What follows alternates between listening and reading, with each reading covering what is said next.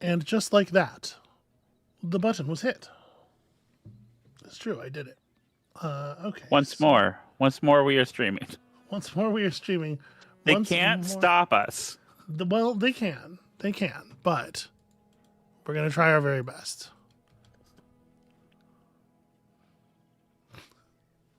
I have made note of it in the title. Ah, there's the link for me. Yes. But why would we start with the critical thing when we could play a run of the Bazaar first? Right. The thing is, a new character just came out, and I want to see the new character.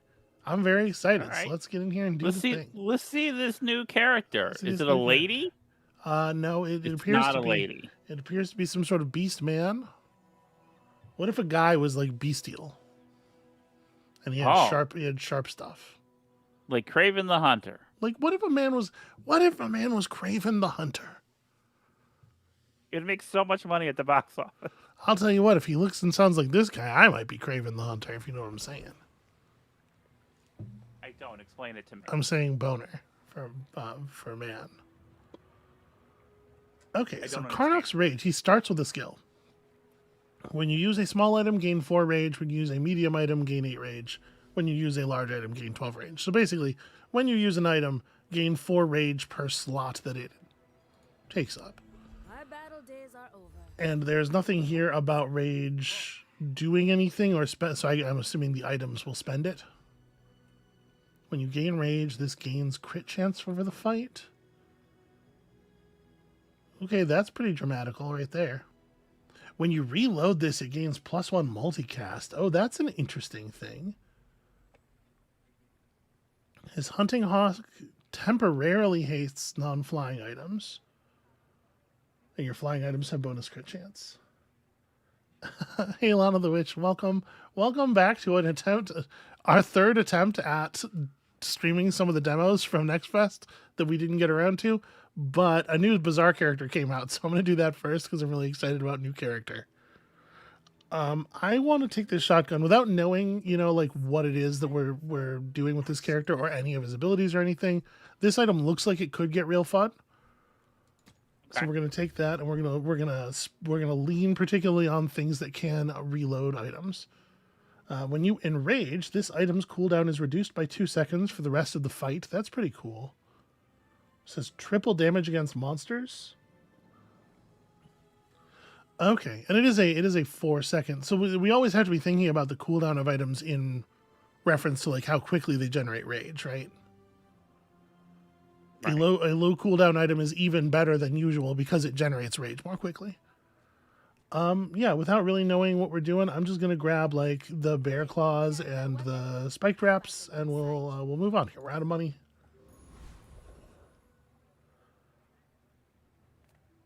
Ooh, a dryad who sells friend items. Unfortunately, we are broke, so we're gonna take something for free or go to the jungle ruins maybe.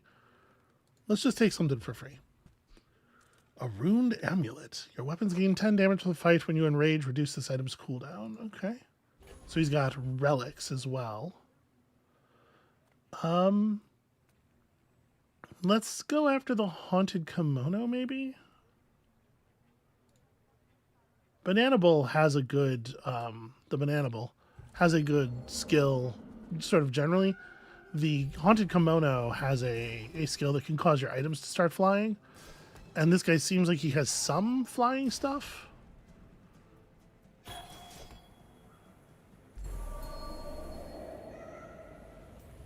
Okay, so you can see here our rage is accumulating toward 100. Just another hungry animal. Oh, he's very dramatic. Still kind of broke. Let's go Lost Crate, because Lost Crate will let us grab a skill. Yeah, strength is fine. I mean, obviously, like lowest quality strength is not an exciting pull. And I tend to go for the enchanted small item.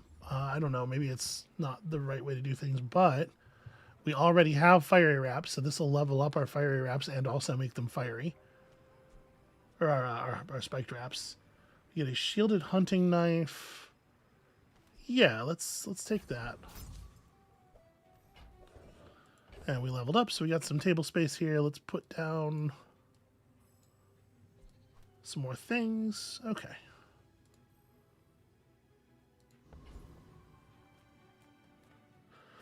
Yeah, show me more free items. What's a small tool look like? A tinderbox. When you use another tool or non-weapon item, charge this by 2 seconds. When you're enraged, while you are enraged, this has double charge. So anytime this charges, it charges twice, I guess. That's an interesting idea. I don't know how I feel about that. Okay, my guess is we're going to see a lot of Karnovs on the other side of the table. It being launch day and all. Monsters, not people. But for you, I'll make an exception. Alright, so what's going on with this guy? He's got a cool stake, an axe, a flying squirrel. He's playing around with the flying stuff a little bit more. He's also raging really fast. Okay, so he hit 100. When you hit 100, it goes... This is why I go alone. Those who get close. It's not clear to me what exactly it does. I wish there were better. There was better tool tipping on his effect. So we're not generating rage as quickly as some other builds are. I kind of think this wrist blade is maybe not. It's taking too long to work, and for an 8-second item, like it's generating its rage pretty slowly, and its crit, like its whole crit gimmick isn't coming into play. Let's see about picking up a couple of new items. So a more fancified runed amulet. Heal and slow. I mean, it seems fine. We still need to find, like, we haven't seen a single thing that can allow you to reload a weapon.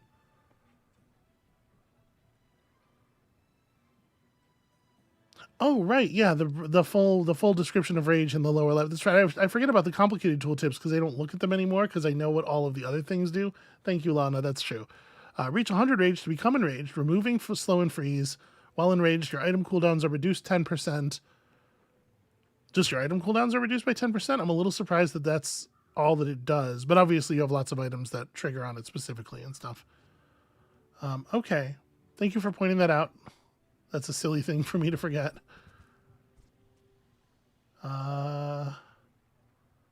Okay, rope is kind of neat. The Firefly Lantern goes off immediately when you stop being enraged. It has multicast, but it's kind of slow.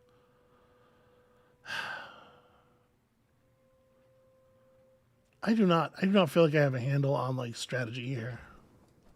I think I want to pull this up. Do I really want to play the tinderbox though? Because we're so weapony aside from that. I guess like putting in the ruined amulet would not be bad. And then I would grab another small item. Everyone, you got it here.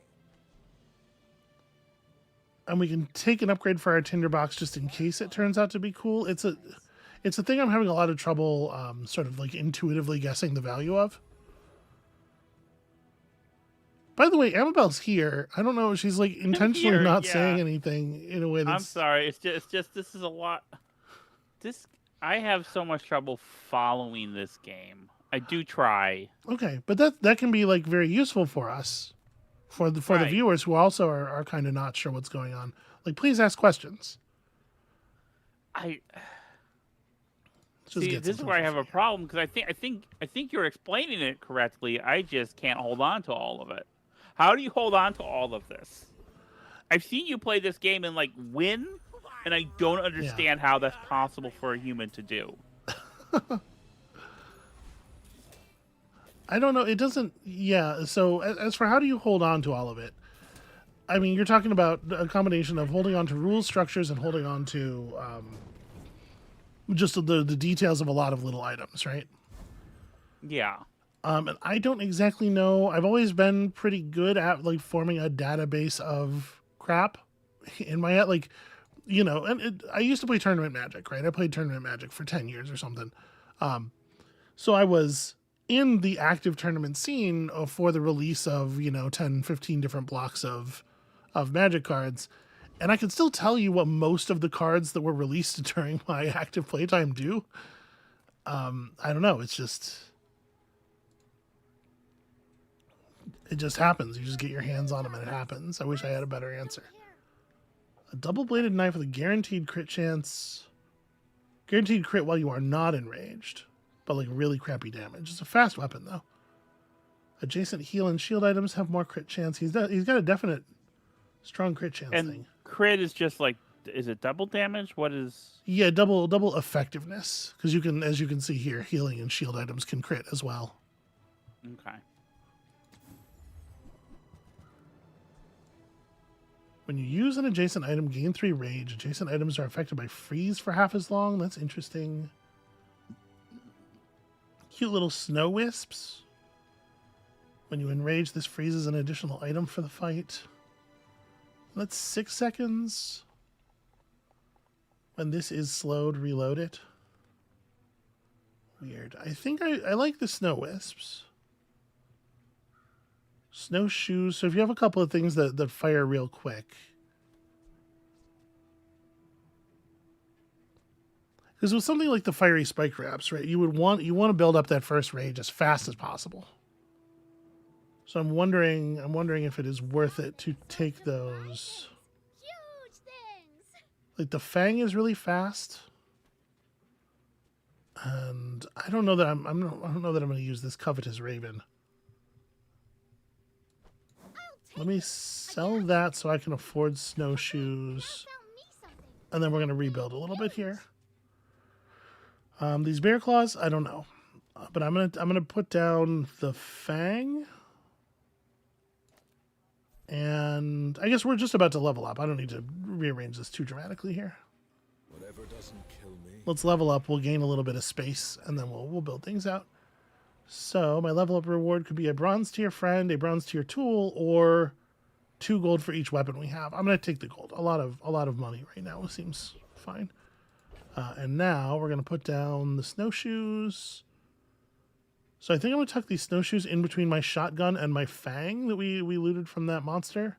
So we have 2 items that go off every 3 seconds, now generating an additional 3 rage every time they go off. Okay, the snow wisps as well. The rope hastes our shotgun, but I mean, like the shotgun, maybe the rope's not very good for us actually because the shotgun runs out of ammo really quick. It's just like I don't want to take it off because I do think it's good. Even when we don't reload it, it's still like it delivers that damage and that rage really quickly. Yeah, I think I'm gonna leave it like this. But I'm pretty torn on the value of the rope versus like maybe the bear claws makes more sense. Okay. And we're going to just hold on to some stuff. You know what? Let's go curio shopping. So the bronze tier neutral items. Some of these are things that you're intended to actually use as items, but most of them are loot items. You can see anything that has this loot tag on it is a thing that you are intended to sell. And when you sell it, it provides some kind of benefit. Like when you sell this, your leftmost item, the cooldown goes down. I actually am You're doing your part. going to do that. Bazaar.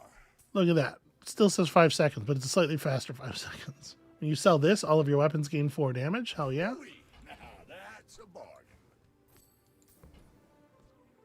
bargain. The chimeric egg grows in value every day, and when you sell it, you get an enchanted small friend. And the sale value of the thing determines basically like what rarity the little guy is at. We're going to buy this, and we're going to hold on to it for a long time. To see that find a home. I'm going to tuck that in the right side of our inventory, and we're not going to think about it again for a minute.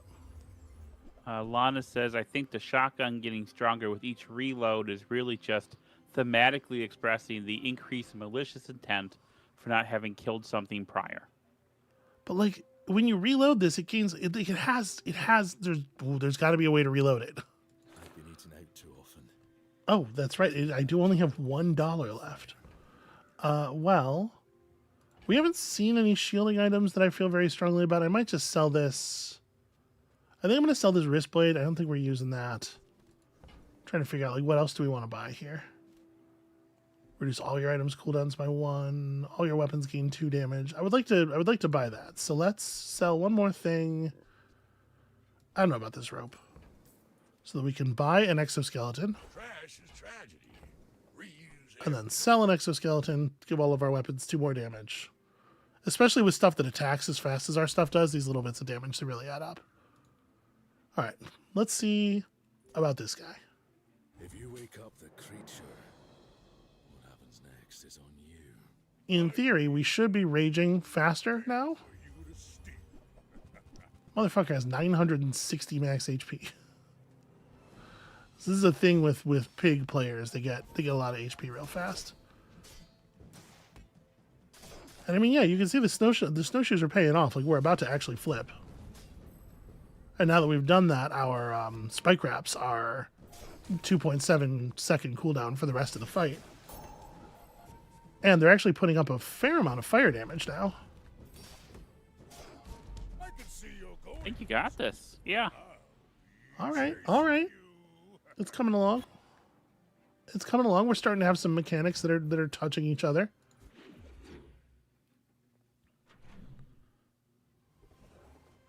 My kingdom for a weapon, for an item that reloads my gun, though. With only 9 gold in hand, do we want to go to a shop? Do we want to take like a free skill?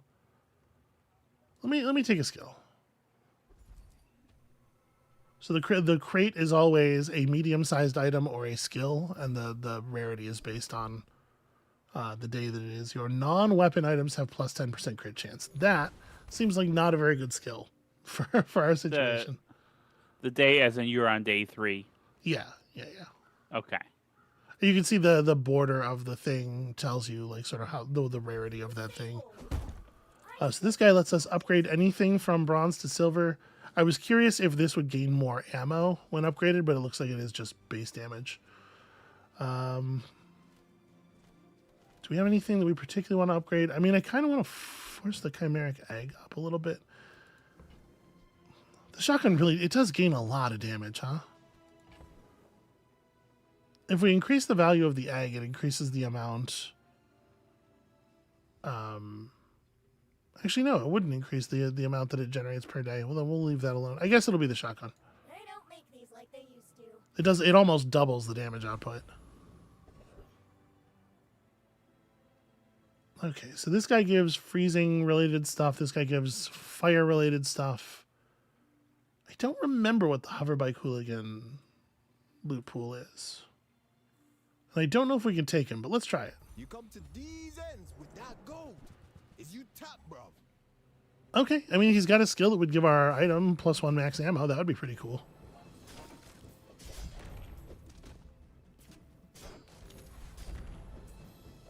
We do have to defeat him in order to get the thing. Okay. This ain't worth all Was starting to get a little nervous. I gotta say the ruined amulet is providing more than I thought it was going to. We got his grappling hook. So every time you defeat an enemy, you get randomly either one item from their tableau or one of their skills. Every time you defeat a monster, I should say, a non-player enemy. So a lot of the way you decide what monsters to fight when they are offered to you is by knowing what they have, so that you know what you might get from them. Let's go shopping. I was just talking about how much I like this, and look at that. This is a doubly effective version of that. Good. Well, what's up, sweetie? What'd you... I sneezed so hard I injured my jaw. Oh. What just happened? Your items have plus crit chance equal to this item's value. When you win a fight against a monster, this gains +2 value. Oh, that's a neat item. Deal 10 damage, shield 10, multicast 4. That's also neat. I mean, this guy has some cool stuff.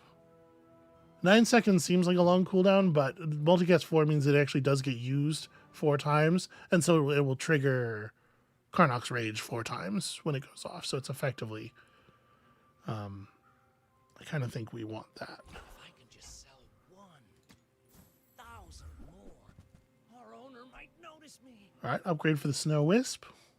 Ooh, that one's on sale. Thanks, Little Buy Wisp. 200, get one free.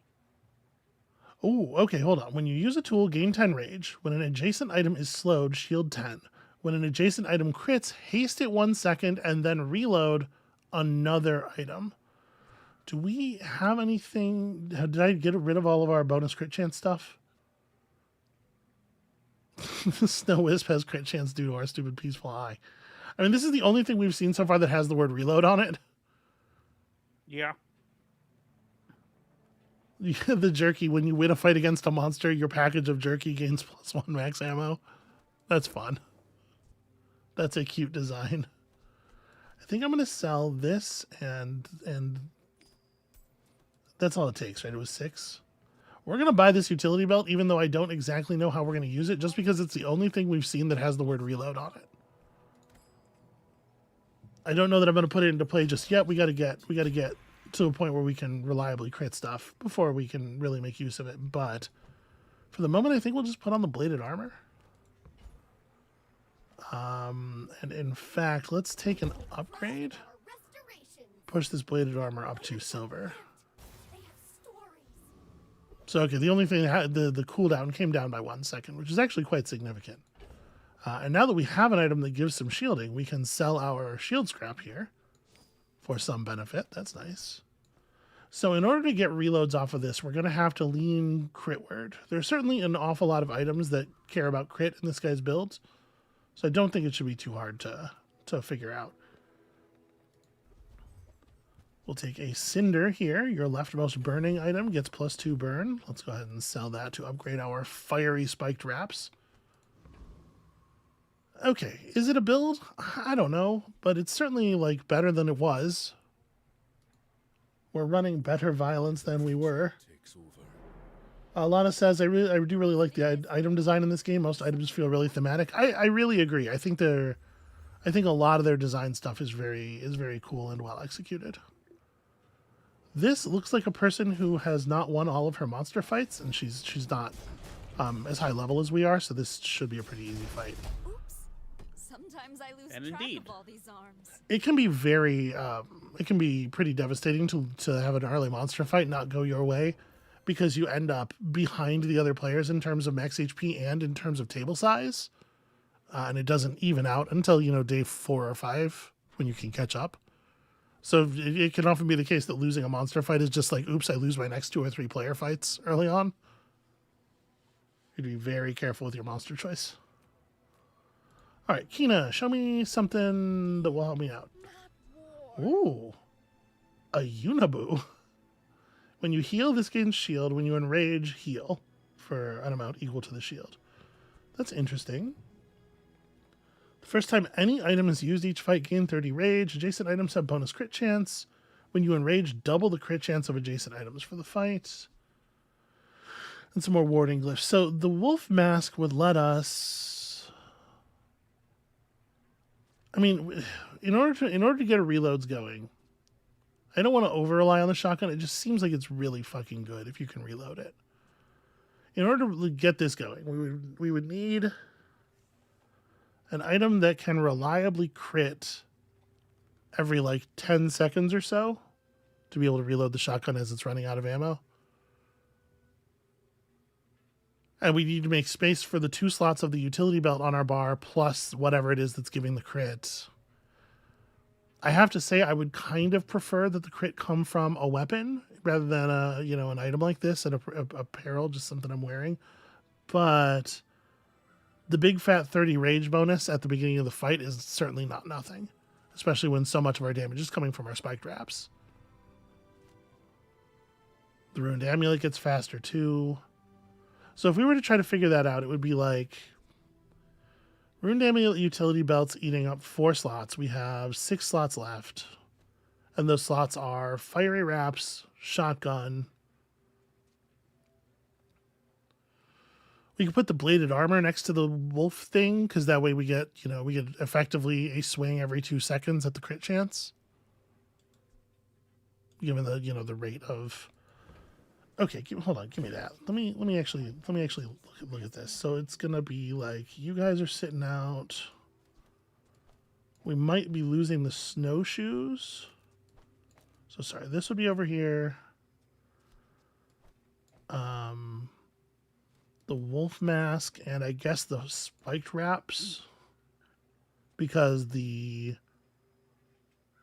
when an adjacent item crits. So you are over here. You're between the two. Haste it 1 second, reload another item. When you use a tool, and then we'd want to keep the Ruined Amulet. Right, because it plays well with the speed up. Okay. So we no longer have the Snowshoes Rage, but we have the 30 Rage from the Wolf Mask instead. I will say, even as someone who doesn't quite, isn't quite able to follow this all the time, I do like the kind of adjacency puzzle and the sizes of the items. Yeah. Affecting, that's yeah. The real. spatial puzzle element of it is very compelling for me. I really wish this was a tool. That when you use a tool gain 10 rage thing from utility belt is very compelling. But we don't have anything that provides that. So the only when an adjacent item is slowed is a thing we don't control at all. So at this point, we're giving up 2 slots for a not very high chance of crit. Like, I don't think we're there yet, but I think that's what it looks like when we are there. It's something like that. For right now, I'm just gonna kind of put things back as they were.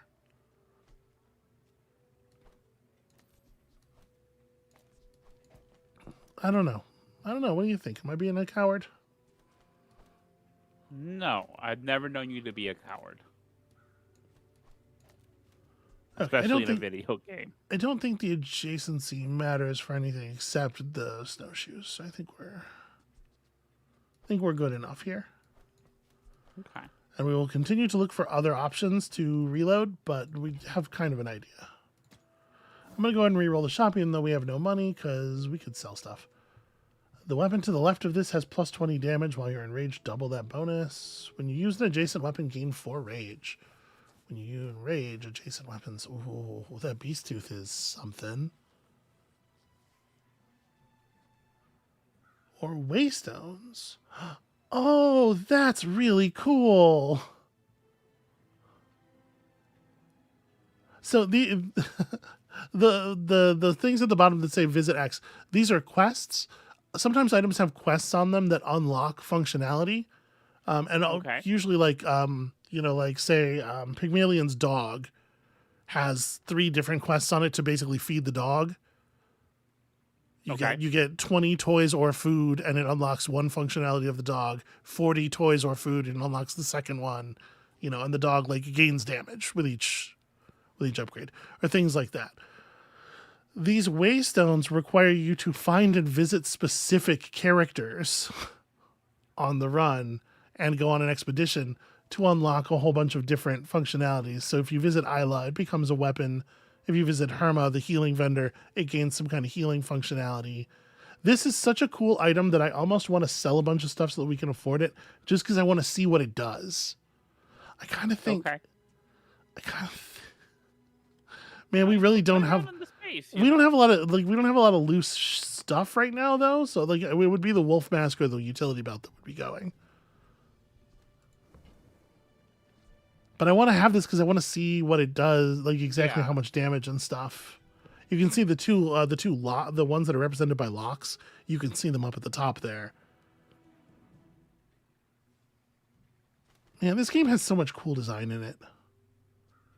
All right, I'm going to sell the utility belt. I think this way of reloading our weapon is proving to be very cumbersome. You are enough, friend. So, I'm glad you bought Isla, Herma, Kev, Valpak, Curio.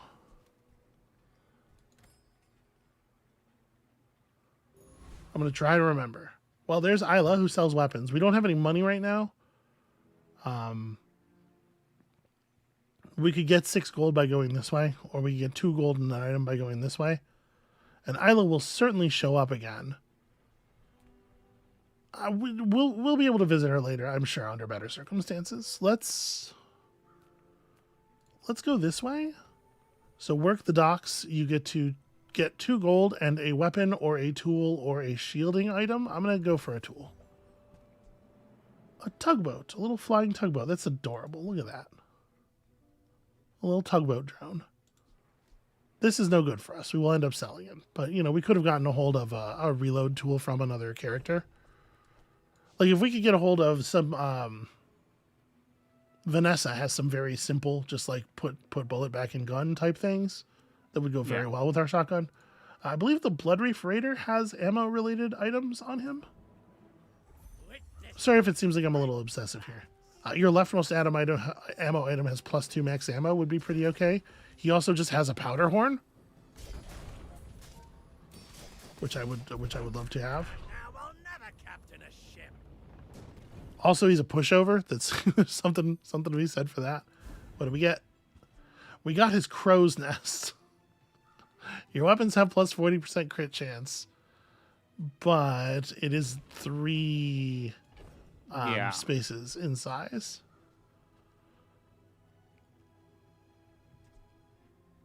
I don't... boy. It's not horrible for us, though. Like... And if you only have one weapon, it has lifesteal? What if we ended up on some kind of shotgun crow's nest build? If we can only find a way to reload our damn shotgun. Here, we'll take a trip down the mountain pass. We'll guard a caravan. Andy is not on our list of people to visit. There are a lot of different things that can happen with the mountain pass. You can get into some extra fights, which is usually pretty valuable. Or sometimes you just, get paid. The dunes favor you, Inlander. Yeah, I mean, I'm feeling pretty competent. Our build is fine. Yeah. 100% crit chance on its first use each fight is a fun gimmick, but not really more than that. I don't think we're going to be keeping that. I'm learning all of them. Show me some skills. Death from above. When you enrage, 2 of your items start flying, then charge your flying items 1 second.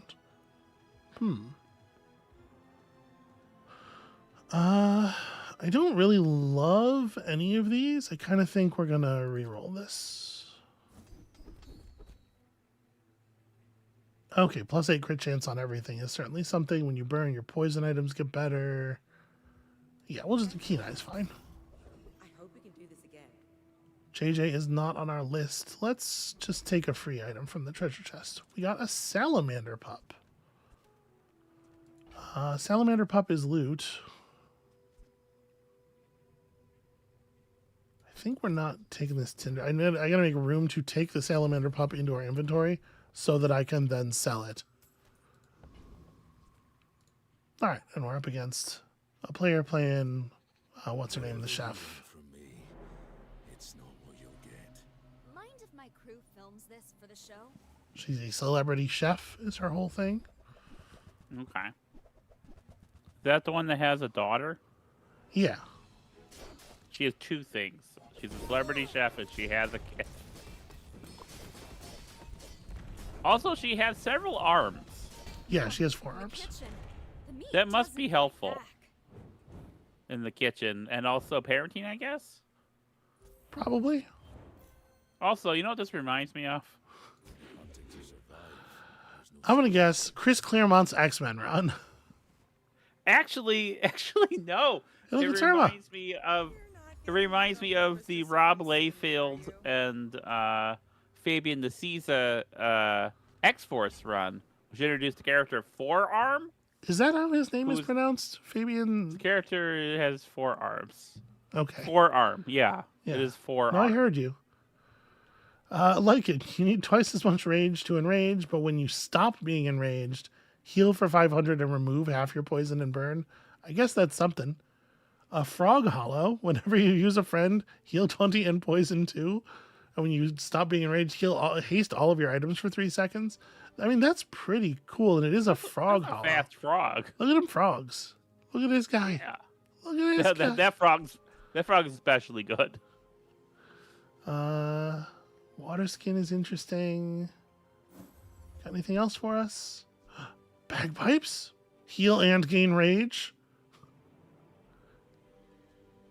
My ass.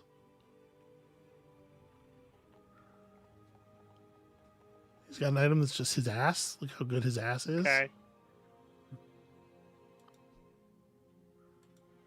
I don't think I'm going to take it, but I do think that's interesting. It's sort of it's similar to the pig also has an item that is basically just his. Look how good my ass looks in these shorts.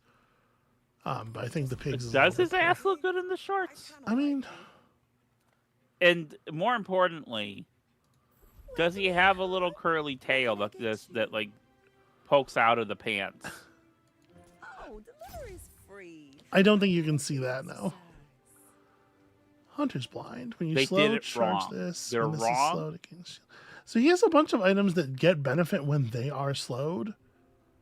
I don't know if he has a way of slowing his own stuff significantly. So if you were going to try to lean in on the crit stuff, like Wristblade is a good item for that, right? Whenever you gain rage, this gains 10% crit chance. So like it takes a little while to wind up, but it's going to get to 100% crit.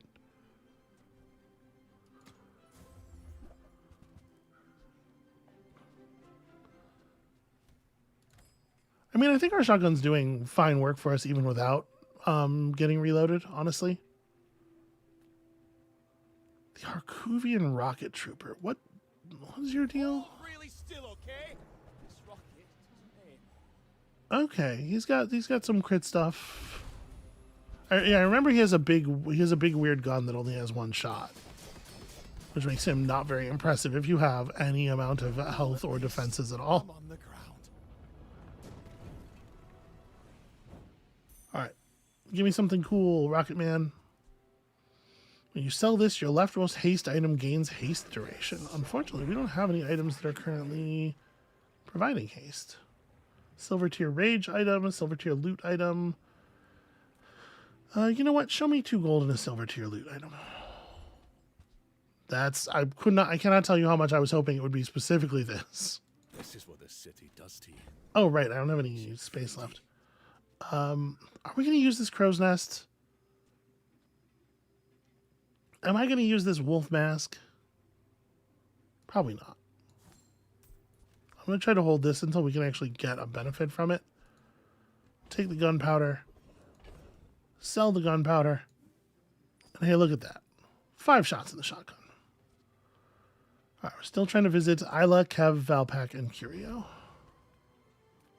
Have not had the chance to do a lot of that yet. Andy, what do you got for me?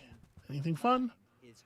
Jerky, a spiked collar. Whenever you use a friend, deal 10 damage. Yeah, there's definitely like a zoo kind of build that's available with this guy. It seems like it might be fun. When your enemy uses an item, use this.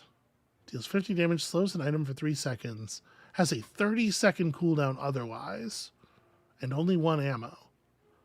But if you could reload this frequently, so it goes off every time your enemy does anything, that would be like a really significant amount of damage. It does feel to me like unless we are missing some major set of mechanics. Hey, look, it's Isla. It feels to me like this guy really wants access to other people's reload items. When you defeat a monster with your hunting knife, you get a pelt. That's pretty fun. Doesn't define what a pelt is, but it's a small loot item. That's just worth money. When you use a weapon, gain rage. When you enrage, deal damage equal to 10% of your max HP. That's pretty fun. The bear claws get faster. Go make some more stories. I'll take faster weapon. Ooh. Spiked wraps going to gold. Absolutely. What have we here? A giant sling. While you are enraged, this deals 5 times as much damage. Okay. Okay. Compelling. That's pretty good. It's very big and it does attack quite fast. I worry that it's going to run out of ammo before you enrage. Right. All right, let's see what's going on with Sagan the Wise. What's another Karnov look like at this point of the run? Hurt them, creature. No promises. So he doesn't have much in the way of skills. Oh, he's got some cool critters. I think he is kind of running a little bit of a buddy strategy.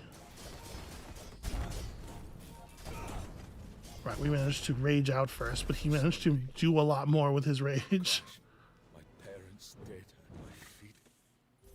I didn't even actually empty my shotgun that time.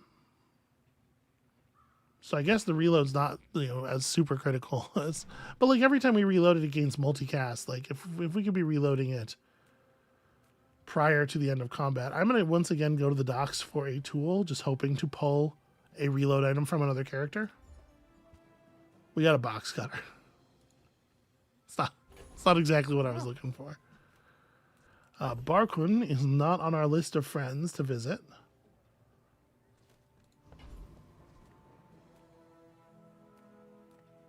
Sells only medium and large items. He'll buy our small items. I should have gone to Barkun before selling that. I love them all. The Lost Blade. If this is your only item with a cooldown, its cooldown is reduced by 5 seconds. Oh, that's interesting. You set yourself up with a bunch of like sigils and whatnot. While you are enraged, your weapons have lifesteal.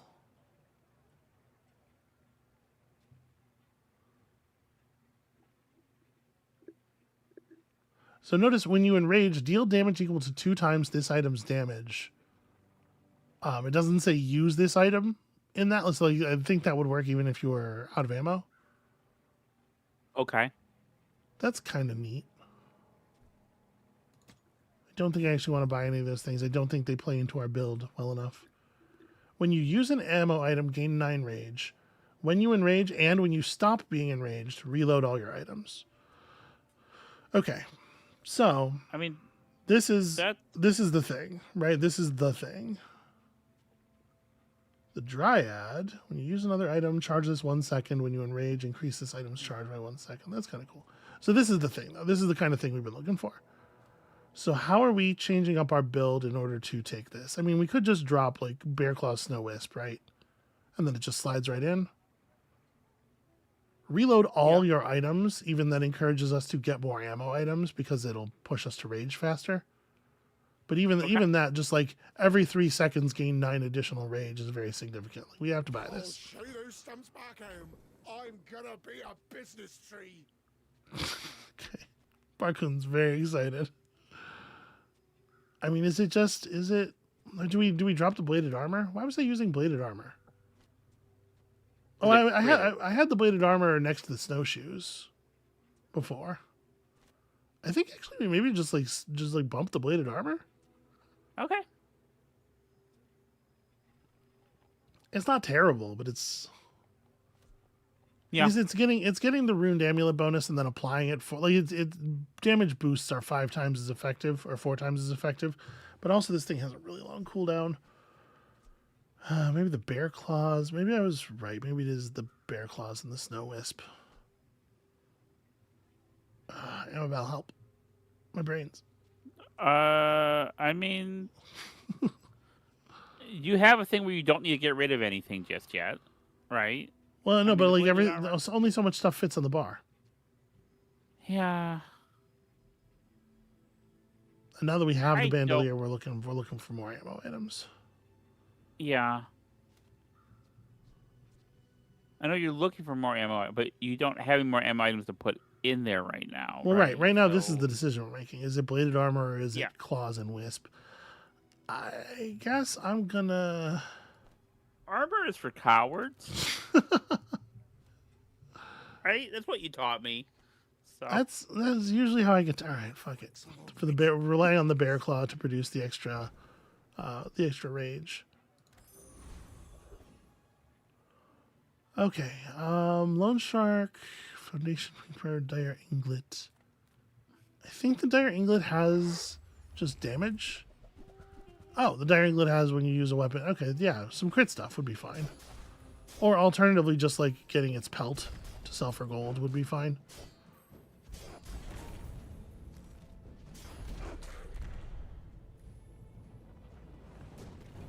Yeah, we're raging faster than, like, by the time the shotguns... Like, by the time we rage, the shotgun's in really good shape. Okay, which item do we want to apply the 5% crit to? Is it the spiked wraps? Well, it's probably the shotgun, right? The shotgun Fires real fast and is real good. Okay. Argenta, show me something cool. We're a good team. When you use an ammo item, all your weapons gain +3 damage for the fight. That feels like the win. Plus 40 heal on the wisps is certainly not minor. Whenever you use a friend, your weapons gain +2 damage. Yeah, balanced friendship's also cool, but we're probably like this. Here's the thing: the snow wisps are probably one of the items that's most on the chopping block now. Yeah. And frontline logistics is good now and will only get better if we lean more into our bandolier. Right, and healing is for cowards. That's what you taught me. And apparently I taught you healing is for cowards. Okay, I don't think the wrist blade, I don't think we're leaning into yarrow paste. When you enrage, double this item's healing. No.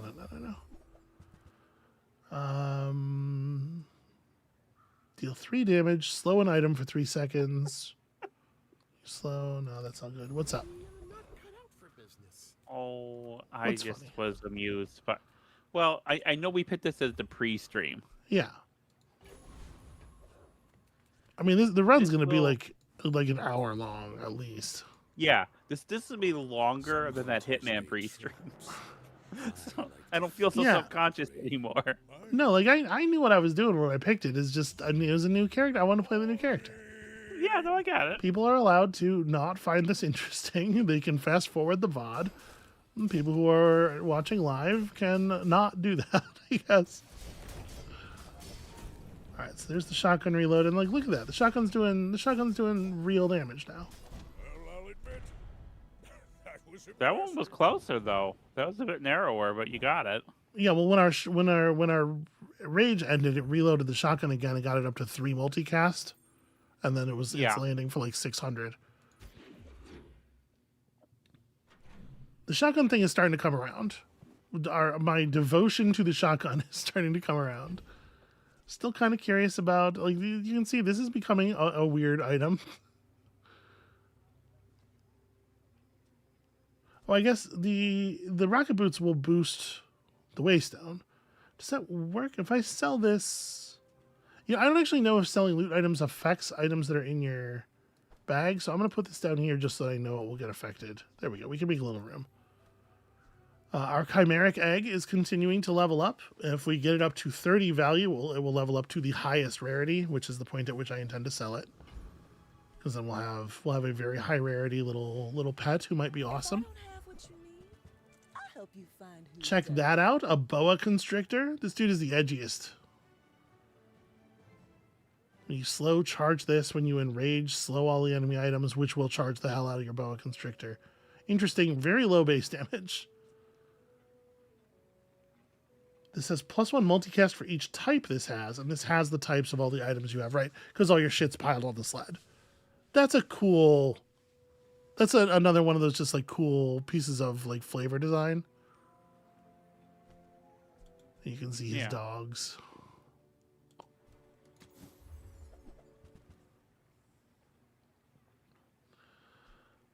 His pauldrons, shield equal to double the rage you've gained this. Oh, double the rage you've gained, not like the amount of rage you have. So it just builds up consistently. When you enrage, haste your friends. When you haste a friend, your friends gain damage. So the wolf is sort of the center of that, like, friend build. The first time your enemy uses an item, deal 500 damage and slow all their items for 2 seconds. When you enrage, this item can trigger an additional time this fight. Do you have to make room for an item that deals 500 damage guaranteed?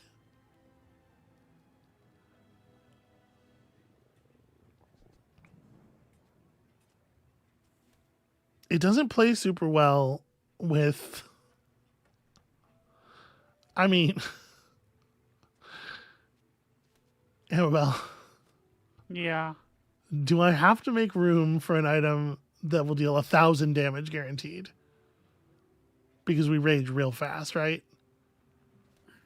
I mean, I guess I'll be slowing down the rate at which we enrage a little bit by doing that.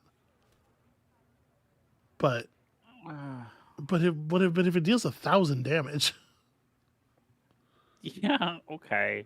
Why don't we get rid of the snow buddies? Yeah. And then like the fang is going off every 3 seconds, and that's cool, but that is the only benefit it has. Generating the bonus rage. 16 damage every 3 seconds. So I'm 1,000 wondering. damage. Well, I'm not. More. Are you hearing the words I'm saying? Do you want me to help or not? I would love for you to help, but it's going to require you to hear the words I'm saying. The point of the fang here is that it's generating rage off the snowshoes really fast. If we're going to lose something here, is it better to lose the bear claws because the bear claws don't generate rage as quickly? Or do we just tuck the bear claws next to the snowshoes and log trap out the fang? I guess if I was going to put something next to the thing, it would be this. Yeah, let's get rid. We've been holding on to this bronze fang for a long time, and it's not bad, but I mean, it seems like a lot of damage. Yeah, it doesn't make a lot of damage. Yeah, to be clear. So the only game even remotely like this I've played is that Super Auto Pets, and I'm really bad at the shift from early build to late game build. Mm-hmm. So I feel uniquely ill-equipped to give advice on that, because I feel like I'm going to tell you to do the wrong thing. So if that was the wrong thing, I'm sorry. Leftmost weapon deals plus 30 damage. Okay, here's what we're going to do. We're going to get left-handed, and then we're going to rearrange our board so that is the shotgun. We could fight the Unibo. I've never seen this. This has not been an enemy before now. The Ghost Pepper guy has like a skill that would be kind of okay for us. Let's see what this guy does. The Thug is a terrifying nightmare trap. When you enrage, deal damage equal to 50% of the shield of your highest shield item. Okay. So it's a thing for us, but it's not a thing that will be good in our build. It's a thing for our character, I should say, not for us. Yeah, the difference in rage speed is definitely notable, but also the log trap is pretty bananas. I don't know. The Karst. When you use a friend or non-weapon item, gain 5 rage and shield 10. Your enrage lasts half as long. What a fascinating item that is no good for our build. We are very weapon focused. I am once again gonna go for a tool, even though we have a reload solution now. The Grabinator. Destroy your leftmost enemy item and transform this into it. And you just steal an item from the enemy's tableau. I don't think we want to do that, but that's a cool item. Okay, Kina's not on our list of friends to visit, right? No. I don't think we're going to end up using this thing, even if we do that. It's just like, it's so cool. I'm just your guide. All right, what about monster skills? Ammo stash? The shotgun will certainly never run out of ammo at this level. The first time you use an item each fight, freeze all non-weapon items. The start of each fight, just burn 15. I mean, that's pretty fun. We probably don't need the ammo stash, right? Like, we're probably reloading fast enough. Yeah. 15 fire starter damage it's not going to translate to all that much damage in total, because it'll do 15 once, then 14 once, then 13 once, you know. But I guess it gives us a base amount of fire damage to stack our spike wraps onto. Maybe it's not bad, actually. Some of them are cute, but that don't mean they won't eat you. Yeah, Lana says the shotgun should never run out anyway because Bandolier reloads infinitely, right? Yeah, if we're raging fast enough, that should be the case. Okay, so let's watch here and make sure that we are in fact reloading fast enough. Because now that our rage is coming a little bit slower, I'm a little more worried about it. We still would love to gain another good ammo item or two. I would certainly replace like our bear claw with a decent ammo weapon or something. Yeah, look at how long it takes us to rage. First, must be cured.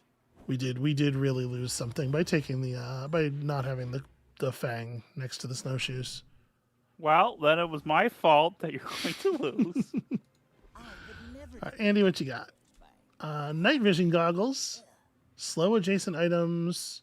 Okay, so yeah, this does slow his own items. And when an adjacent item is slowed, haste an item. And that is a combo piece with some of the other stuff we've seen. War Paint, when you use the item left to this. When you enrage, your poison items gain plus 15 poison. None of that stuff's good. Again, yeah, looking for a small ammo item is what I was hoping for. When you rage, charge this 1 second. Gain 20 max health. That's interesting. But I think this wrist crossbow should actually be very good for us. Because it's going to fire every 3 seconds. It's going to trigger frontline logistics every time it goes off. And then it's going to get us... It's also going to have maximum crit really quickly. And so we can maybe start thinking about crit items. I think we replace the bear claws, put this next to the snowshoes. And between these two, they should push us into the bandolier reload really fast. That should be quite an improvement. I don't really want to go shopping. I don't really want a hunting knife. What's up? Oh, I saw Nick's comment. Okay, what is Nick's comment? You want to share? You want to share with the class? From what I learned from backpack battles, it seems like this is some advice for you. So I didn't want to share it right away because okay. I know, but it seems like you need more deviant art anime in your build. I mean, this guy's pretty deviant art. The wreckage of their ship. I don't know who we want to... What's this car conductor's deal? It's probably vehicle-based. Vehicles and drones. Yeah. All right, I think no matter what we would... Carl, is it? That is Race Carl. Fuck. I hate Race Carl. My least favorite Carl.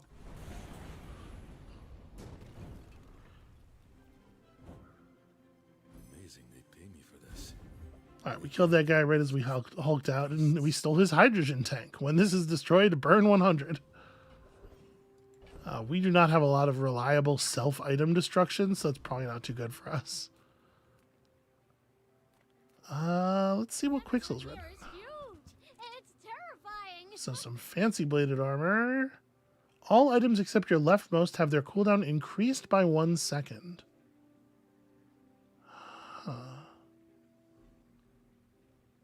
This has +1 multicast if your enemy has a friend. Oh, that's cute. He's got a lot of weird mechanics. A Wolverine! Look at him. That's basically what they look like. If you piss one off. Yeah. When you haste, this gains damage and crit, and it's when you haste anything, not when you haste this. Yeah, I really do. I want to try to get it. I would like to see an animal build with this guy. That's fine, don't care. We're not in the place. Oh, hey, Curio. I got everything you need. In addition to Curio being Curio, which we love, he's on our list of friends to visit. So Been sitting there 20 years, waiting for you.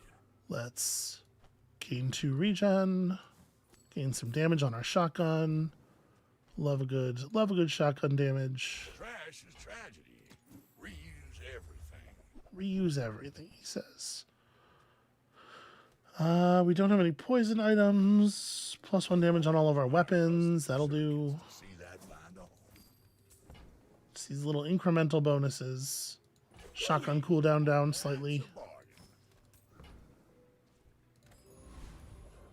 All right, I think that this thing we're doing with the ammo items, using the snowshoes to charge rage enough that our bandolier should allow us to reload the ammo items. I think it's real. It's feeling pretty real. I might want even more ammo items, frankly. She's got a diamond something there. Okay. Oh, I see. Okay, so her build is based on this thing right here. Orange Julian. Okay. When he goes off, he gives all of your weapons plus damage equal to half the gold you have gained this run.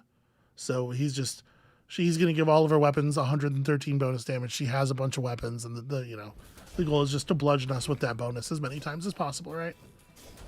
Okay.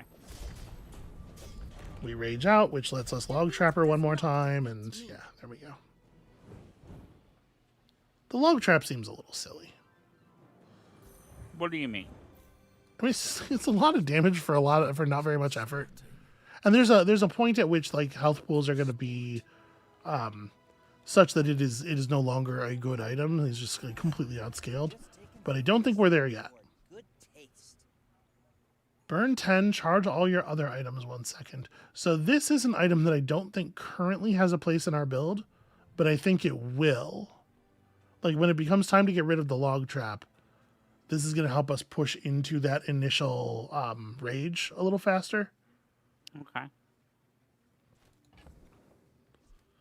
We picked up a med kit. So our waystones are paying out a loot item at the beginning of each day since we've visited Curio. I don't think we're gonna ever need that. I just can't imagine us going to the crow's nest, right? I'm gonna sell the crow's nest. We need room to hold stuff. We're gonna pick this up. We're gonna see Excellent choice. haste adjacent friends. That was a little whistle.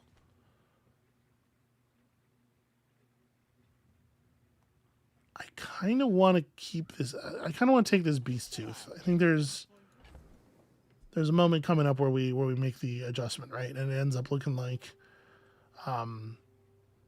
spiked wraps and the shotgun next to the beast tooth, and then the snowshoes on the other side of the shotgun and the wrist crossbow. Okay. Yeah. But we're gonna have to discard the log trap to do that, and I don't know that we're in a place yet where that makes sense. I mean, like 1,000 damage is no longer so horrifying. It was pretty amazing when we found it. Come on then. Let's get this over with. The messenger sparrow charges your other flying items, haste stuff. Okay, so if you've got some flying item build going, a small torch. Whoa. When an enemy uses an item, slow it for 1 second whenever you slow poison 5. A large friend trap. Amabel. Yeah. Feed me. Okay. A deer, preferably. Although, to be perfectly honest, with these like tentacle things, it looks more like an Ochook than a what's her name? Audrey. Gain 30 rage whenever you crit reload this. That's very interesting. The double-bladed knife, which has a 4-second cooldown and a guaranteed crits. We got rid of... We don't have anything that cares about critting. Boy, yeah, this... I don't know. Maybe I should have done something there. Those are some interesting builds. Okay, so... this is going to be an enchant. We can enchant one of our items to slow when stuff happens, or enchant one of our items to haste when stuff happens. I think I want to take the haste.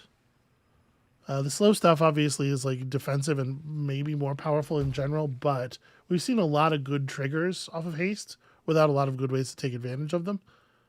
And I think I'm going to enchant our bandolier, because my guess is the way this is going to function is when you use an ammo item, haste something for X seconds. If you use an item that has a cooldown, generally the haste thing will be like when this item goes off, haste one item for a second or whatever. Yes, whenever you use an ammo item, haste an item for 1 second. That seems lovely. There's an anaconda, which is a new monster, but we're going to fight the elite duelist for sure, because the elite duelist, in addition to having a better version of strength than we currently have, has the big ego skill. Now, because he has so many different things, you're not very likely to get this when you defeat him. But obviously, this would make a huge amount of difference to our run if all of our weapons just natively had lifesteal all the time.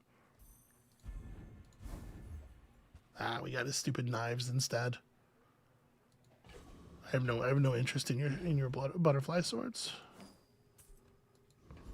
But if we'd pulled that big ego, right? Mm-hmm. That would have been something.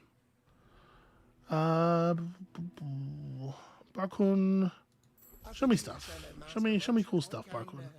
Okay, Barkun shows us the anaconda, if you know what I'm saying. Deal damage equal to double the amount of rage you've gained this fight. Multicast 2. When you enrage, this gains +3 multicast.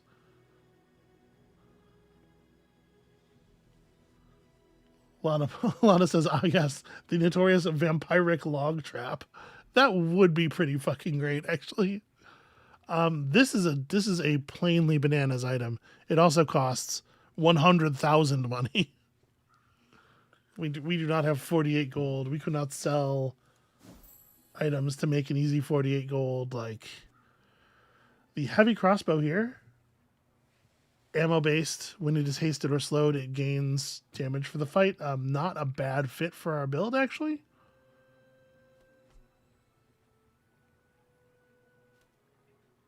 Yeah, not a bad fit for our build, but I think we're gonna skip it. Fitzworth is gonna yell at me. I don't know if I want to, like, Curio's the loot never levels up, and so he starts to get outscaled by the other rewards available here. Let's go to Pearl's dig site and see if we can just pull something cool. So we get a free item. We've barely scratched the surface of the outlands. And we can re-roll for more, to look at more items any number of times. Each re-roll costs 1 more gold than the previous re-roll. So at some point you should just take something. And you can see here, like, we found a diamond tier item on our first. We could just pull this and sell it and have played this space as gain 16 gold. And I don't necessarily think that's a bad thing to do. In fact, I think that's absolutely what we're just gonna gain a bunch of gold off of this. Okay. So if we assume that this person also has 3,200-ish health, is it worth holding the log trap to deal 1,000 damage over the course of the fight and slow their items a couple times? Or should we swap into Flare and Beast Tooth trying to, like, get our combo rolling faster mode? I'm all log trap. I'm team log trap. Okay. So now that I've asked, that's right. Now that I've asked you, if I decide to do the other thing, I will look like an asshole. But might be doing the other thing.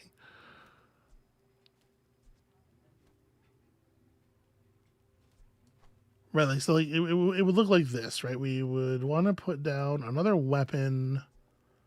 This charges all of our weapons, so whatever is farthest to the left is going to get the left-handed bonus. So that, I guess, ends up being the wrist crossbow, because we definitely want the shotgun to be firing both Beast Tooth and Snowshoes, so that we're raging super fast. Yeah. I'm going to try it like this. Let's see how fast the rage happens. Because the rage, the bandolier is the thing that adds the multicast to the shotgun, and that's, like, I think the lion's share of our cyclic damage. Okay. Let's see how that goes. Or also, let's just see if this guy has a build that, you know, knows the character better and blows us out of the water in some crazy way. He's got some diamond quality stuff. He's got a fiery anaconda. Oh no, and a badger. Oh, a honey badger. When you gain rage, charge this. When you stop being enraged, increase this item's charge and cooldown. Interesting.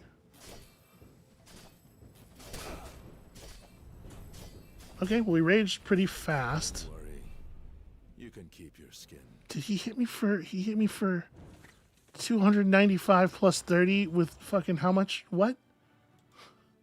What? I mean, that's right. When the anaconda rages, it's pretty serious. So he's got a shadow cloak. We can use the item to the right of this, haste it for 3 seconds.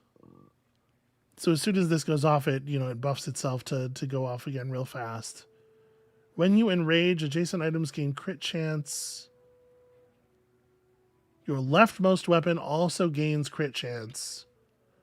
Okay, so the recap here will show us that the snake hit us for 2,400 damage. So that's pretty harsh. That's pretty harsh.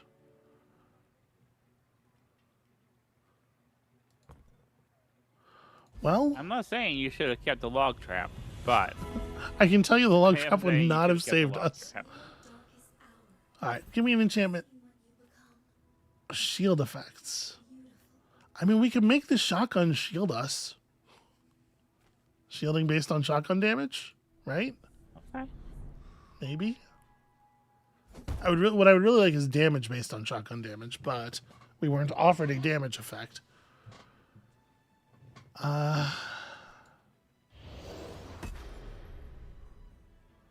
So whenever the shotgun goes off, it will shield us for the same amount. Creature present.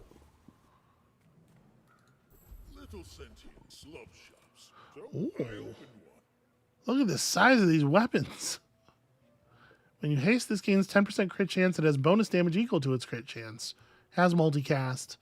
It's a kind of a neat weapon. We saw the giant sling earlier. While you are enraged, this deals 5 times damage. And the Executioner's Cleaver. Your items have crit chance equal to the rage you've gained this fight. While the enemy is below half health, this deals double damage. Is this giant sling actually, like, incredibly good for us?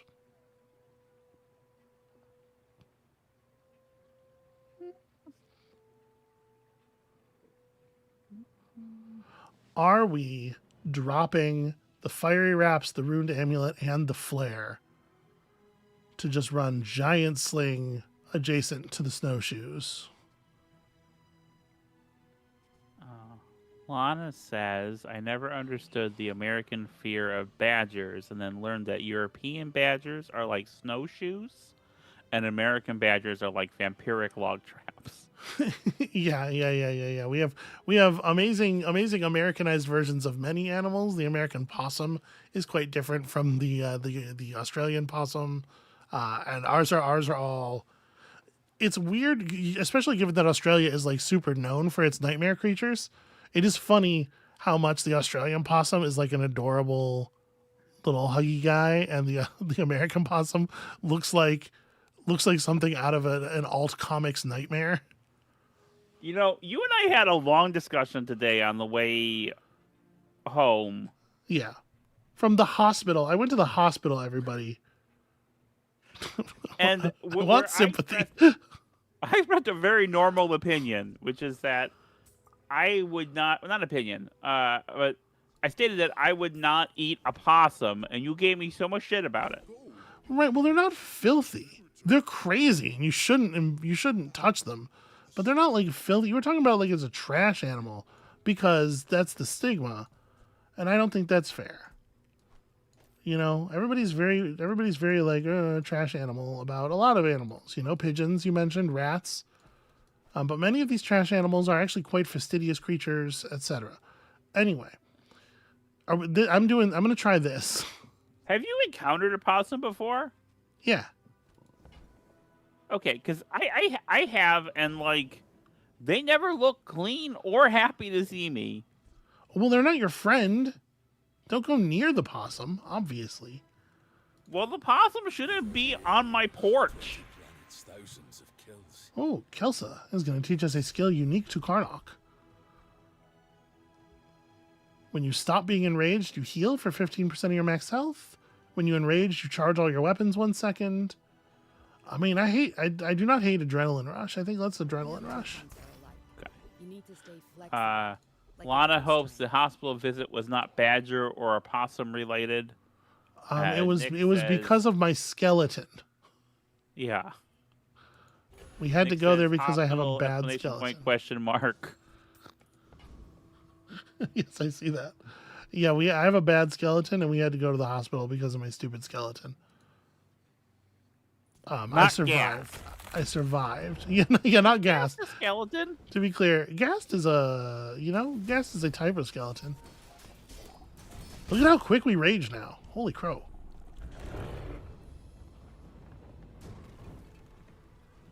Amabel. Enjoyed that, didn't you, creature? Yeah. The sling is doing some work.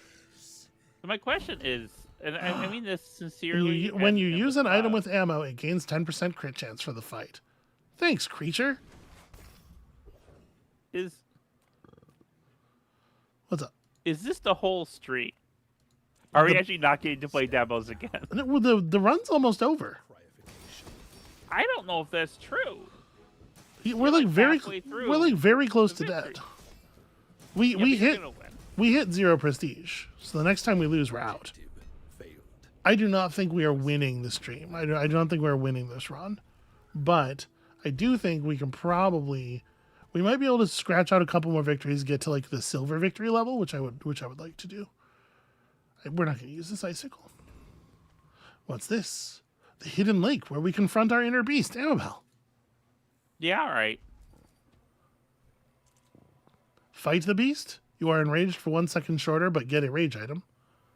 Walk the middle path to get a random skill and a non-rage item. Or embrace the beast, where you are enraged for 1 second longer and get a rage item. I don't really know that it helps us to be enraged all that much. Right? All a rage does is reduce our cooldowns by 10%, which is not nothing. But falling out of rage reloads our items, which adds another multicast to the shotgun. And then it allows us to start working on the next enrage, right? But I guess the giant sling. Well, the giant sling does want us to be actively enraged. That's right. It deals 5 times damage during the enrage. So I guess let's try to do this one then. Let's embrace the beast. Okay. I forgot our sling is kind of doing the thing. Okay, extended rage. Take. And a boar's mask. First time any item is used during the fight, gain 30 rage. When you enrage, deal damage and gain shield equal to 10% of your max HP.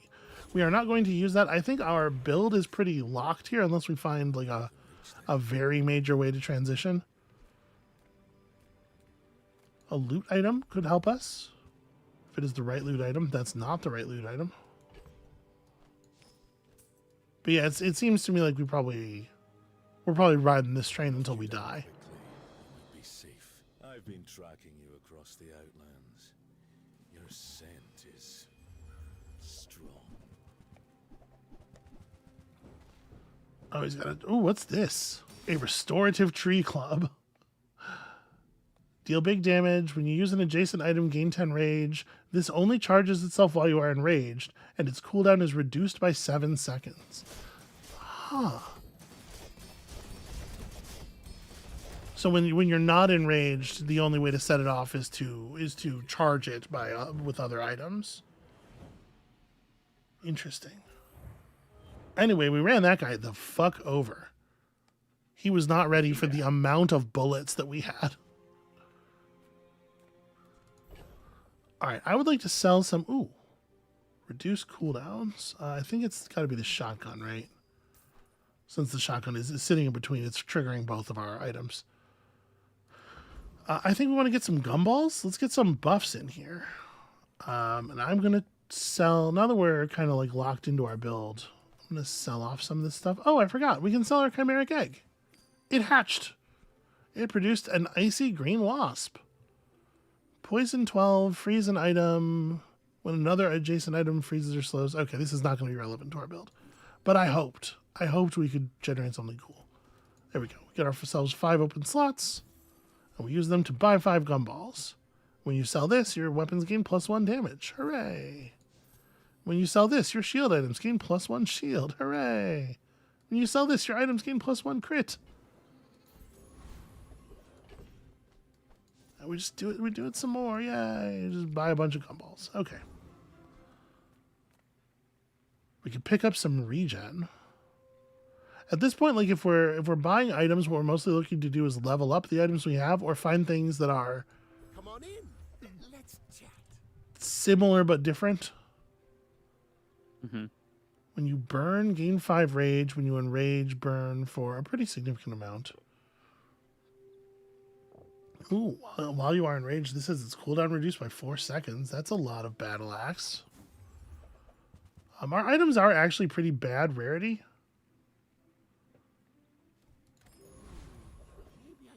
So it would be cool if we could find some upgrades for some of this stuff. Our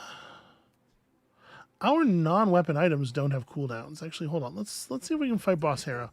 Boss Hero has this skill, when any non-weapon item is used, slow it for 2 seconds. It would have no negative effect on us, because our non-weapon items don't have cooldowns. They're all completely passive. So if we got that, it would be purely beneficial, which would be rad. We got his stupid katana. So the thing about the katana is it's a weapon with 2-second cooldown, right? But we don't. Okay.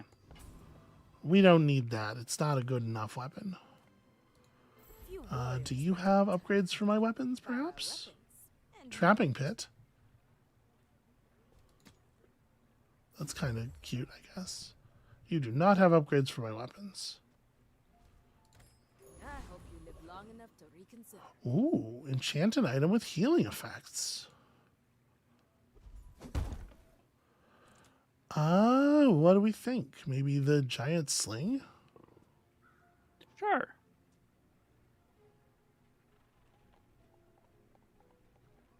This thing's going to be going off for... Well, no, the giant sling's going... Yeah, Man, the giant sling seems good. All right, that's a little bit of extra toughness. Obviously, what I'm generally looking for is more offense, not more defense, right? Yeah. He's got a couple of large diamond tier items, which makes me worried we might see... Yep, another snake. Whoa! Whoa!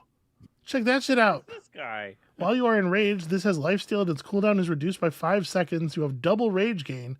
Oh no! Amabel, I have concern. Yeah. Oh, I see that. Oh, he hits hard. Oh, we also hit hard, and we heal for a lot, and he heals for a lot, and I need his rage to run out. City, all these people. Okay, everybody saw how that went, right? Saw the strategy that we used to very carefully dismantle this dude. The recap says that our sling did 8,000 damage over the course of the fight. I guess I believe it. To be perfectly honest with you, I think we needed both the healing and the shielding there to withstand that, but that was pretty cool. So we could take a gold tier skill, or we could take an upgrade to an item. It's possible that the skill web will not really do very much. So there's some value, I think, in upgrades. Does good work. We know the upgrades will improve the things that we're doing. Yeah, Bandolier adding 3 extra rage every time we use an item, I think, is pretty good.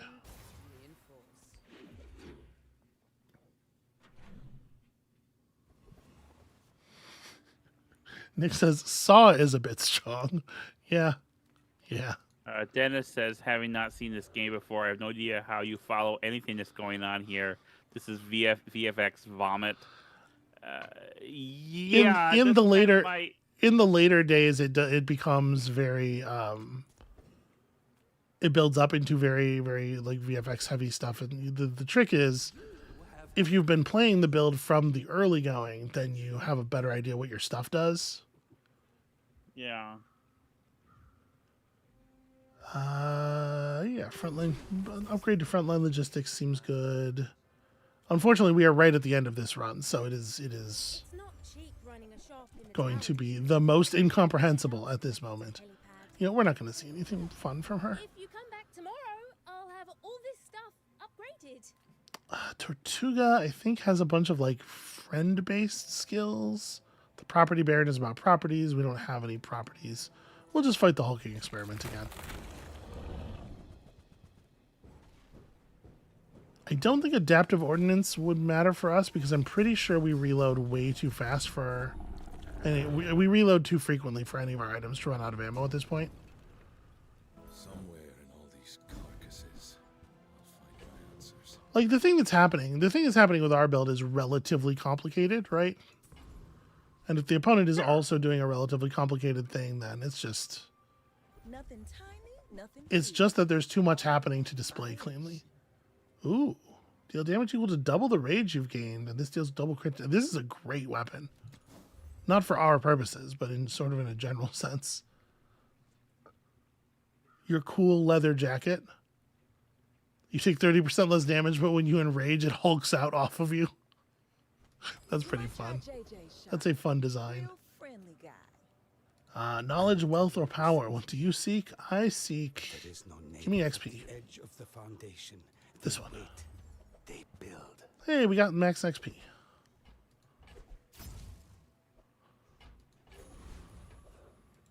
Alright, so let's give ourselves a level up.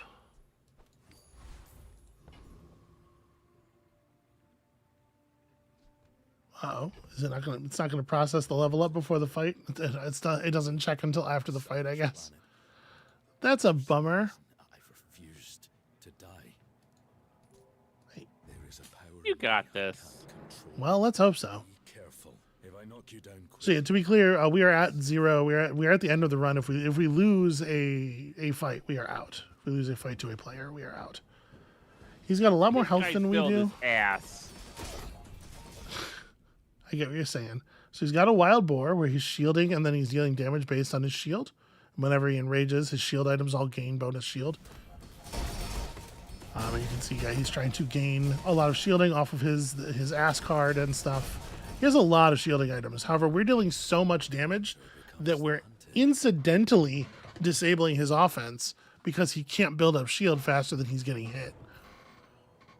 whatever species I am, If we continue to win, 2 more victories against players also will end the run. So we are on the edge of it. I've been watching your progress. At last. Yeah, I assume that's what's going to happen. You think we're going to win out? Yeah. I would like that. Don't get me wrong. Your large items have big bonus crit chance. When you shield, your weapons gain bonus damage. Oh yeah, that's the winner for sure. Sphinxian could learn that. Impressive. Let's get a weapon. The Crusher Claw. Which deals damage based on the highest shield of any item you have. We're not likely to benefit from such a thing. We'll fight a huge monster for more XP. The Infernal Dreadnought. I'm not afraid. Some kind of massive battleship thing. They got a catapult.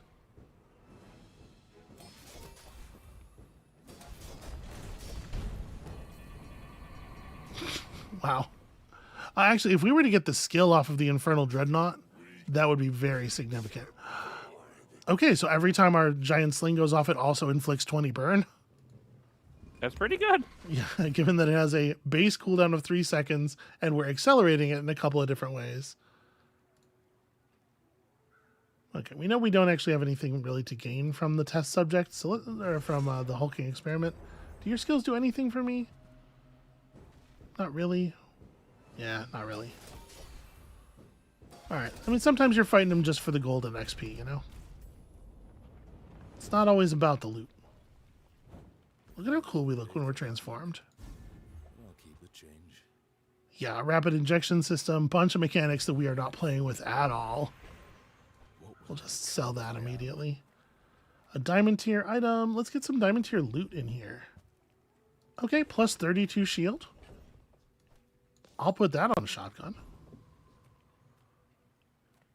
Some gumballs. Gumballs are improvement. What we're looking for mostly at this point are like improvements in place rather than new strategic moves. Right. So gumballs, chocolate bars, that kind of stuff is all very useful. And you can see what I was talking about with the log trap. Like the health pools start scaling up toward 5 digits. We're gonna take a loot item, and that loot item is gonna be probably 2 XP. Just more levels is more max HP, is more time for our build to do the thing. I don't know what the little cup next to our portrait means, but we have a little cup. My fight isn't with you. It's not tracking the level of our victory because our victory is a silver and it's tracked up here. So yeah, I don't know. Oh, this lady's doing toxic anchor shenanigans. Well, I don't know that we're gonna beat this. Oh, the sling heals. The sling heals for so much. Nobler use. There you go, baby. Okay, so she stuck us with like several hundred points of poison very quickly between her toxic submersible and her anchor, which, as you may notice, when it goes off, deals damage equal to 30% of the enemy's max HP. But we were healing for so much that it just didn't matter. Yeah, the thing healed us for almost 7,000 health over the course of the fight. Amabel? Yeah. You were right about putting restorative on the sling. That was good play. I feel a change inside me. Get ourselves a sharpening stone. I think I want the sharpening stone probably to apply to the sling. No, let's put it on the shotgun. So when you sell a loot item like that, it applies its bonus to the leftmost applicable item at that moment. So that's why I keep rearranging things. I don't boast for my myself. Let's upgrade one of our items. It's weird they don't just let you drag it onto an applicable item. Well, but that would be like putting it on your bar, right? Yeah, okay, I see. Heat up, bulk up. You're having some collision issues there. Let's go, 5% max HP and all your heal items heal for more. Look at the T-Rex. Let's fuck up this T-Rex. Unfortunately, his skills would not make good loot for us. The giant sling really builds up to have a very impressive damage output very quickly. We gotta race Carl. No thanks. Least favorite Carl. Did we? You know what? We don't have the Valpak bonus unlocked here, although I don't.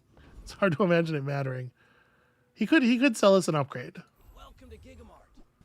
Show me some item I already have. Hunter's boots. These are cool. Show me shotgun. Nope. Okay. He'd sell us some real nice war paint. Even with all my shotgun focus, we never actually did get the shotgun to max rarity. But I do think that that shotgun has been the sort of cornerstone of the build for the entire build, and I don't feel bad about it at all. I think it's doing the right things. All right, final battle here. This is the end of it, win or lose against another Karnok. I keep wanting to call him Karnov. Find your own. I will try to be gentle. All right, what you got, buddy? Is it Big Snakes time? Oh, I see he's got a legendary of some kind. Oh no, a fiery octopus. So, the octopus does some damage and burns, and because it's fiery, it burns based on the damage. And then because it's an octopus, it has an 8 times multicast. And you can see his crit chances boosted to some kind of bananas level. He's doing some kind of shenanigans here. Oh god, the octopus tentacles. Oh, there's so many of them.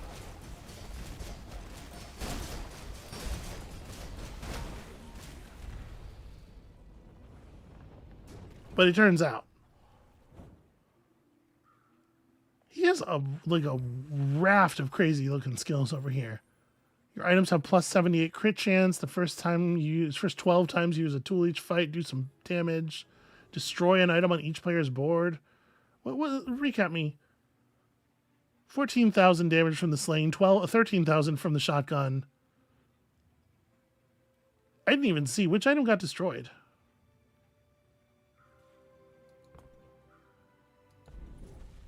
Forgive me, all I want to... Okay, so he destroyed our wrist crossbow early on. And he doesn't actually have anything destroyed, presumably because he has something that repairs items. So that's kind of bad luck on his part. If that destroy an item effect had randomly hit like the sling, he probably would have won that. Some days I wish I could stop this. But hey, everybody. Check it out. That's a legitimate gold victory. That's the longest a run can take right there. About 90 minutes. While you go through your spoils, I'm going to step away for a moment. Okay. Well, why don't you tell people what you think about this character? I don't know. Do whatever your job is. You know how to do your job better than I do. Thanks for the... I'll be right back. All right, cool, great. Isn't she helpful? And the Pyromania was really cool. That helped a lot. Yeah, I think this character is neat. There's obviously a number of interesting linears built into each other, and I really like... One element of this game's design that I really enjoy is the way that they put a lot of sort of like crossover points between the strategies. So it's very easy to sort of like, you know, I'm doing like a hybrid of the crit linear and the friends linear. And even if you're trying to do like a hybrid of 2 linears, there's like 6 or 7 different items that could be the cornerstone of that. Even if you're not thinking about bringing in items from other characters and stuff, which you get lots of opportunity to do. It's just a very, it encourages flexibility a lot.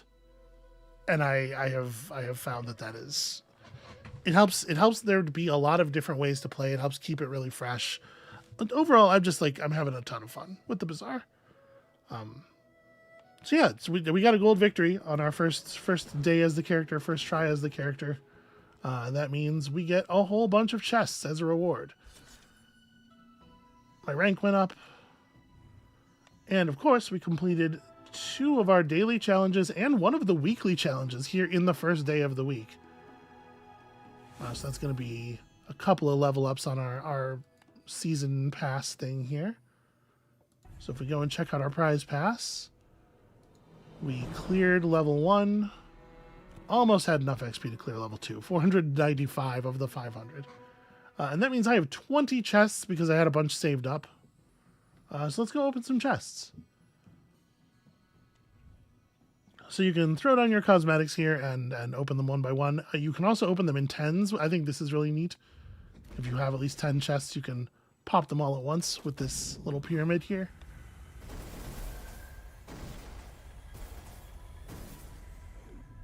Okay, so there's a basic version of all the card art and then an advanced version of all the card art. You know, the equivalent of opening a foil in another game, right? You can open. What the hell am I looking at? Would you not? Did you just swing in and start talking instantly before you even listened to whether or not I was already speaking? Amabel? What? No, not what. That was a question. All right, you're getting muted.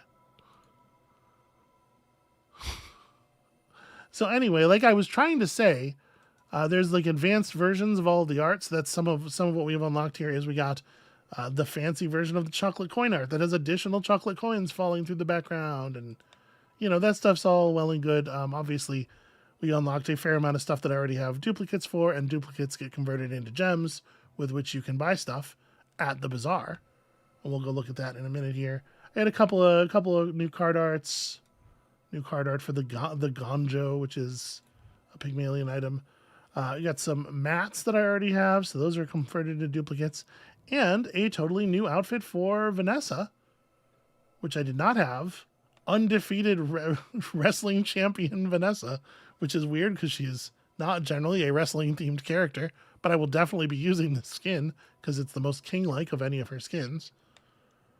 And then we got another 10 chests. Let's just go ahead and rip them.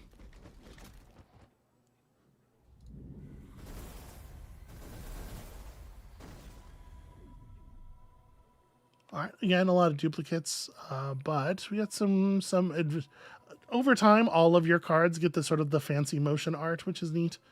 Got a new playmat here, the Boreal Guardian. That looks kind of cool.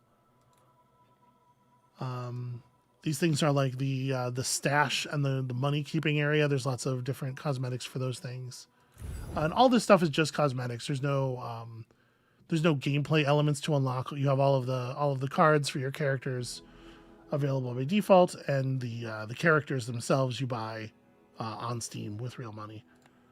And then the Bazaar in the Bazaar itself is just a place where you can go and buy items with gems, and there's like a handful of skins and whatever on sale at any particular time. I recently made a very major purchase, so I am real low on gems. But you can see here skins for the various characters and stuff. Yeah, there we go. Virtuoso Jules, look at her doing all of the cooking tasks all at once. Yeah, so that's the Bazaar. I think this game is pretty rad. I have been having a really good time with it. This guy, the Beast guy, he just came out today. Brand new character. They're currently doing a sale if you do not currently own the Bazaar, where you can buy the Bazaar and the new character for just the price of the base game itself. It's just $20. I think it's pretty rad. So it would come with Karnak and the 3 basic characters, Pygmalion, Vanessa, and Dooley. And then these other ones are all also on sale in the Steam store. I think Jules is on sale as well. Anyway, that's the Bazaar. That was the pre-stream. I hope y'all enjoyed the thing. So hey, what about the real stream? What about the actual reason we're here? That was a 90-minute pre-stream. But here's the thing about that. I like playing video knew games. It would be. Yeah, I knew it would be. Well, I didn't know it would be 90 minutes, but I knew it would probably be like 45 at least. I figured I'd lose. You know? No, I figured you'd win. Why? Playing a character, like, I believe in you. we didn't know any of his mechanics when we sat down. Here's the thing, and some of y'all know this because you were here last night when we were trying to do this last night. I only got to put out a couple of Next Fest videos because things were very busy, medical stuff, etc. But I downloaded a bunch of demos. I had a bunch of demos pulled that I thought were interesting looking, and I think we should still look at them because, you know, it's still valuable for people to be able to see that and go, oh, that looks cool, I want to put it on my wish list, even if they can't necessarily go and get the demo themselves, right? So we tried to get this going over the weekend, and it just didn't work out. Time did not time. We thought maybe we would do it with this for the Sunday stream after we finished TR49, but then TR49 was not 10 minutes more like I thought it would be. It was 2 hours more, and it took up the entire stream. We tried to do it last night, but my computer freaked out and crashed partway into the first attempt at the stream. And then about an hour into the second attempt at the stream, something real fucked up happened, and power went out for about 2,000 people in the middle of our metro area, and we were among them for about 90 minutes. So it's possible. It's possible that there are forces arrayed against us here that really don't want us to do this. And if so, we have to assume that the next event will be an even greater escalation. So if a meteor suddenly hits Southeast Michigan sometime tonight, y'all know why. You were here to see it. Congratulations. Anyway, let's play some demos? Question mark? Yeah. Shall we? Do you have a demo that's going to be easier for me to parse than the Bazaar was? Yeah, I think all of them probably. Okay. Let's take a look at. I will swing in with what looks to me like a sort of a gentle puzzle game. This game is called Swan Song. Okay. I'm gonna share it all over the place as soon as it starts, as soon as it loads. So thank you all for, bearing with us through the many attempts to bring you these demos. Hopefully they will be fun and cool and worth all the effort.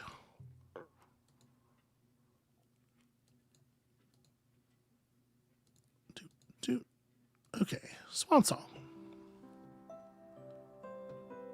So this is a puzzle game of some kind. It seems like a musical puzzle game.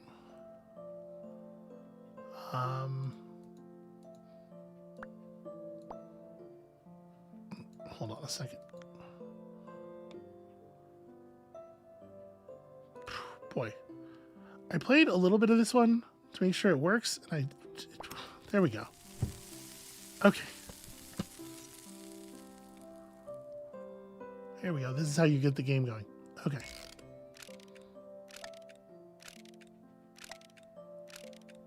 So you can see down here a sort of a timeline of the function of the machine. On certain beats, it does thing. We wind it with the key. Bird moves forward. Then the blue box is activated. Bird moves forward. And the goal of each puzzle is to get the bird to the place. So that was our tutorial. Okay. Now we're actually playing Amabel. What's going to happen if I click on the key? You can drag. Yeah, we got a little note. What's going to happen if we click on the key? The bird's going to die. The bird's going to die. The bird will move forward. And then move forward again. And oh no.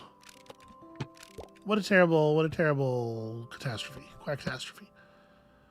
But we have a yellow object here, and if the yellow object, say, were to operate anytime. Quackastrophe? Yeah. Anytime. It's not a duck. It's a different animal. Amabel Holland. Anytime. Focus. Anytime before the duck's second movement, we just key in the movement of the yellow box there. And hey, look at that. Now, obviously, on this one, we got to be a little bit more precise, right? The duck's got to move twice. Then the red thing's got to move.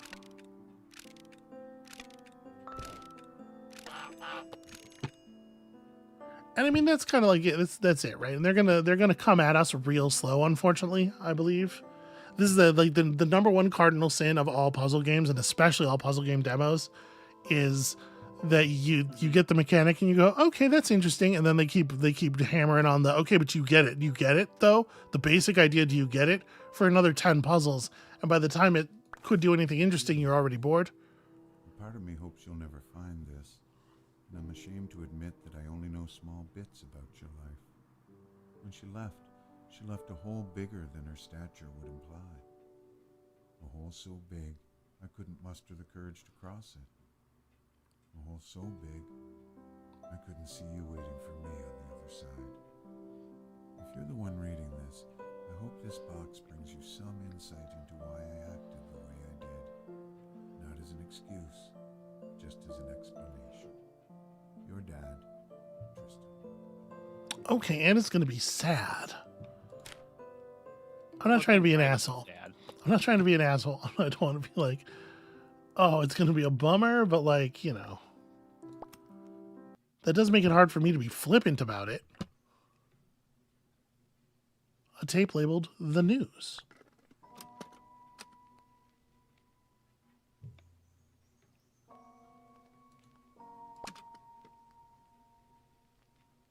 I guess The News is just the title of this music track.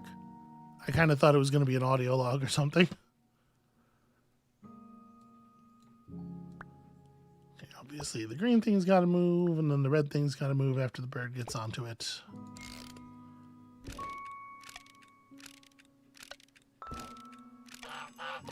And you can see how these could get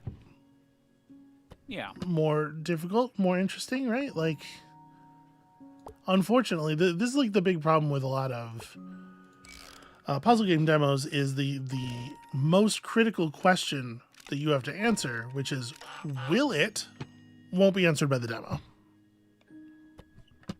Yeah. Hammer in some chisels. The Song of the Swan, written by Amber Vogelzang, the daughter, presumably, which is why the name is highlighted. And this sure is a piece of music. Don't seem to be able to cycle through the pages or anything. Does it not feel so? Okay. There's just a hammer and some chisels.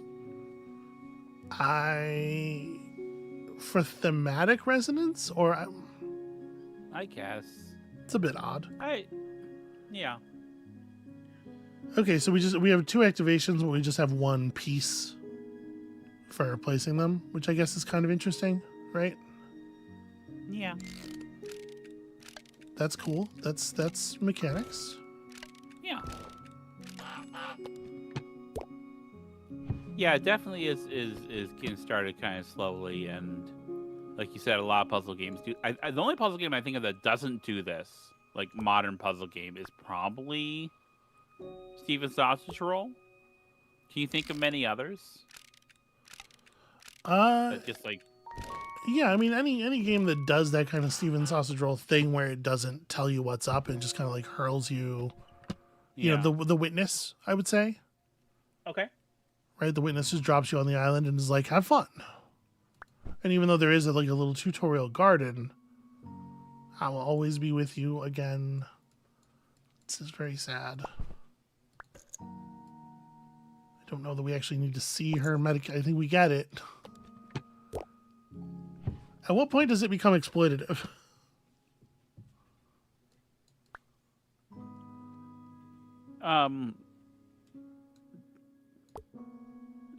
Already. By now.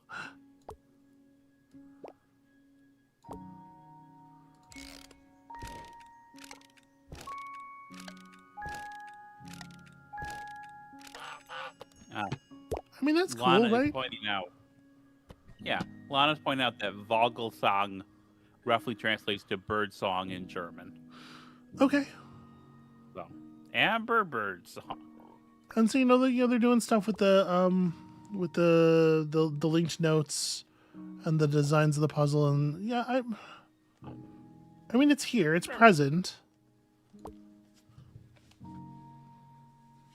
I don't know. I don't want to be an asshole, but Yeah.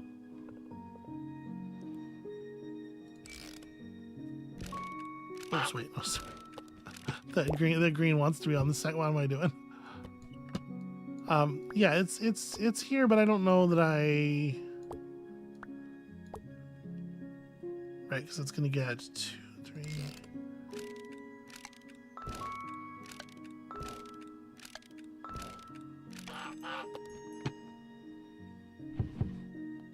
But at least with the simplicity of these puzzles, you can sort of just count the number of activations that each line needs. Like you could see that the red platform had to move 3 times and just make it. Dear Edith, I hope you know I always loved you tremendously, even though I wasn't the best with words. Your mother always helped me when I didn't know what to say, how to act, or what gift to get you. As she fell ill, I became afraid. Afraid she wouldn't be there to help me. Afraid I would start acting and saying the wrong things to you. And in my fear, that's exactly what I did.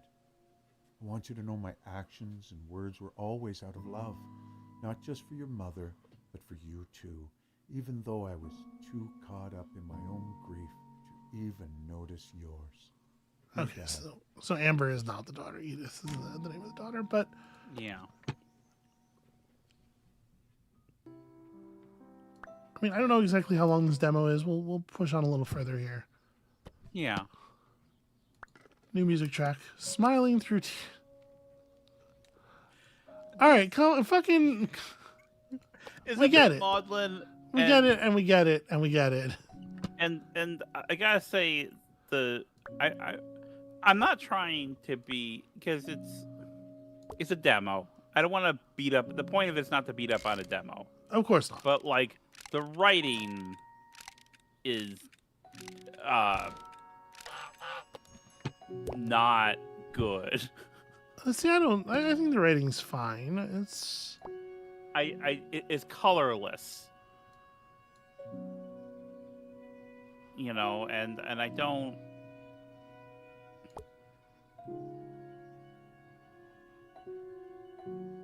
Maybe I'm just crappy.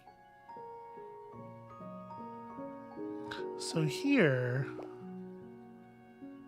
we want a green activation before the first jump. Or no, sorry, what am I talking about? The green's fine. We want a green activation after the first jump and before the second, and then, yeah.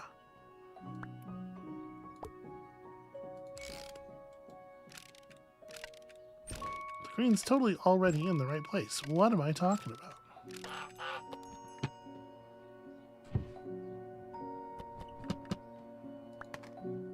And it's just like showing us mementos of. Oh, okay, some of them are interactive. That's kind of neat. But it's just showing us mementos of the sadness of the loss of the parent or whatever. And maybe this is. Okay, and they're doing bindings across multiple staves too. That's something. So it's that bird jumps twice, and then this, and then this. So Lana agrees with me. It says it's lacking any personal details. It makes us have to put the characters beyond the fact that they're sad. I think that's kind of my.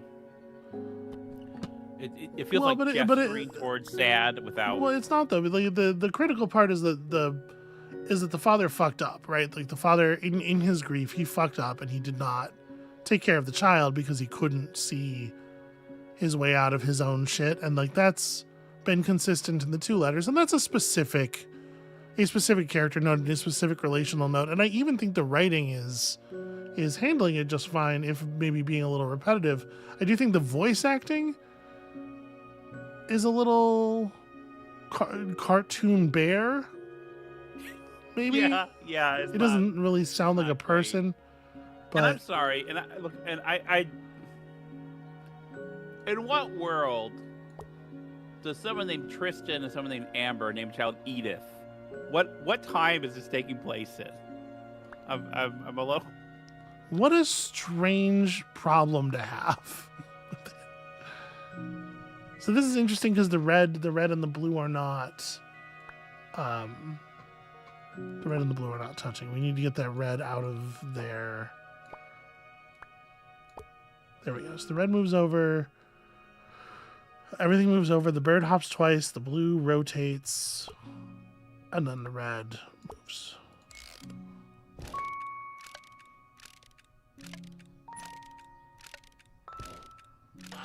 And I do like the idea of like the very constrained puzzle space, the very small moves, but it does feel to me like there's not going to be a lot of room for different. Like I wonder how much of the game is in this demo. Yeah, I'll say the puzzles seem fine if, you know, again, slow to develop. Yeah. And yeah, I'm not sure how much of a palette they have for it, but like that part seems fine. So I don't know. Part of me wants to just bail on this now before it overplays its hand too much more. You know, like, oh look, and now they're bound horizontally, and we get it, right? Like, this is Swan Song. I think there's something here, but I do also think that the demo format's not doing them a huge amount of favors. But yeah, that's Swan Song words. We're gonna jump to the next demo.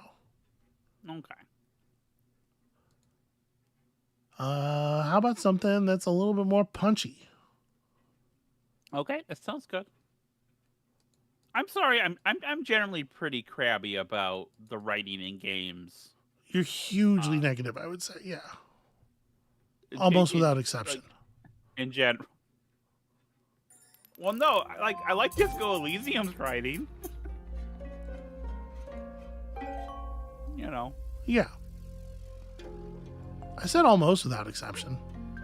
Yeah, I mean, I would say a lot of times for me, the writing in games feels like a secondary task. And that's a problem for me. All right, welcome to a simplified and shortened version of the game containing the main game mechanics. The release version of the game will have more languages, y'all. All right, let's see what this is. Akatori. This is a little bit more of an action game. Yeah, the other thing Lana says. I'll say this: the art style and music of Swan Song is very relaxing and pleasant, and that actually is a thing that I think plays badly in demos as well. It's kind of like if the thing feels like relaxed and cozy.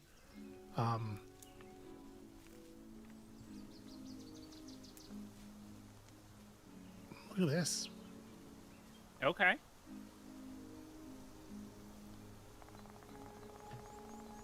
I will tell you the story of Akatori. For me, it began in his temple.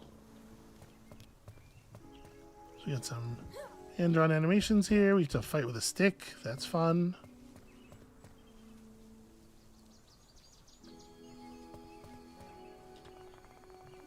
I don't know why, but I always feel better after I sit by the guide stones. Resting at the altar will restore your health. Which I guess is those feathers at the top of the screen. Whoa! Okay, that's an impressive vertical. Mako, are you okay? We were worried. The meditation helped. By Akatori's fury, there have been so many more amber storms lately. Anyway, there are soldiers. I was going to say, it feels like a little bit of a non sequitur, and her reaction confirms that. There are soldiers here. They must reach the Amber Castle as soon as possible. They're waiting for you in the square with the master. And be careful. Bao has lost track of the beasts again. I'm going. Oh, come on, Mako. The world won't come apart if you spared a few thank yous. Ah, to Amber with you. Off you go. Amber is sort of an all-purpose garbage word here. Okay, we got moves. Wait, did I misread? I have to pick it up. It's not a move that I know until I pick up the rock, I guess. Okay. Special attacks cost stamina.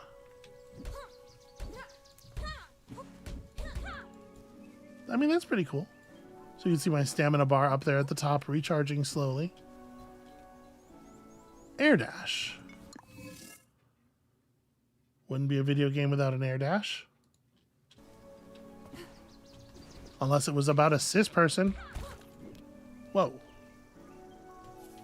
Good job. I hope that creature wasn't supposed to be a friend.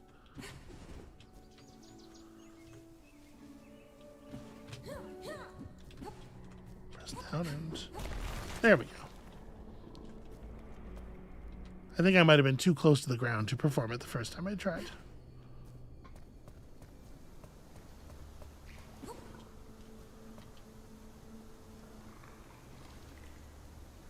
Okay, handy.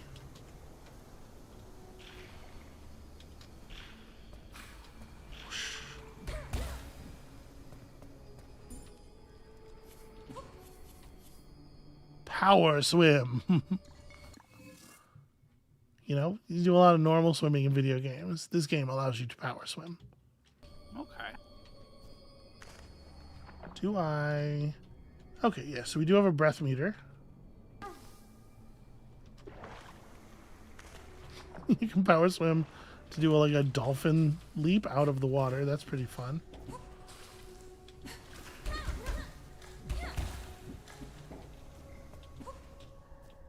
And we're collecting some... Oh, wow.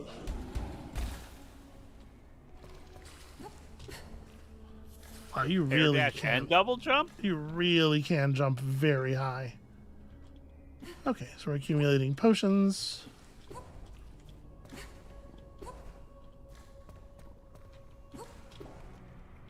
Just hurling ourselves up out of the earth at incredible speed.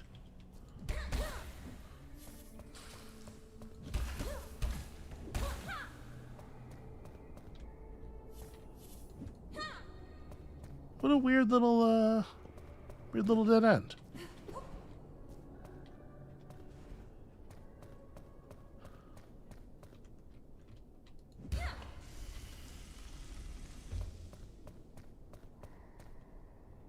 I have no idea if this is the way I'm supposed to be going. Is it weird for you using keyboard and then mouse as an attack button in a thing where you're not, as far as I can see, you're not aiming? No. It's just, you know, this is where my hands are already at. Huh. There were many more adventures and drama after that, but we'll keep the mystery. Just fast forward to some more action for demo purposes. This is where we jumped like monkeys, glided like dragons, and fought like tigers. Did you notice that I said we? Yeah, I guess. Oh, a merchant. So amber shards aren't just a fancy counter on the left. No discounts. What do you got? Okay, he'll sell us potions. I suppose. See, that's a charming little bit of writing. That amused me. Yeah, that amused you? Yeah, the no discounts. Maybe it's probably mostly your voice work, to be honest, but still. I can't actually attack upward natively. That's interesting. What I can do is stay out of reach of a ground-bound enemy basically forever.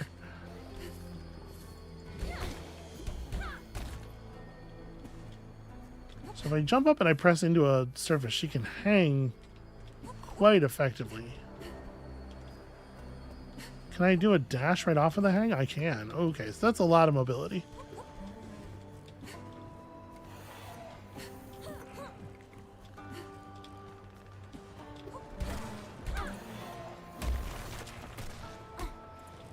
I do not have a crouch, in case you were wondering. Let's go ahead and drink a health potion here. Ow.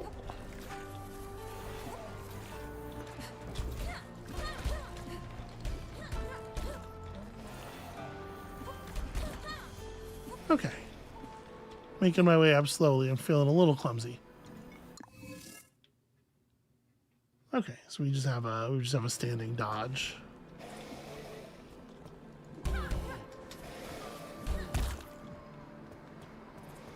I will say that the attacks are it doesn't feel quite as fluid getting into the beginning of your attack sequence as I would like.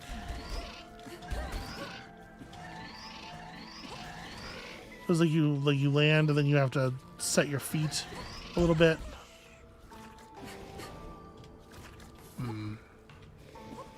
So we'll lock into this thing over here. Lock into this wall.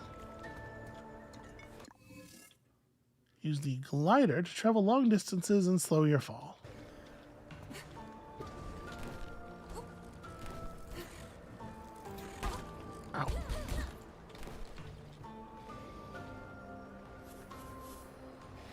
Look at how graceful. Boy, they really want me back up here.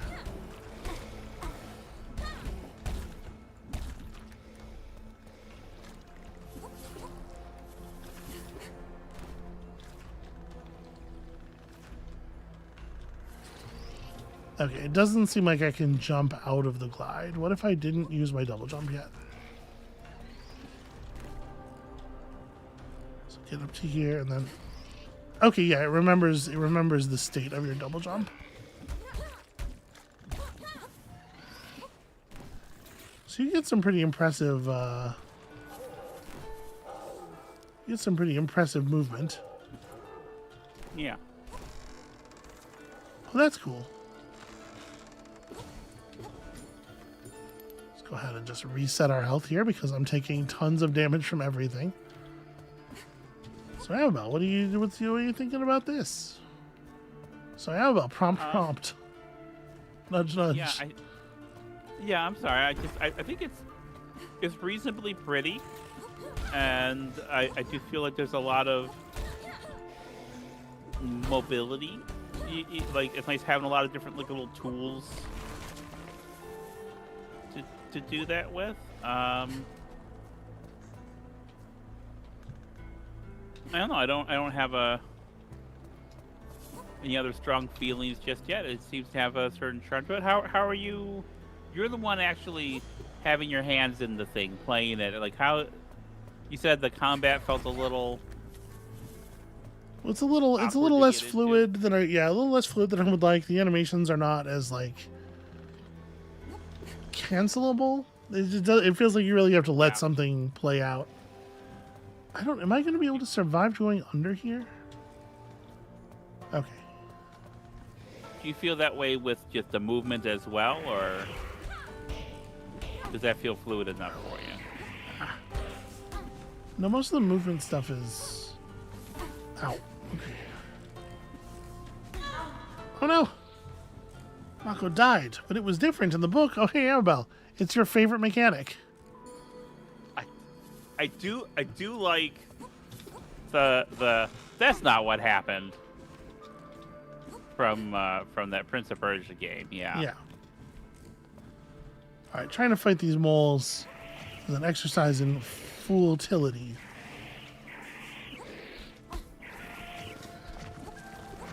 There we go. We just evade. An important lesson being taught: it is not always to your benefit to fight. Ow. Frog barnacles. Can I hang on the string of ropes, maybe? No, the string of lights? I cannot. Well, then, getting rid of that guy may not have been worth anything anyway.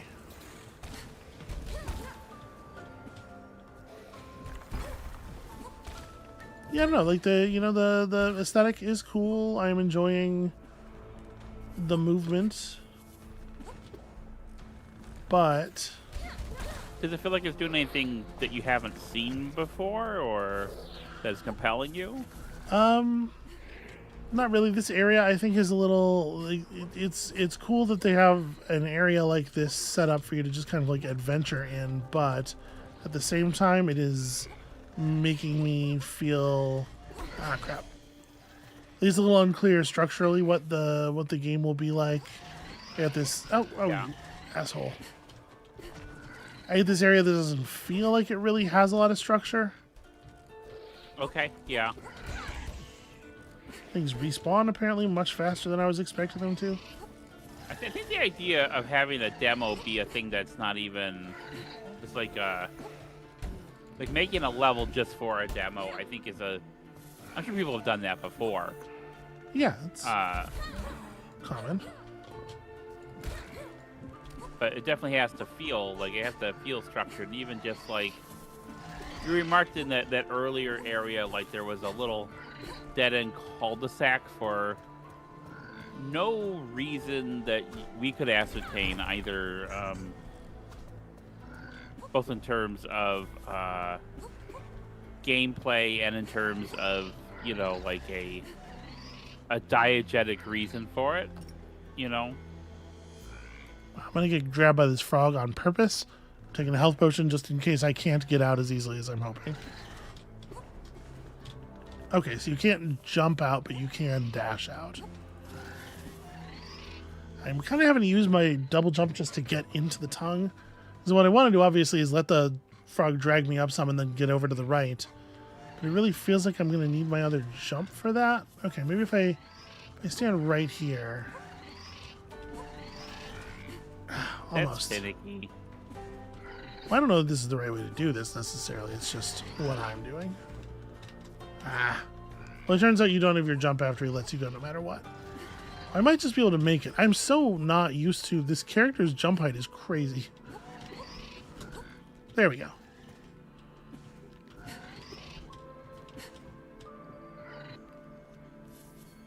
I mean, there we go. We figured out the structure of the area. We figured out how to go forward.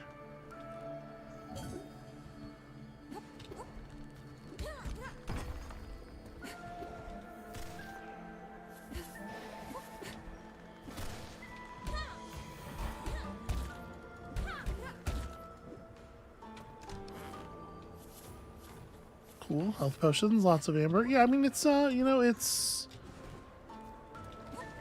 Metroidvania-esque. Yeah, lots of good travel stuff. What? Dennis talking about the jump height says those aren't baggy pants. It's all muscle. It's like really jacked all right. legs.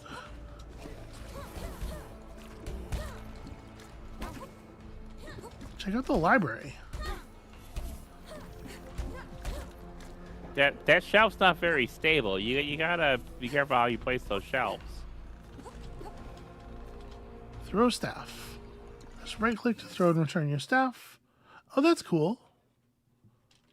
Again, sort of Metroidvania type stuff. Throw and return your staff to pull an enemy in. And use a special poke attack.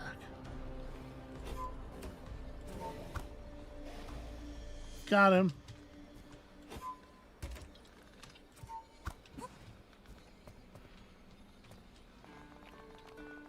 What's that up in the sky? All right, we'll figure it out later. Spooky stuff in the background. Plot from the full game. We don't get to know about it yet. What could be down here? It's not a huge serpent, is it? And just drop us into a boss fight so we get a sense of what the boss fights are like.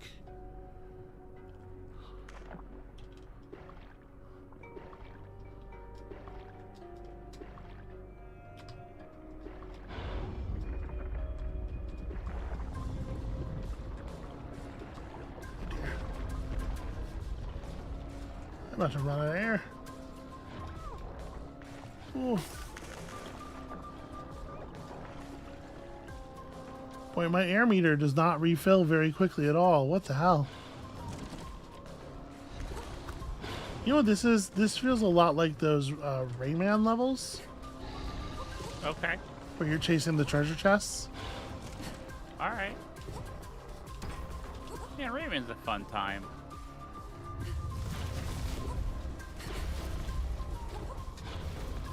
Lana says, I think my biggest worry from just watching this is potentially how huge the levels have to be vertically to accommodate the jump height. I mean, a lot of stuff is just always off screen. Yeah.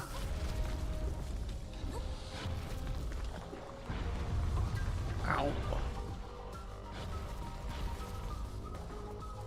Alright, well, I survived the chase, kind of, mostly.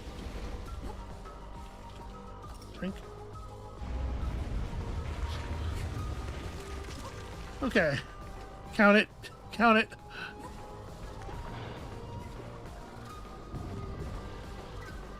Oh no, I really get the benefit of that. I kind of thought I would just hit myself into the jet stream and it would pick me up, but no, you have to stay in it. You can absolutely move yourself through it and out the other side.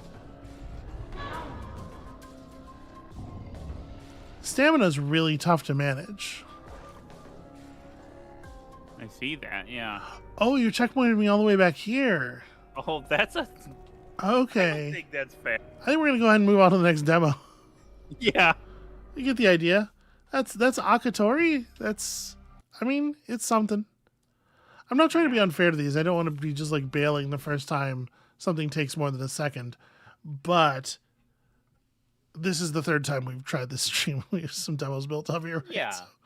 So I am trying to give them a little bit of time, but also we got to get through some stuff. Okay, here's one that probably doesn't need me. I think this is one that's gotten a lot of attention on its own, but I do want to play it. I want to see how it feels. Okay. Hopefully other people will find this useful. If hopefully you haven't already seen 10,000 other people hit this one.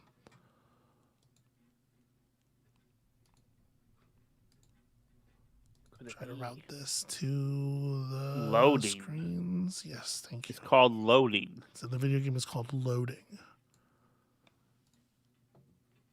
Undercoders and Fireshine Games. And Europe in general. For best experience, please use a game controller. I'll tell you what, both of my analog sticks are in the air right now.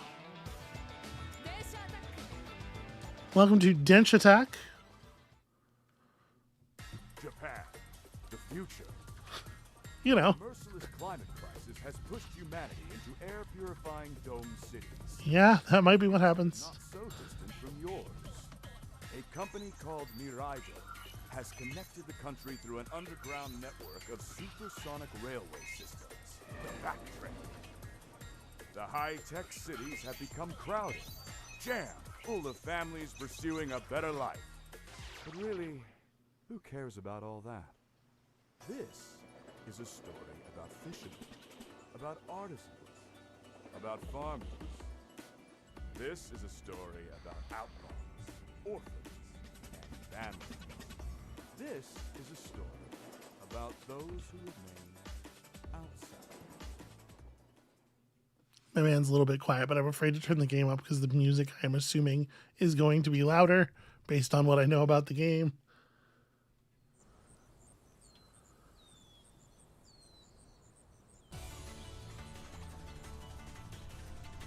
Hot ramen delivery. If you know what I'm saying, nudge, nudge, wink, wink. These tracks are getting worse by the day. Yes. Well, no time to waste. Tap W to start your engine. Press Q to honk the horn. Honk to affect your environment. Nice. The rock will not respond to honk, so press S to brake.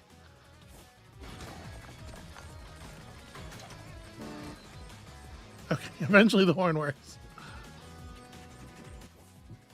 I'm already, actually really liking it. Drift around corners by braking. Hold drift when the bar appears and release on the sweet spot in the center of the bar. Taking corners too fast will derail your fucking train and you'll die. Oh yeah. Oh nice, you get a little boost when you do it right. That's real good.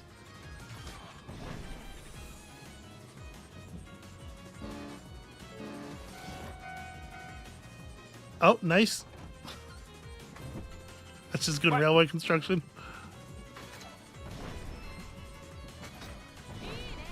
Okay, yeah, no, this seems really rad and like. All right, choose a direction. Remember, you'll still need to drift around the bends. Okay, let's go this way.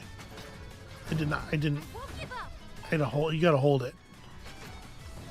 It's cool. I got it. I'm figuring it out.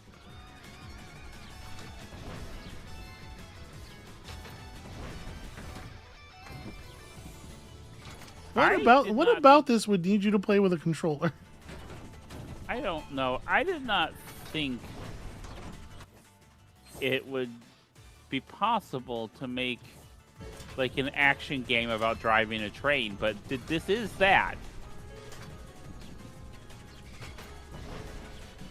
Ah, crazy through.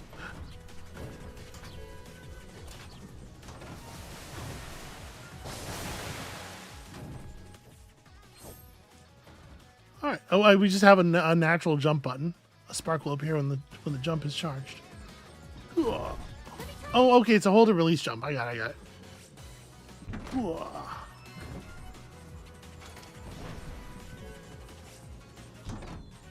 And the train, it looks like the track turns white approximately where you're supposed to start charging, maybe? Nice aerial switches. Sometimes you need the distance.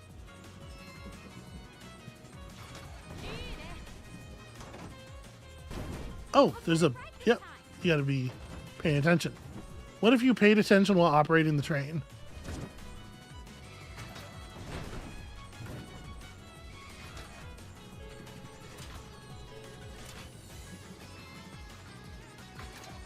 Yeah, I've never seen anything quite like this before. You know, the air stomp. Now that's a delight.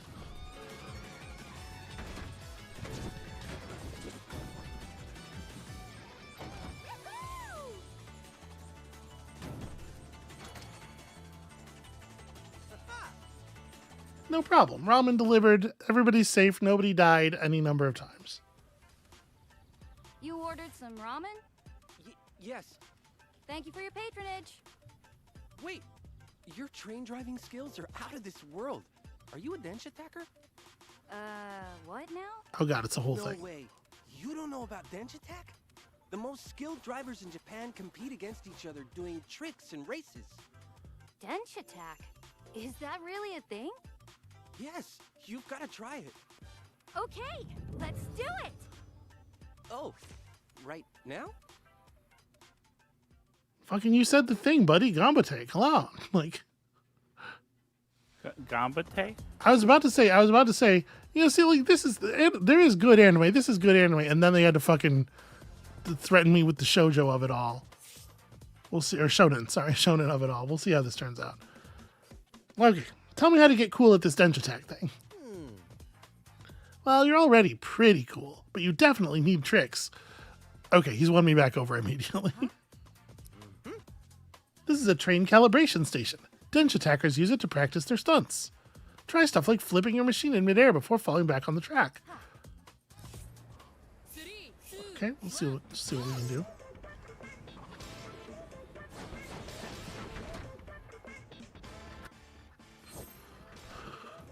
Okay. You know, a kickflip. How is it? In what way is it a kickflip? Who's kicking? Oh, I see what they're saying.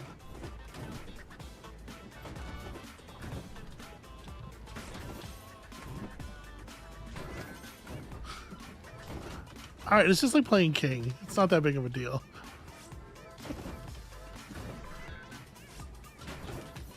You know, like I was going to do a giant swing.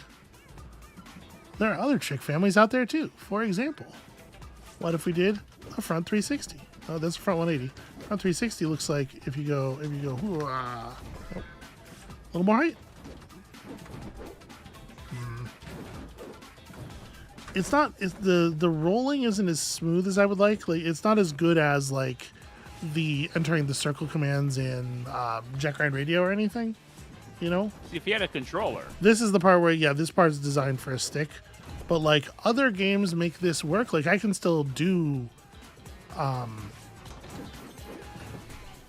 can still do giant swings, right? You know, as you well know. I can play King reasonably well on a... Because I let you do them. Yes, because you let me. Repeating the same trick will cause the track repeating the same trick will cause the trick to go stale. Do different tricks, you know.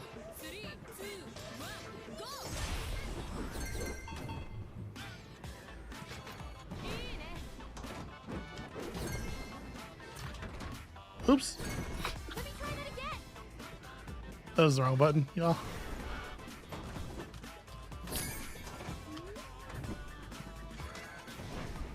I'm gonna be honest with you, it is authentically like a little bit much to just like jam it real fast. Oops, I derailed the train.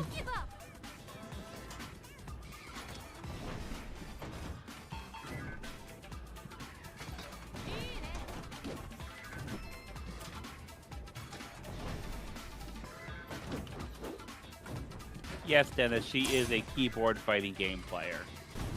I thought we knew that. I played Tekken on stream before. Well, Dennis might not have been there for that stream. Who knows? Anyway, there's nothing wrong with playing Tekken on... A keyboard is basically just a hitbox with a lot of buttons on it. And lots of good players play on a hitbox. Though.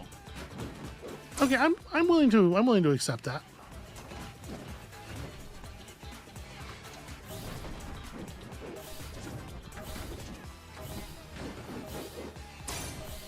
Do you see that shit? 21. Yeah. 21 different tricks. In fact, I did. I'm not gonna pretend I wouldn't like to have a cool hitbox. It's just like, you know, we got other things to spend money on right now. Okay, How was that? I was to get you a hitbox. I got shivers up my spine. You're the real deal. Wait, what's your name? Hi, I'm Iraqi. My name is Fernando Tamashiro. I'm a freelance photographer. Okay. He didn't say you could call him Fur. So are they all... Is it all score runs? Are there direct competitive Denshattacks? Is my question. The Beppu Star is an old but balanced train prepared for any situations with no unique abilities, which means there are other trains where that's not true. Okay. And you can see here we got some dares. Finish with no crashes, destroy 2 wooden bridges, scare the bats in the cave, trick over some moai heads. I mean, y'all, at this point, I think you can see what this is, right? Like, this is... I think this has made its case. We'll try playing this course for sure. If someone was to give you... Oh, wait, hang on. Do the dialogue. I think we're going to, you know, it's a basic anime dialogue. Denshattack isn't just about being cool. You also need to be fast. To reach the goal on time with at least a minimum amount of points. I just want to have fun. You do the counting. Alright, here we go. Easy. The thing about train driving is that it's easy. You a hitbox with like a king on it. I mean, that would be the way to do it. Would like that. Yeah, I would like that. I mean, I will say, like, it's probably not. I can't imagine a situation where I would use it or need it. Okay. And if somebody was going to spend money on me, I might suggest that it might be better to buy me, like, clothes. Okay. Which I have more direct need for. Right. Who do you think would have a better clothing line, King or Armor King? Oh, Armor King for sure. His style is flawless. It's impeccable. It's incorrigible. Wake up, bats! I feel bad, but I'm receiving points for doing it. Oh, I think I needed to execute a double roll there.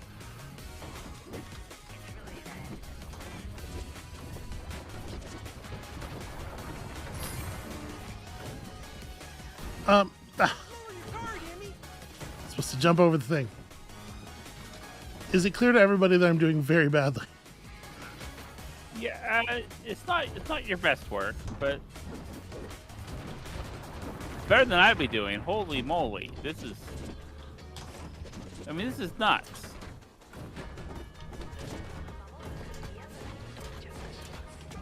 Shit.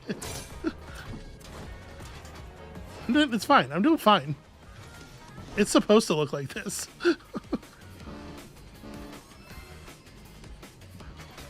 But you have a horn. Ooh. I was supposed to... I could slam down on that bit of track. I want to do that. I kill myself so that I can try to do the thing. Nope, too early. One more try. It's so crazy to refer to anything the train does as a heel flip. I got excited. All right, there we go.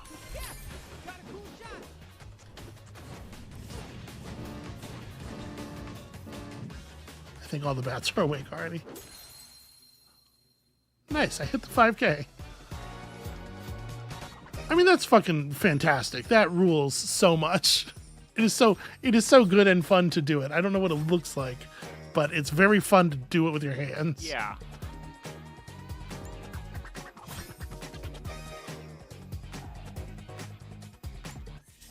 The music is great. Huh? The anime is forgivable. It's like, I am willing to put up with it. You have shown me more anime than anyone else I know. There's lots of good anime. It's just there's also so much more bad anime. All right, who's the best Denshattacker around here? Yoshi is a high school dropout from a wealthy family. She's only interested in partying, fashion, and spending her parents' money. Magazine is super cool. So Denshattack fanzine. I'm editing myself. Okay. Zine culture. Two extra points on the score if it mentions zine culture. You know that's a hard rule we have around here. Yeah. All right. So yeah, I want to see a challenge. I want to see what is head to head. Is it just going to be my score versus your score? Are we doing something a little bit more? I'm not going to say Mario Kart, obviously, but it's just I go to her turf and we race on her turf. Yeah, seems like. Still pretty cool.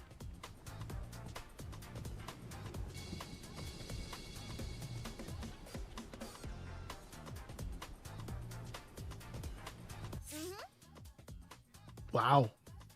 That is not quite what she looked like in the other picture. Oh, this is a different girl. This is Rika. Yeah, she would be scarred for life if she had to witness your outfit. Come on now. Okay, I gotta earn the right to challenge. I see how it's gonna be. Oh, I could smash her little sandcastle thing. That's a kind of a neat idea.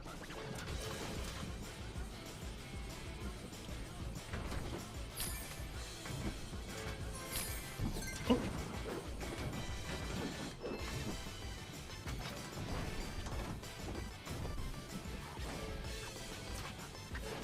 I like this thing where we're driving under the track. Yeah, that's What'd you think of that? I bet you thought I was going to hit that billboard. I did think that. On account of I also thought I was going to hit that billboard. This is pretty cool. What? Is she riding the Ferris wheel? Oh, yeah. All right. Video games are back, friends. Drive it up the dinosaur.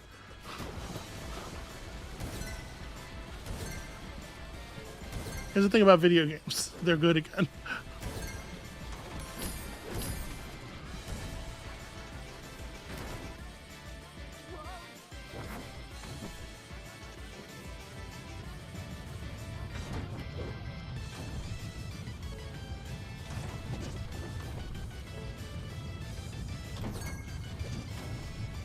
A lot of last second reactions here that probably look like I'm cutting stuff close for points, but actually me just remembering what button to press to do a thing.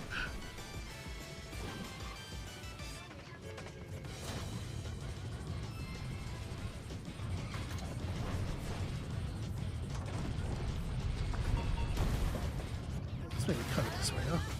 Ah, yeah, I screwed that up.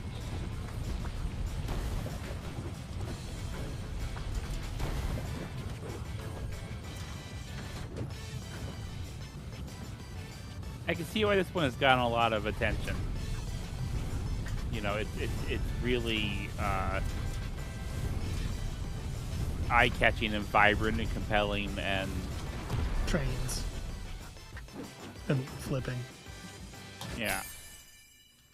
So some of the other demos we've looked at the last couple of streams, like, they seem all right, but this is like, okay, yeah, this is rad. Check out that no crash finish. Managed a gold score on time by this time remembering what buttons to press most of the time. All the parts where I forgot were parts where you don't die for forgetting. So that was fun. I don't want to spend too much time with this. We still got a lot more to look at, but this is extremely rad. Yeah. Denshattack. It's good, in my opinion. As a professional video game, I think it's very professional. Like not looking at your cards when you shuffle. Does a very niche reference. I appreciate. I don't know. I think if like anybody who's into YouTube poops probably has seen that guy's YouTube poops, right? It's just like a very good YouTube poop. It's very professional. We're going to take it down a notch, energy-wise. Who wants to play a puzzle game? All right. Is it you, Amabel? No, I'll watch you play a puzzle game. Useless. All right. That'll have to do. Let me pull this one up for all of y'all on the stream. This game is called DEG, or perhaps DEG. It is only given in caps, so it might be DEG. This game will automatically save your progress. Isn't that nice of it? You can freely consult the rule manual for each puzzle during gameplay, recommended for newcomers to pen and paper puzzles. What an interesting thing to say in your video game of puzzles. Yeah. Newcomers to pen and paper puzzles. You must discover and understand the rules of each puzzle on your own during gameplay. Recommended for players who enjoy figuring out rules. Okay. So this is the game. Oh, okay, don't click on that. Click on this. Then click on that. Okay. 3. 5. Left click on this to make it say no. Bad.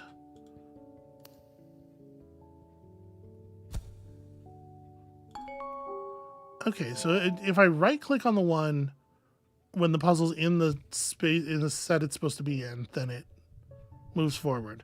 If I left click, it never seems to move forward, but sometimes it. I'm not super clear on the difference. Okay, so we've got some buttons now. Toggle the puzzle board border display. Check if current puzzle board state violates rules. Seems like important instructions. Okay, I guess it's showing me like what's not legal yet.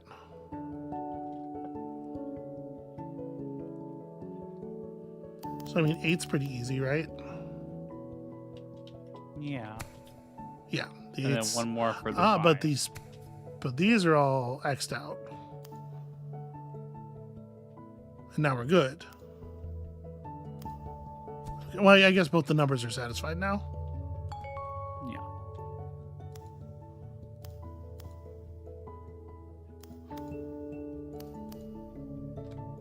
What's wrong with this?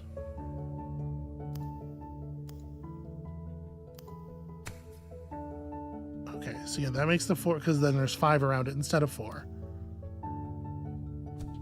Right, maybe, so just one of those. Maybe you're just never allowed to have... Yeah, maybe you're never allowed to have a block of 4 black squares next to each other. Oh, okay. I feel like that's a thing puzzle games do.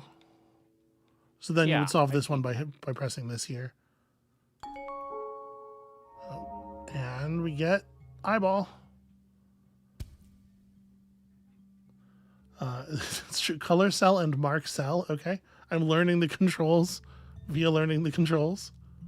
Can I move the puzzles around at all? It doesn't seem like it. Okay, so... Weird. 7. I mean, 7's pretty easy. Oh, right, except I can't do that. Yeah. No 4x4, or no 2x2s, right?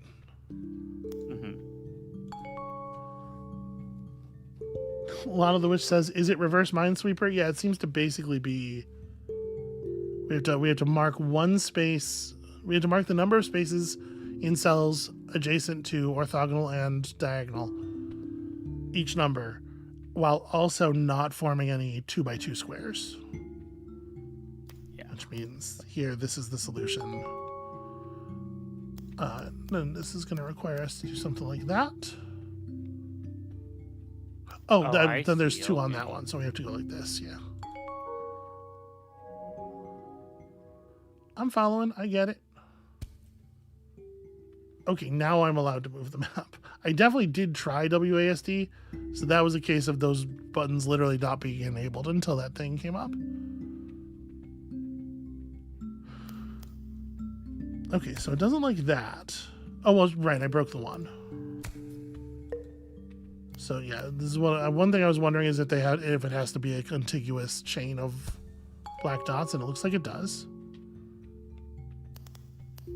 So that's pretty straightforward. And then a 1 here, but 2 around the 2 is going to have to be like this.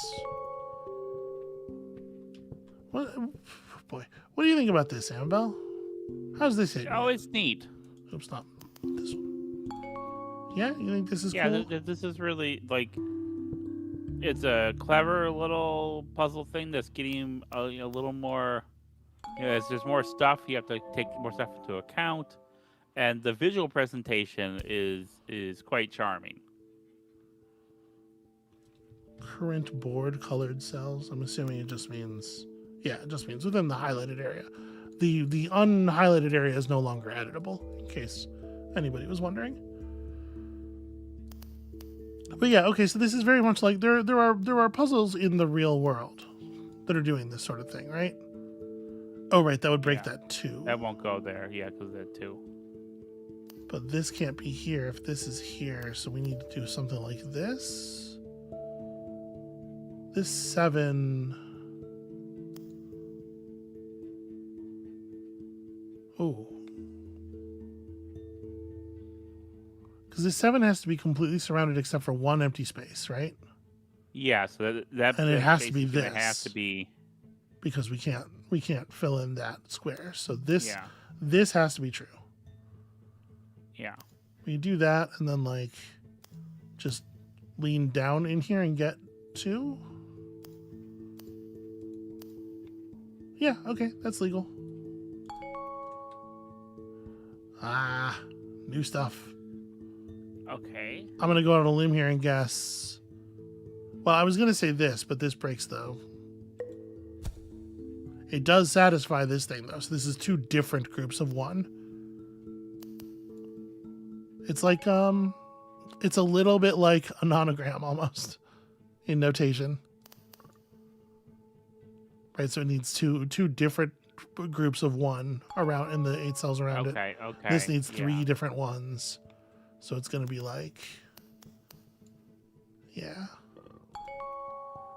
And the fact that you still have to respect the original, the pieces of the puzzle that are outside of your editable area is kind of interesting. Okay, so these need a group of 3, which this one already has, and then a group of 1. So no, there's no way out of there. This will end up being like that for the 3. And then okay. No, how are we going to do this? So this already has its group of 3. So there can only be one other cell adjacent to this, and it can't be that one. Okay. And we can't edit any of this stuff over here. Although, because of this, we wouldn't be able to anyway without breaking the logic.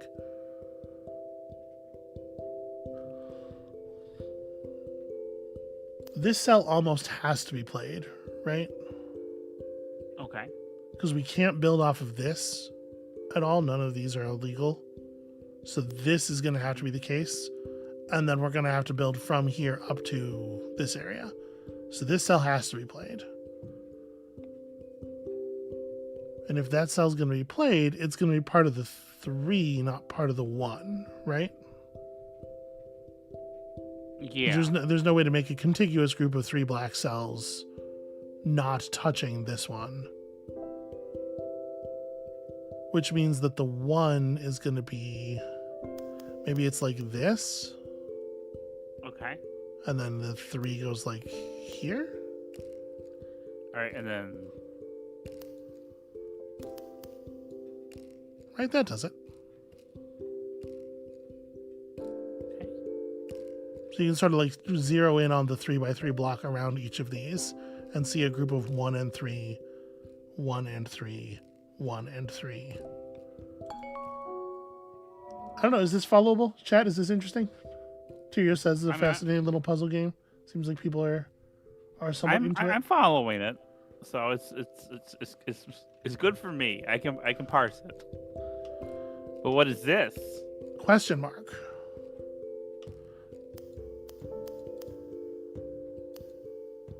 Well, it would have to be that, wouldn't it? It would have to. Yeah, this is the only play that fills in a box because this would be illegal otherwise.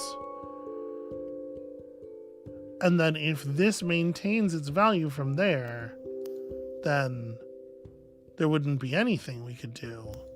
What do you think about that? That if this were a number, it would be. It would be one. Its value, right? Yeah. Well, it feels to me like we only know this is the solution instead of that because the game is telling us so. Right, like this actually wouldn't work as a paper puzzle. Yeah. The only way to make two non-contiguous groups is that.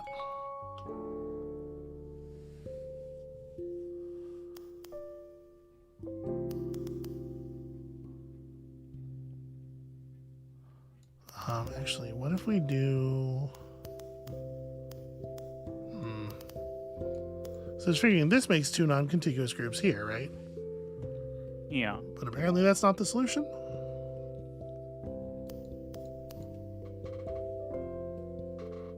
How do we... It's not clear to me... From this 1, then 2, then 1 and 1. The 1 and 1 was necessary, the 1 was necessary. I don't get why this had to be the two, had to be those two. You know? Instead of just being the 1.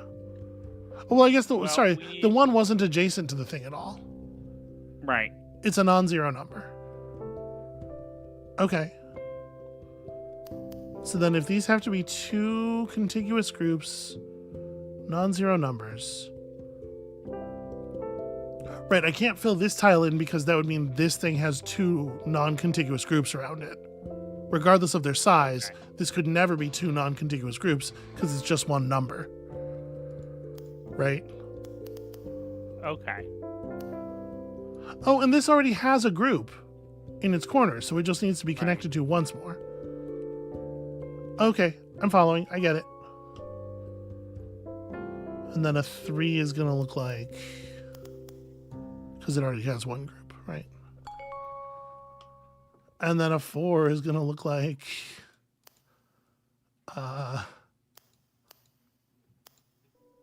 Okay.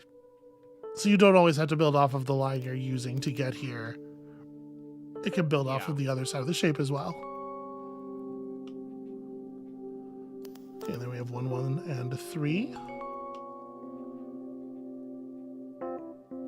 Blank and 4. This is our blank. So here's 4. I mean, this is cool. I think this is cool. Yeah, I like this. This is charming and. So this thing 1, 1, 2. I guess this could be. I'm looking at this and thinking if this is the 2. What am I talking about? The 2 is already right there. So the 1 and the 1 have to be here and here. And this might be a thing where we, are learning the rules as we go along, and that's why. But I do appreciate that this is advancing a bit more quickly than the other puzzle game we looked at. Yeah. Okay, tell me why this is wrong. Oh, because the 3 here already has its connections. 3.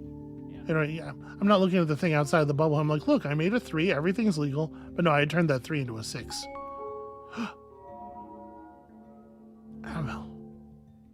We found the stairs. Main rule, all colored cells are orthogonally connected, cannot form a 2x2 structure. Each clue in a clue cell indicates, we figured this out. A question mark clue represents any numeric clue greater than 0, which is not to say a particular. It really does mean any. Okay, yeah, we learned it.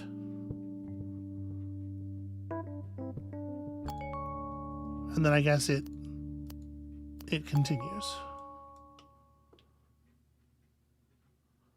I don't know. We probably don't need to like this is what this thing's doing.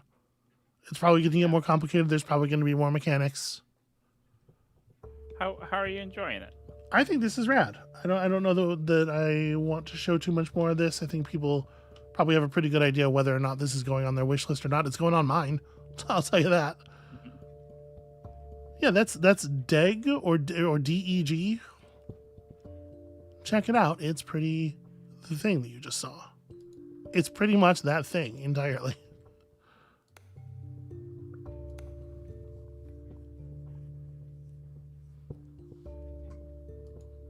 This is certainly one I've not seen anybody else cover.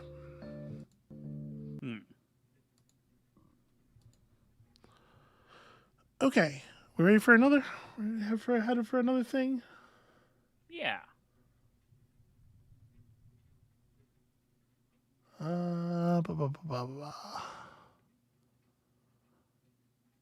Okay, this is one that I have heard some people talking about. I've heard some very positive things about this. Curious to see it from my own eyes.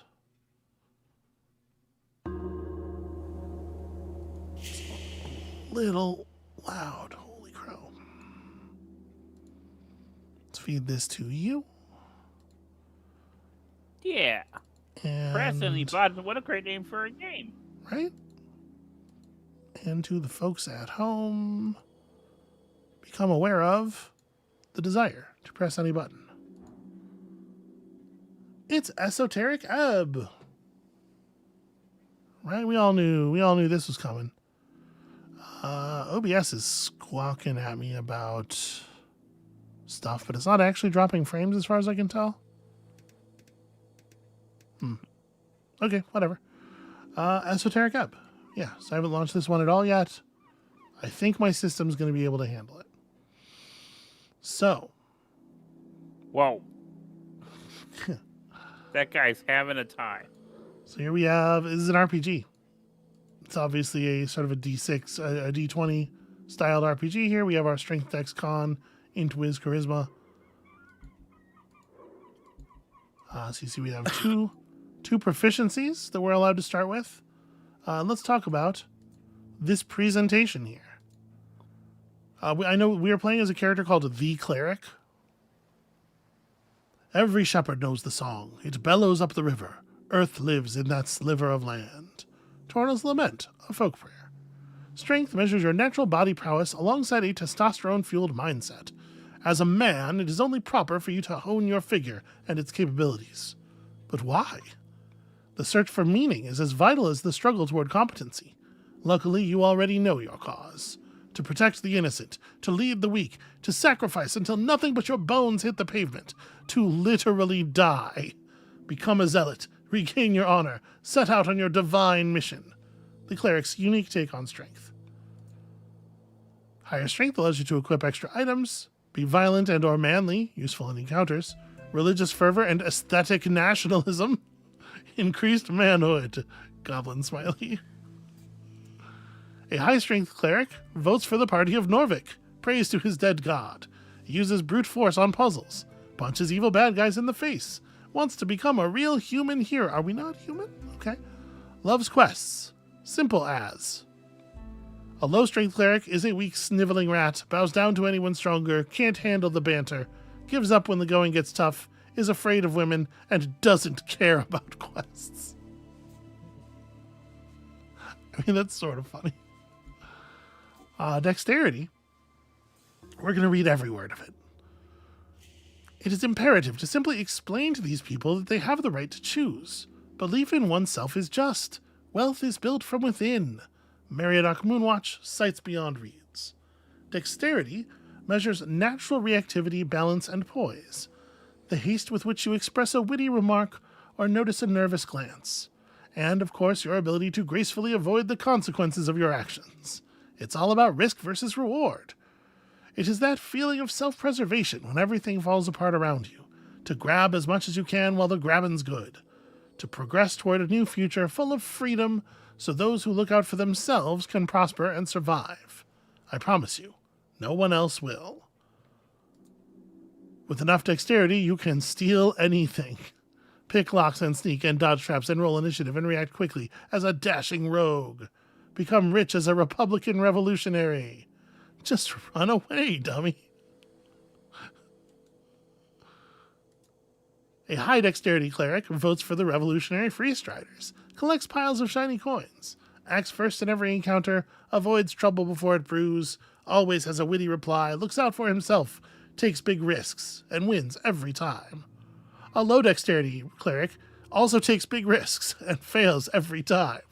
Doesn't notice things in time, stumbles over his own feet, drops the ball, is slow mentally and physically, is dirt poor. Very embarrassing. Amabel, what do you think of the writing so far?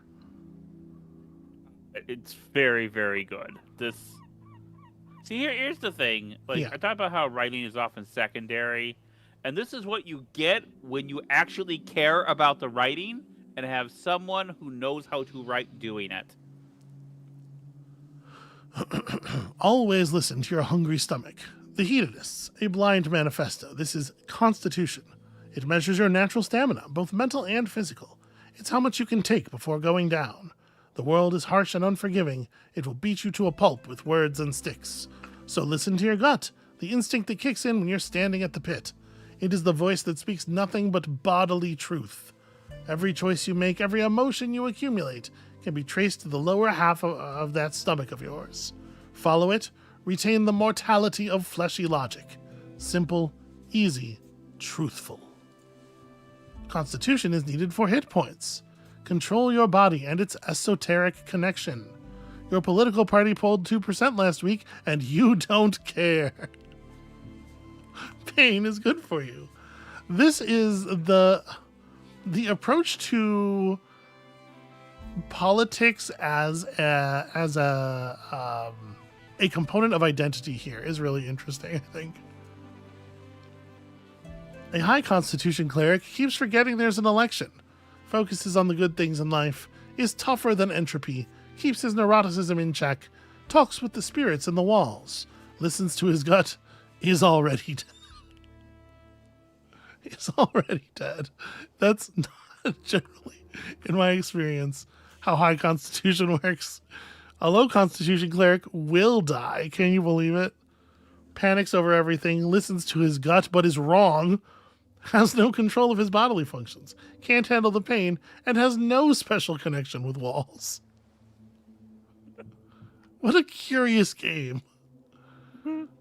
Intelligence, a glorious design. Let those who learn lead. Through merit of ability and nothing else. Lord Phileas Prax. Autobiography Prax. Also note, the largest skull we've seen so far. Intelligence measures your ability to recall, store, and process information. It is your logical receptacle and calculator. It is only proper for you to hone this pulsating mass within your skull. But why? Simple. Pure, unadulterated ego. Knowledge rules the world. So too shall you one day lead the weak. Bring your genius to the masses. If they do not bow, they do not deserve you. You know everything about the past, therefore it is only rational you will truly know the future as well. Enlighten the ignorant masses. Higher intelligence lets you prepare more spells. Think, plan, and execute an actual plan. Complete the magocratic return. Vote for yourself. Be a genius without peers. A high intelligence cleric votes for the best wizard, which is you. Despises and envies the gods. Solves every mystery with ease. Masters arcane magic. Spouts historical facts for hours. Is dismissive toward those lesser. And knows everything. But a low intelligence cleric knows nothing. Is both ignorant and confident. Oh no. Makes up tidbits to seem smart. Is barely sentient. Cannot intentionally solve mysteries. Is an idiot. So it's very, it feels a lot like they took Disco Elysium and they sort of jammed several of the things together into each one of these, right? Yeah. The large crumble upon their heavy forms, the mystical falter at the crucial point, the small rise to the occasion, the Halfweed's poem. Wisdom measures your awareness, intuition, and ability to understand the world around you, to feel it. You may not know why, but meeting the gaze of another grants you an empathic bond with her, her wants and fears, her dreams and hopes. You can read people, for good or bad, and pick up details others would pass by. It is your belief in the heart of all folk to give and share what you have and be completely and utterly selfless. It is the only true road to redemption. Gods only know how hard you try. This is an interesting version of wisdom. I was a little curious because it did seem like Constitution had sort of eaten a lot of what wisdom often is. Yeah. In these systems, higher wisdom lets you empower your spells, be kind and see the good in all folk. Egalitarian hope of the Asgalian wizard or working class. There are no big bad evil guys. This little goblin face is the deal. A high wisdom cleric votes for the Asgalian Workers' Party, hates nothing except hierarchies, embraces his feminine side, follows his bleeding heart, masters primal magic, reads body language like a champ, notices all details. While a low wisdom cleric is an oblivious fool, misreads cues all the time, does not think about the lower class, does not get people, fails at spotting traps, is not aware of where he is. Like, what's going on here? I'm so confused. What is this? That's funny. This is a fun joke here. Yeah, that's good. All right, finally, charisma. Those who believe in democracy have a wonderful view of folk, to think them capable of making rational and informed decisions, devoid of personal bias and emotional conduct. It is, frankly, inspiring. Nicholas Darrow, Memoirs of a Statesman. I very much like the thing this is saying and the tone in which it is saying it. Charisma measures your eloquence, confidence, and ability to navigate social situations of any kind. In short, it is the force of your unkempt personality, but they don't need to know that. Smooth talk your way into any position of your liking. You can be affiliated with any known faction or thought. Reality is molded around your will. Like a chameleon, become a social operator. Become anything you need to make everyone finally love you. With high charisma, you get an automatic discount in select stores near you. Win every conversation. Say the right thing. Say whatever gets people to like you and become an apolitical force of nature. Be arguably sociopathic. And then there are some background focuses here. Wait, you didn't finish with charisma. Didn't I? There's one more tab. Oh, the roll tab. Yeah, sorry. A high charisma cleric votes for whatever makes him popular. Was socialized as a child. Knows what to say to win favors. Can actually flirt with some baddies. Loves to mind control people. Sees truth as a suggestion. Has no soul. A low charisma cleric isn't very likable. Doesn't know how to act with people. Fumbles the baddies. Fears conversations. Is like the opposite of a skilled orator. And has no style, of course. And then we have here some background focuses that seem to have... Yeah, you can see they have stat points for two different things. How many of these are there? It's a lot, actually. All right, what are you thinking, Amabel? What do we want to? What kind of critter are we? We get two proficiencies of those skills. I gotta be honest with you. Wisdom feels like a winner for me. I love to play the wisdom cleric. That's just a thing. I've played a lot of clerics in D&D. It's actually probably my most played class by some huge margin. And I always like leaning on the wisdom stuff. I've never played a cleric, so even when I played a cleric of Cord, I was like all strength and wisdom. Yeah. I just dumped every other stat. You pick the one you want here. Well, we don't have to be, because they're all. Here's the thing. All of these things, I want to have either high or low, like very high or very low, with no in between, and I don't know how to manage that. So we have a lot of stat points. So let's say we put wisdom and constitution all the way up. And we're gonna need some strength for carrying objects, some dex, and should I be 6? Intelligence 6 feels like a. Intelligence 6 feels like a bad one, maybe. And then background focus. Farmer's son. Charisma. Make yourself completely uncharismatic. I don't need other people to agree with me. I agree with me. That came out of my mouth really naturally because that's how I actually feel in the real world. No, I know. You're a farmer's son who grew up in the city. Of course you'd be an outcast. It took time, but eventually you figured out how to cope with it. Okay, so these don't have any other effect that we can see right now, aside from 3 points of stats.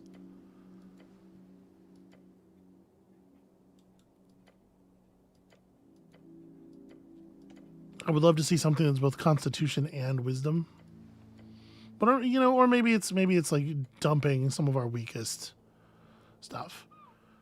As a rising talent, you often found yourself in the midst of politicking of your superiors despite your best efforts. It never ended well for you. I mean, I don't think that's crazy. So that gives us a little bit of charisma to work with and not really any intelligence. May as well put that on strength so we're all even numbers. Like, I guess it lets you go up to 15 and stuff. But there's not, as far as we know, there's not a compelling argument. Yeah. We want to know what fumbling baddies looks like. Yeah. Listen, I'm not trying to be mean. I'm not trying to say anything about my viewership in general. I'm just saying, human beings, y'all know what it's like to fumble a baddie. All right? It has happened. I'm not judging you specifically. I think it sounds like a skill issue. Okay. I will say, Amabel, your hit rate is scarily high.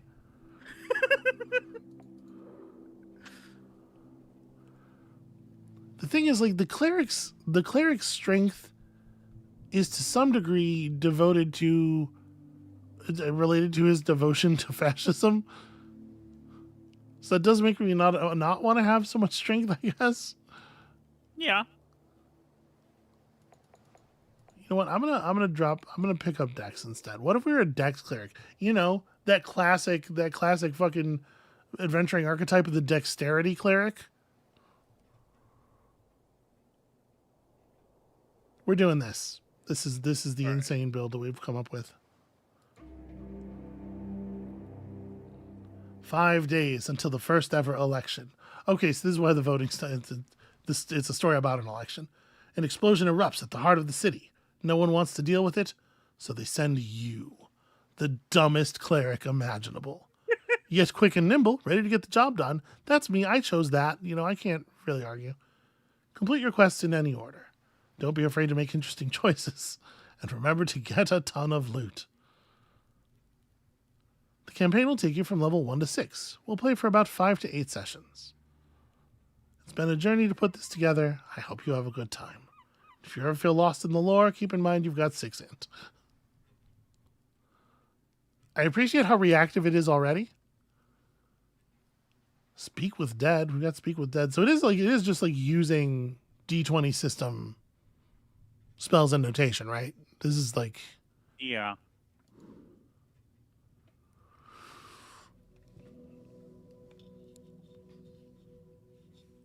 Why would you make a D20? I was about to say, why would you make a D20 Disco Elysium? It's possible that I am trying to overfit the relation, but it's also possible that I'm not. Truth and nothing else, a voice declares. What is your name? Shit. Right, your name. Well, I'm no longer concerned that I'm overfitting the relation. It's one of those Norwegian names. Starts with an R. Dexterity success. Ragn, is that it? I don't think you're called that very often. Ragn, that doesn't sound right. No one calls you by your name. What? You are often referred to as cleric. So, my name is... Yes, speak it. Cleric? If your name is what they call you, that is it. You answer. Another question from the darkness. What is your occupation? Well, you are dead. Dead? How can you be dead? You're thinking, aren't you? Dead does not mean gone. What are you, a fucking poet? Look around. Your senses reach out into the void, a glimmer dangling far, far away. Well, I don't think I want to be dead. If you do, if you can embrace it, do so. Okay, I guess I'll just stay silent then.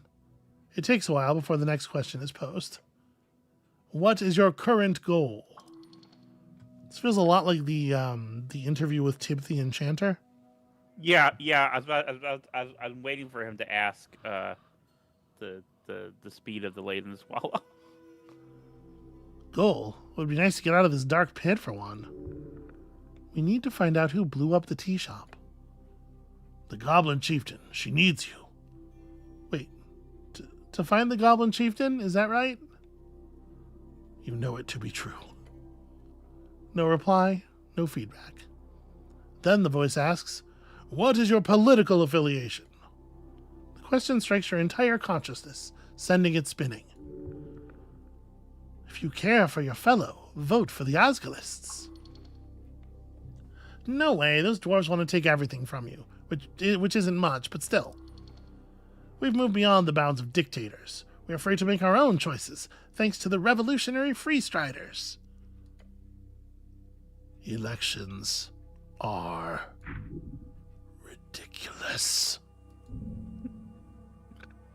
It hides in the back of your skull, a fact that you are bound to be a nationalist. And it frightens you. The pressure. No, I think with the Osgilists. Yeah. Life is a struggle to alleviate oppression. The exiles know this well. You have supported them in the past. Time to do so again. The voice is fading. This is the end. The final question. How did you die? Drowning in the river. Same way you lived, unable to step out of the uniform, not for 1 second. Now's your chance. Break free. I'm not dead. He said it was the chance. I'm trying to break free.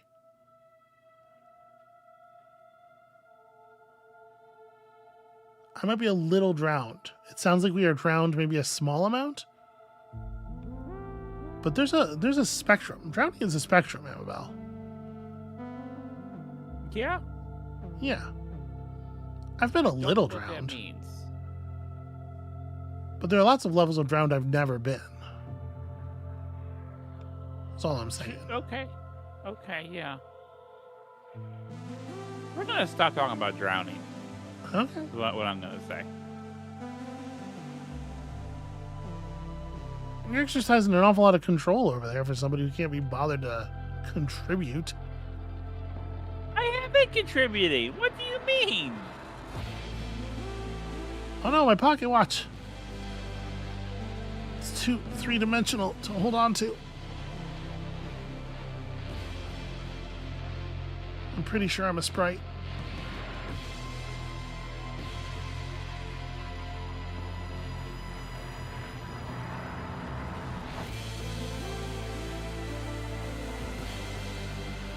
I mean, we are definitely underwater though, right?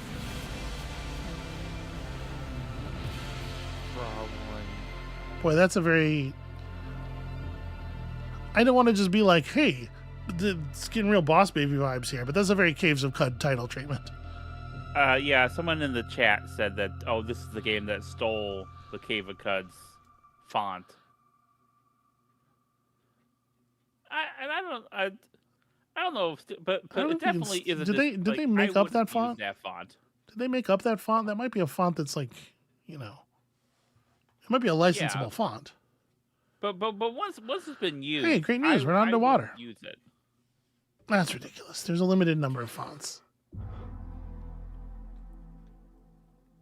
I did it. I lived. A fresh start. Your heartbeat is loud, screaming. Your body aches. It's stiff, as if you've slept for days. Don't sleep in the armor, dumbass. Ready for your glorious quest to continue. Check your stuff. Hold on, yeah, check my stuff. What I got? What stuff? Your hands dart around your pouch and uniform. Panic. Sweat. Hey, that's a pretty high constitution check if we're failing it. Your legs shake. Tears begin to form. Deep breaths. Your belongings are surely here somewhere. So a DC 18 check occurred. It doesn't show me when I mouse over it any like dice rolling or anything. So I don't know if it's just doing flat comparisons between values or if there are die rolls, you know? Yeah. Well, there definitely are modifiers from. I did end up setting our constitution to 14. So we would have failed just a flat comparison to a 15. Right. Let's look around. A circular stone chamber, a storage for apples and corpses. A house of the dead, your home.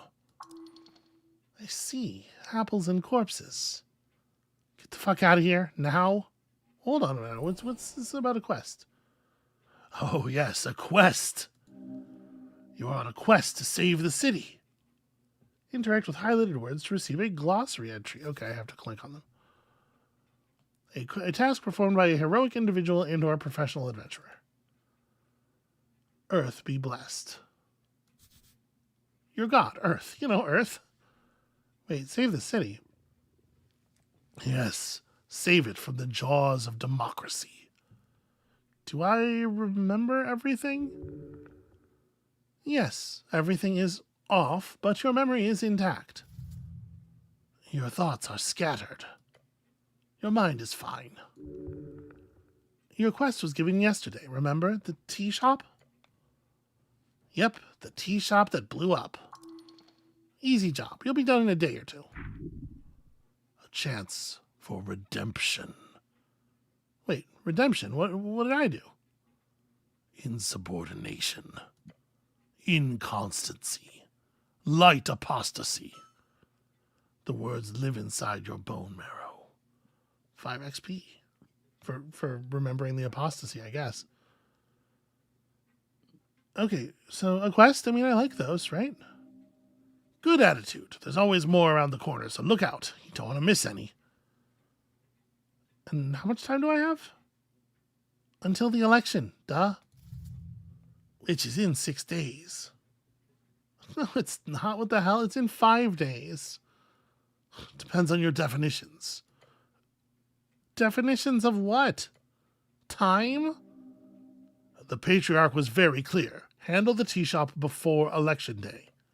You must honor this request and complete this quest. Time only advances when you make new choices and die. I mean, yeah, it sure is. It sure is disco. All right, so to be clear, I need to figure out who blew up some random tea shop. More or less. But you got like 5 days to do it, so no stress. There's that feeling again.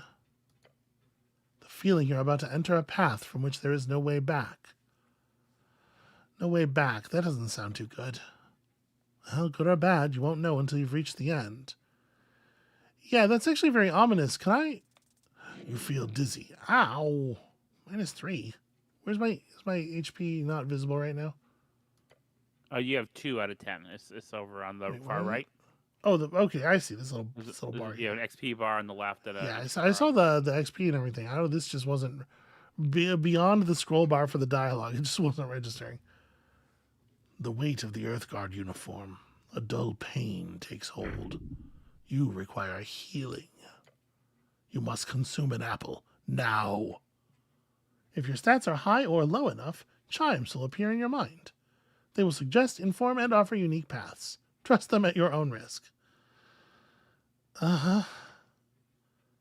As you do, your fingers touch upon cold steel. It is covering your entire head. Well, can I take it off? No. I wouldn't do that. Like ripping off your own face. Not a good idea. Not yet. I can't wait until you do. Interesting that charisma has such a low check value that we succeeded on the check when all of the others were 20s. Okay, well, obviously I'm going to need it. So Dennis in the chat says that Brian Bucklew asked them to consider changing it, but they did not respond with the font. And I feel like here's what I feel like: if I was on YouTube, got recommended a Let's Play, and they had the font that you use, which is a publicly available font, I would feel like they're jacking your shit a little bit. I mean, probably not. That's hold on. That's an extremely different thing. I am so small. I am so small that there's almost no chance that anyone has ever heard of me. For the sort of like total sum of human knowledge, the answer of have you heard of me is no. Caves of Cud it's a very different situation. They know that it's the Caves of Cud font. An apple grown on Tolstad. The colors ripple across the surface. Consuming it will save your soul. Well, we sure do have 3 HP now. At 0, you go unconscious, death saving throws, etc. Each level of exhaustion lowers your max HP. That's interesting. Each level adds quite a lot of HP. We have hit dice. Spend 1 to short rest for 10 minutes. Yeah, this is a weird thing to have done, in my opinion.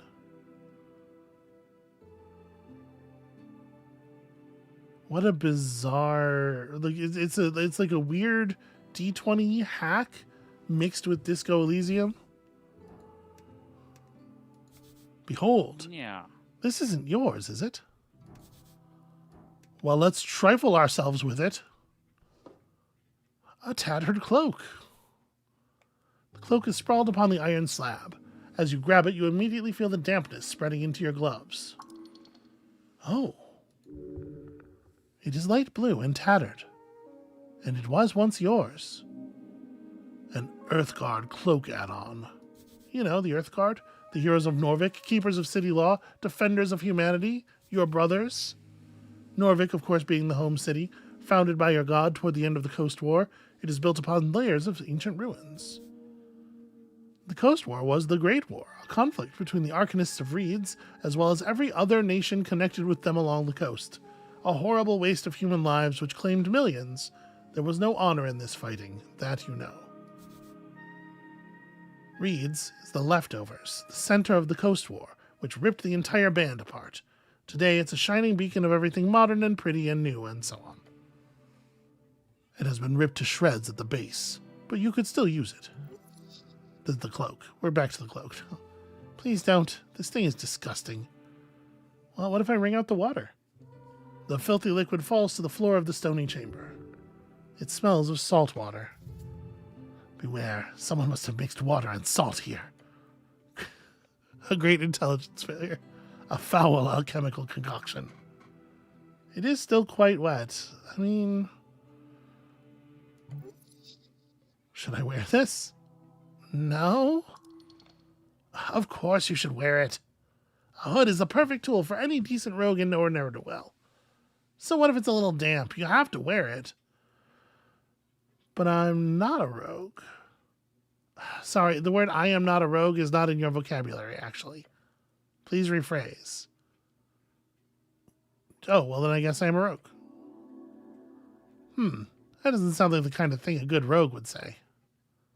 You reach for your fancy red pouch of holding. The cloak easily slips inside into the extra-dimensional space with a satisfying slurp. I really love my pouch of holding. Yes, you are very lucky. I got 5 XP for clicking on that. As a measure of how right it is, I guess. Of course, you don't truly own this pouch of holding. It is property of the state, treated as such. Ah, shut up, it's yours. You can do whatever you want with it. Now, go put on your cloak and rob some people. Reallocate some resources. Equipping items temporarily alters your ability scores. Curious.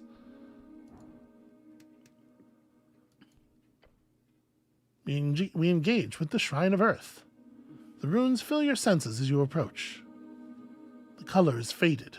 This monument is hollow, void of all life and divinity. And worse, it's covered in rotten apples. A sacred shrine left in this state? Why, it's an insult to Earth and all of his people. Indeed. Yet you are very much aware this is not the worst you'll see. You'll have to fight hard to keep Earth's dream afloat. This city is lost. but it is not yet lost. How poetic. You're also aware the city is very much in need of change. Change from what? An honorable lifestyle? A peaceful city for humans to prosper in? Change from stagnation and a mire of decay. Earth's crusade brought triumph. The corruption brought about after his fall is due to exactly that kind of filthy rhetoric. Well, you're certainly allowed to be wrong in your opinion there. Okay, this is giving me a headache. Politics is exhausting. Well, I'm going to try to remove the apples from the shrine at least. It does not take long for you to move some of the nasty apples away from the front of the shrine. A small improvement, but big in the heart. Okay, so can I pray here? To what exactly? To Earth, of course. There are many gods listening to our prayers, always. Just remember that they might not respond so clearly. So I could pray to some random god. You may pray as you wish. There's an internal element to it that is underappreciated. Okay, fair enough. Are these rare? No, you will find shrines like this all over Norvik. Okay, let's just kneel down. The shrine towers over you. You feel small. To cast spells, you must first prepare them at shrines. Prepared spells can be cast when the cleric has a reason to do so, either in or out of dialogue. Each cast expends one spell slot of the corresponding level, which I assume we're seeing down here in the corner. So wait, what other gods are there? Many. You know a few. Obviously, we know about Earth. What's Osgal Ashmask?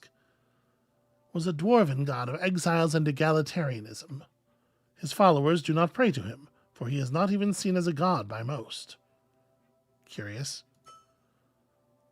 Tokig the Gambler, a trickster, the type of god only famous for his ridiculous ploys. Tokig the Gambler is often seen as a silly goblin myth. In truth, there are few goblins who still worship him after the conquest. Praying to Tokig would, if you for some reason get a response, only result in the exact opposite of whatever you wanted. Lady Fair? Lady Fair and Those Not is the founding myth of the Fordnip Commonwealth, a young halfling blessed with the strength to defeat an army, inspiring the survival of her clan. However, the halfling deity of Askan, but she has only had that divine spark for a few days before being slain. Askan, of course, is one of the 8 bands along the coast. It is your home, also referred to as Ascani, interchangeably. It is said she led 5,000 halflings through the snowy hills filled with foul foes. Never once were they spotted. I'm afraid you're not too familiar with the Fordnip's goddess, nor how to pray to her. Well, what about Bulba the Last Titan? That seems like a winner. First of many, a beast of Jor. Jor, the name of our realm. Also, the name of the legendary wizard who created it. He died during the closing at the end of the Gate Era. The first out of the 5 eras. When Jor created this realm, or crafted this realm, the gods fought to bring order. That was the Gate War. Bulba was that of the Hunt. The last of the Titans fought against the dragons in Vorjanai, died in a hazy swamp.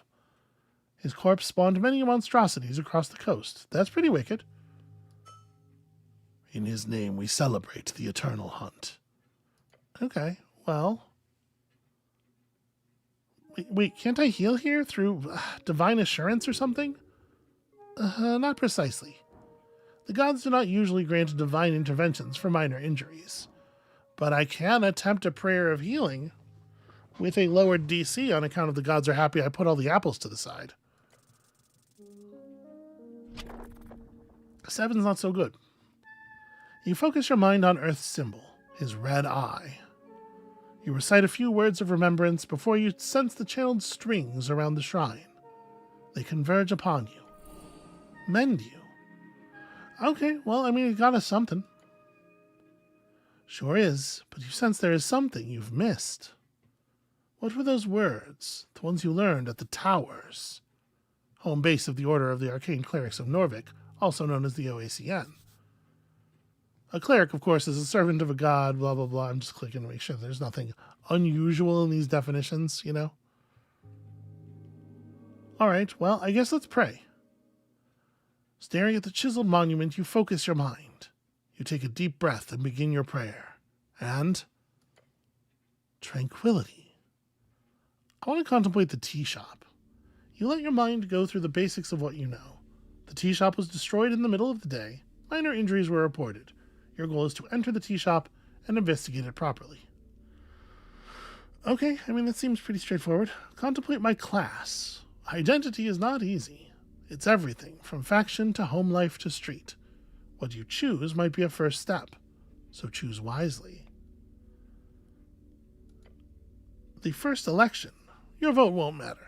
Your vote will be the most important of all. Ask those around you what they will vote for, and you might find your own voice along the way. Okay. I was kind of expecting to get to, pray to a god specifically. Let's prepare some spells. To the right, you have a list of all of your available spells. It's not very many. In order to cast them, you have to approach them. Fill its empty slot to the right. You may only prepare a spell if you have a spell slot of the corresponding spell available, or corresponding level. To the bottom left, you can view your current spell slots. Each circle represents one slot which may expend to cast a spell. You may only cast spells when there's a use for them. Okay. So,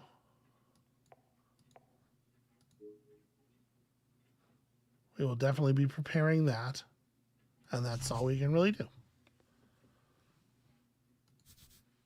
A great mountain of apples. It certainly is. Can I gather some more? Hold on, before I do anything else, the questing tree. So, class conflict. You've declared yourself the Cleric of Norvik one single time. It's a grand title, suitable for a true human cleric like yourself. You have made it clear one single time now. You're a dick-ass rogue, and nobody can stop you from being the coolest sneaker on Tolstad. I mean, I guess I'm a dick-ass rogue. If there's any kind of rogue I am, that would be the one. We gotta check out the tea shop, of course, and then here, it's election week. And we have said once. You've talked about positive opinions on Asgalism about one single time since waking up in the Lich House. Really brings you back. Okay, so it's gonna keep track of this stuff in a way that we can actually see. That's interesting. We have our inventory.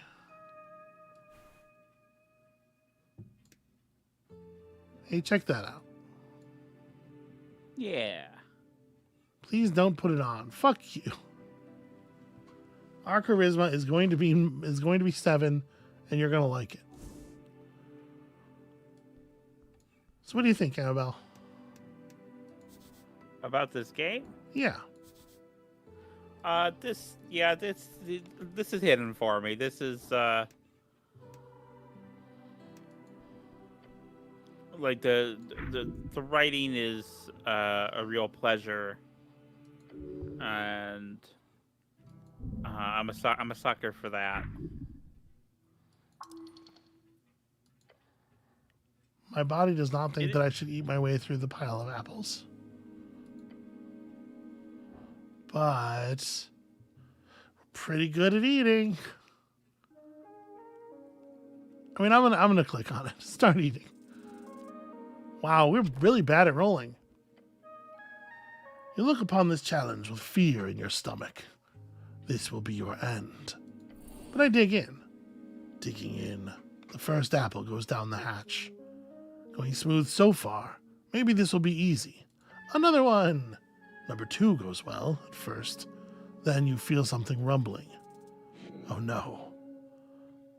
Maybe I should stop. Eat a third.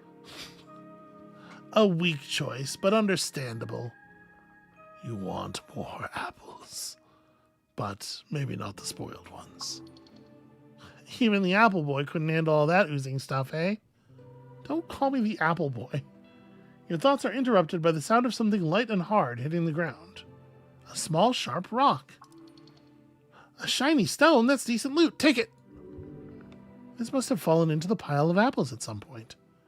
It's a highly esoteric object. A shard of Jor. As you weigh it in your hand, a tingle shoots up your arm.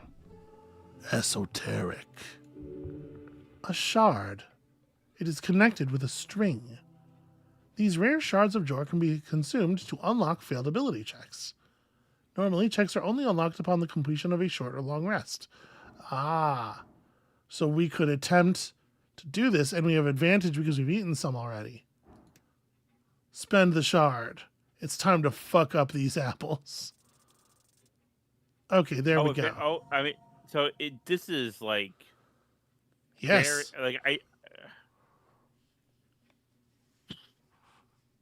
Yeah, welcome to all the things I've been saying out loud. Where have you been? No, I've been hearing you, but I didn't realize it was specifically like a 5e kind of thing. I can't imagine a lot of people are going to make a D20 system stuff that isn't a little 5e poisoned at this point. Like, you're talking about a pretty old audience there. You look upon this challenge with determination. Your stomach is empty. First apple down the hatch, going smooth so far. Number 2 goes well, you chew it in peace.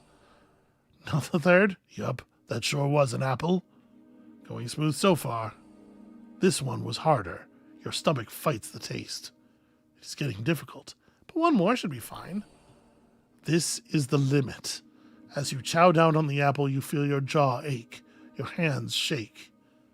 Apple overdose. Dangerous stuff. Yeah, you've heard of that. It's scary. You feel refreshed, for a moment at least. The pile of apples towers over you still.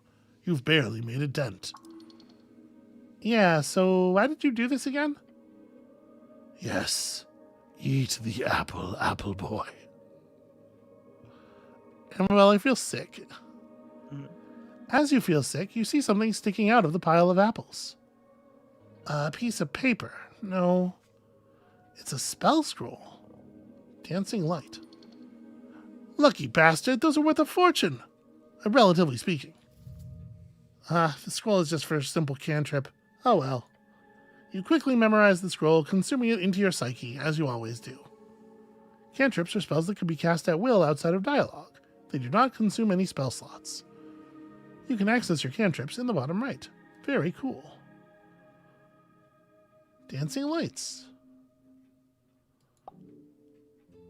Ooh. Well, check that out. Find scripture where it does not belong. Shield of Faith? Hey, that's like a real spell for grown-ups. So if I hold right-click, okay, it zooms out a little bit and it highlights all of the interactable objects in the area. A very important piece of paper. Well, let's have it then. A voting card, -1 intelligence. A scuffed voting card made out to Ragnar Hemlin. It's from a dwarven office for some reason, and someone has checked in all 5 parties on the list. You need to bring this to a polling place on election day if your voice is to be heard. You pick up the surprisingly thick piece of paper with a shaking hand. This is your future. The card is slightly torn and has clearly been drenched at some point. At the top it says Rostkort in big bold lettering. Means voting card in fancy Askani Dwarven. 5 days remaining. Look at the list of parties. Nationalist, Party of Norvik.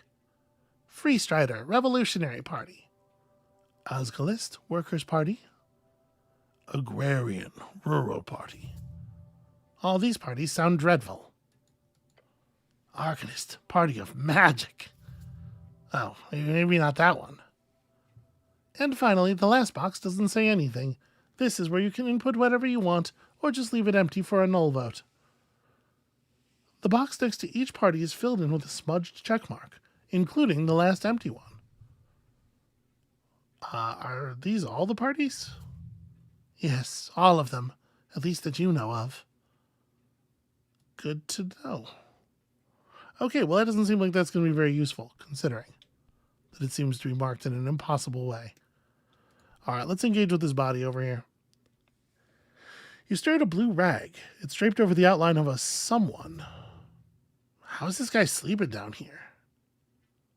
Let's check under the rag. Sorry, you can't sleep down here? Underneath, you find the cold corpse of a human. Thinning blonde hair, unkempt facial hair. The DC of a dice choice is determined by how challenging that roll will be for you. If you select a dice choice, you roll a 20-sided die. If you get the same as or higher than on the DC, you succeed on the roll. So we would need to hit a 12 on the D20 here. I'm going to try it. Bam, easy. Here's the thing about video games. There's something strange here. This is no regular gentle repose. Look close, but do not move the corpse. Harsh scars cover the skin. Signs of either being a hard worker or a careless worker. Signs of being either a hard worker or a careless worker litter his skin. Cause of death appears to be not directly visible. No blunt trauma either. Considering his age and the shape of his body, this man most likely died of a common disease or internal failure. Well, that's pretty broad and vague. Unless you're willing to start cutting, that's all you'll get. Except, there's also a marking on the right leg, a circle with a cross inside it. You recall that is the marking of PR, potential revivification. Oh, this guy can be revived? Seems so. He most likely died during care and was granted immediate gentle repose. However, he clearly did not have an RF, a revive fund, nor did he have family members with enough ready cash. Or perhaps he was just an unlikable fellow, who knows? Cover up the corpse once more. So, I could cast Revivify on this guy. Potentially, yes. But it's okay to loot him, right? Well, yeah, why not? In fact, loot everything. If you can suffer the loss of moral integrity. Moral integrity? It's a dead guy. He's not going to need his stuff, obviously. It would be dishonorable. Only take that which you need for your quest. Who was this guy, anyway? Well, his hands are calloused. He's built like a sarcophagus. Just a man. A dead man. An honorable dead man. Well, why is he here? This is a morgue, a lich house, clearly. Corpses are kept on cooling in places like this before cremation or burials. The apples make it hard to believe, but yeah. Must have been one hell of a deal to put those two together. Alright, I should probably stop bothering this corpse.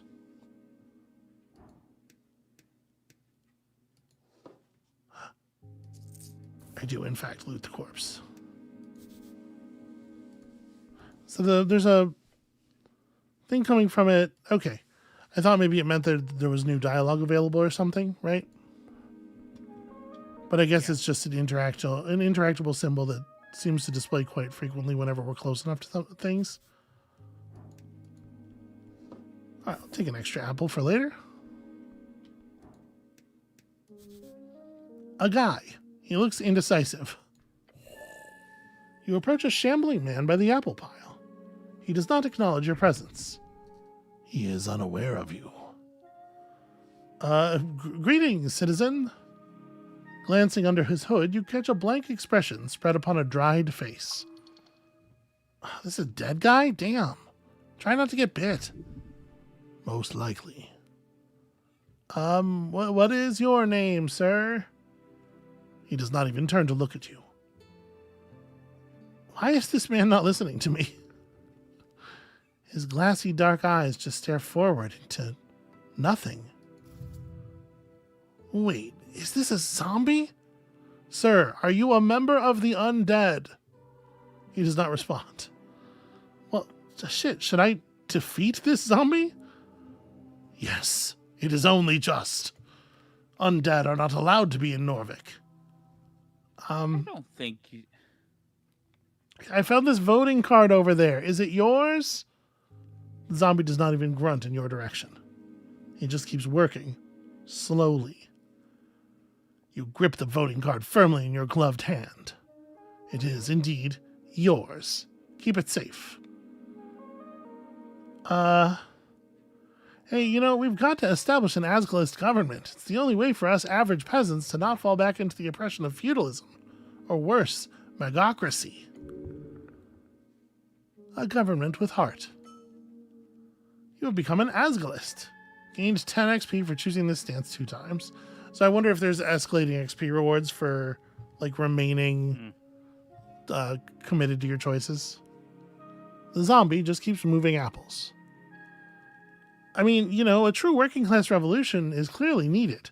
Cooperative ownership of the guilds is the first step, just like Earth established with the Norvikian collectivized culture. The fleshy ball plank does not reply or counter your words. Sorry, am I boring you? The zombie carefully places another apple at the top of the pile. He does not have an opinion of any kind. Well, what's he doing? He's attempting to clear a path through the apple pile.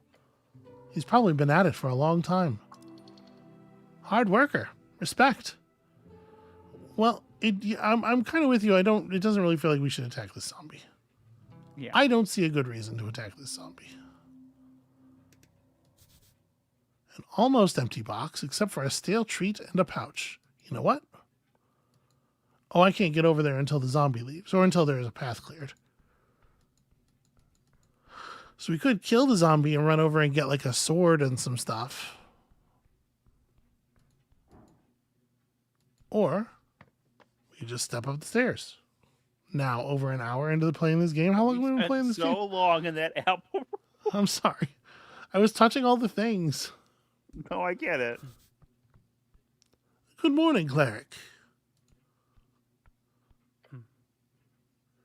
The pale man sits hunched over a stack of forms. Busy at work, his pencil slowly filling out line after line. On the top paper, you see an icon of a serpentine drake. That symbol. It's on a lot of official documents of the city. That is the Great Perch of Norvik. The Drake Lake sea creature found along the River Torna. Earth was known to tame these creatures, and eventually the Great Perch became the symbol of his great city. It's just a river nearby. Okay. Up and about, are we? Wonderful. Death. This is death. I'm Viskin, local entrepreneur and proprietor of this lich house. It appears you don't really belong here, but if there's anything I can do, cleric, just let me know. He smiles at you. Yet his eyes say something else. You love him. I love you. I'm sorry? He lifts his head, giving you a stale expression. I said I have questions for you? Understandable. I'm afraid to say you've been through quite the turmoil, cleric. I died, didn't I? Well, those fishermen who brought you here certainly thought so. Eyes of the working men do not deceive. Not that I blame them. You weren't exactly in prime condition.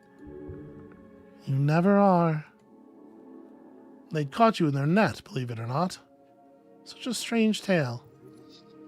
Keep asking questions. He loves the sound of your voice. So, I am in fact alive. The pale man stops for a moment. He looks you up and down. Yes, I believe you are. Alive. Once dead. Where can I find these fishermen? He ponders your question. Well, I did not ask for their names, sorry to say. But perhaps Waterlane. It's just a guess. Either that or the local tavern. Hope you find them. Okay, I have some other questions, I think. Do you know?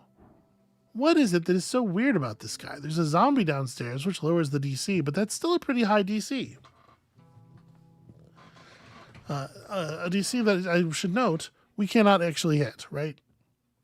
There's a zombie in your basement. It turns out you cannot hit a 29 on a 20 plus 4. Did you know there's a zombie in your basement? Oh, how quaint. No, an undead abomination right below. Yeah, no, I understand. We're closely connected with the city below. The undead seemingly wander as they please.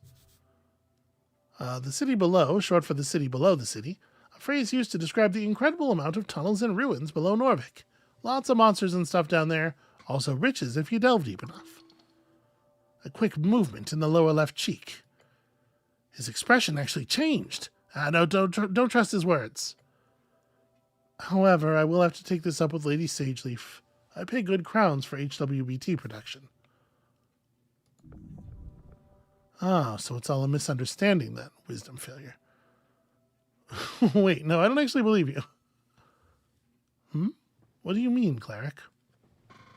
Well, I don't think we need to attack a guy who's generating DC 31 checks of any kind, really, probably. Yeah. I mean, my instinct... See, here's the thing. I feel it's really uncool to... Like, the zombie needs to work. Does it? That's fine. I mean, if he wants to. I like choice 3. I think the zombie seems harmless. And I don't think I'm trying to figure out if I'm the kind of person who goes around just like slapping people's wrists over the technicalities of the law, right? Like, are we clear? Yeah. I was the boring cop in Disco Elysium. Everyone made fun of me for being so boring. So maybe you should do something wackadoo. What's wackadoo? I'm just saying, it's like we have one option here that's like, hey, that's illegal, and one that's not. And I'm trying to work out if we're the kind of person who does this. See, for me, the only one that's like a neutral thing is the third one. The third one is silly. Is it? Okay. You know what? I'm gonna say this not because I'm trying to enforce the law, but because I want to see what his response is. Maybe we'll generate some leverage here. The zombie's clearly working for you. That's illegal. I greatly apologize for putting you in this situation. It is my neglect that led to this undead creature entering the tower. I will make sure to tighten up security in the future. Well, this isn't... Ost, we'll do a clean sweep of the basement this evening. Get ready. The kobold gives a screeched yell. Yes, master. I will also make sure to report this to both the HWBT and the militia. Okay, so he's pretty good at not letting me get any leverage over him here. Yeah. Well, I'm just trying to say, you need to pay for your... of course, I'll be sure to ask for a thorough inspection by the PCG. If there's anything else unbecoming about my business here, it shall be uncovered and unveiled. Holy shit, he just keeps going. Thank you very much for your service, cleric. It is because of great men like you that the city still stands. I'm sure a good word to your patriarch will assure a promotion of some kind as well, especially with this great work you're doing on the tea shop. Well, we're not really set up to resist his incredible oratory power. But this is an even tighter... I guess there's no sense in not trying, right? Like, it's not going to hurt us. Attempting to strong-arm him and failing is embarrassing at least. Let's go for it. You know what? We just need to roll a 17. Okay, well, that's not quite it. As the pale man blabbered on, you attempt to gather your thoughts and make some kind of point. Come on, just open your damn mouth and say something, damn it. Well, I think that...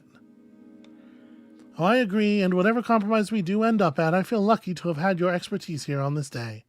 Who knows what would have happened otherwise. Stop muttering, just say it. I'm trying at the top of my lungs. Your screech echoes throughout the chamber.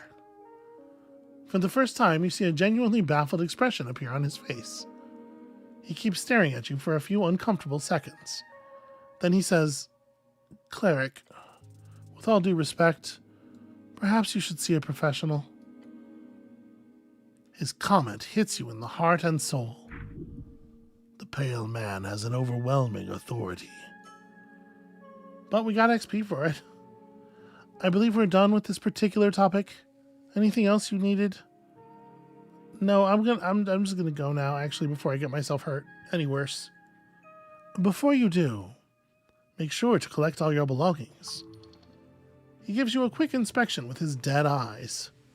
Too quick, like he's trying not to show his interest. It's weird. What belongings? Quite a lot. Your uniform, your cloak, also your voting card. Peculiar voting card. Every party had been marked on it. I'm assuming it's yours. Yeah, sorry, I'm indecisive. The pale man ignores your comment. No, I asked Oz to try to lay out the surviving pages of your spellbook to dry over there, he says, and points across the chamber. Ah, so they could dry, since they were wet. How good. He then looks at the pocket watch on his desk. That is an esoteric pocket watch. You may have it, cleric. It will surely prove useful to you. An esoteric pocket watch. An area overtaken by esoteric magic, exceedingly rare along the coast. The further inland you get, the more common they are, with the infinite wastes being theorized to be filled with nothing but. Okay, well, we've taken that. Did I have any weapons on me? None, I'm afraid. They must be at the bottom of River Torna. Good. You do not need arms in this city. You need heart. Okay, got it. The pale man smiles, turns his face towards you and smiles. Unnatural. If only every government employee were as devoted as you, cleric. He gives you a stern expression. Good luck on your quest. His words burn a hole in your heart. Leave now. When exploring the city, you may move faster by running. Okay.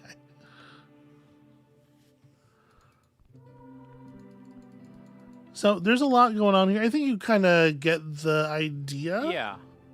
And also, I'm getting a little tired of all the reading, as much as I am enjoying the writing.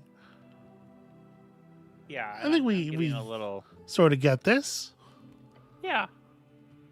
Let's go ahead and when you had it, you have it one more. Oh, absolutely not. This is the last one we had. We have like a billion more, but I'm not going to be able to, obviously we're going to have to live with an incomplete grab here, but there's at least a couple more. There's at least one more that I really wanted to check out. Like let's have a look at. Here it is. Here it is. I'm glad we're doing this. I know I'm starting to fade a little bit, so I'm probably a little and you've less been useful. Relentlessly dour and taciturn in turns. That's not true. I really liked the train one, and I thought this was neat.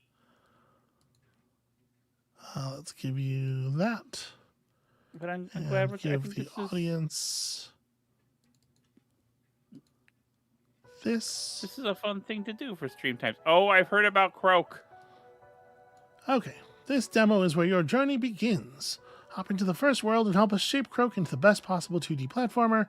Still in development, blah blah. It's a demo. It's an early demo, Go ahead, share my gameplay data. See if I care. Okay. Let us start game, I suppose. Is this going to crab at me for not having a gamepad?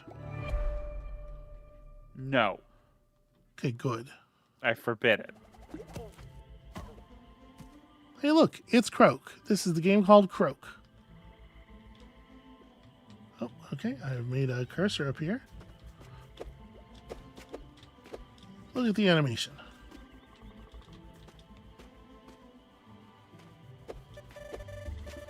Press space to jump. Hold space for more jump.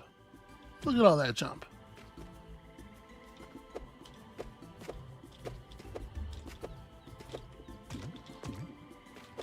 Yeah, all right. How do y'all feel about games with animations? Let's hear it for animations. Woo, yeah. I like games with animations, and I like Press J to tongue grapple. Okay. Hold D to wall climb is just hardcore wrong because D is moved to the right. Yeah, and it's definitely not causing me to... Well, I see what he's trying to say. If you tongue while holding a direction, it sort of climbs. All right. I thought he was trying to instruct me in a sort of Celeste-like art.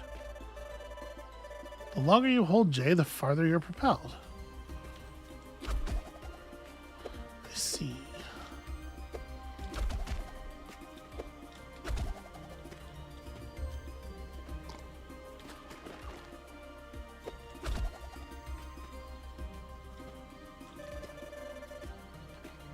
Hold J to climb a high wall.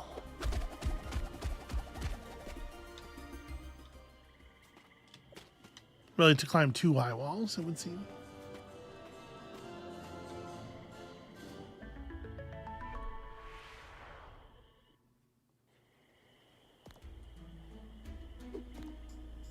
All right, here we are. Swamp 1-1, actual gameplay level, perhaps.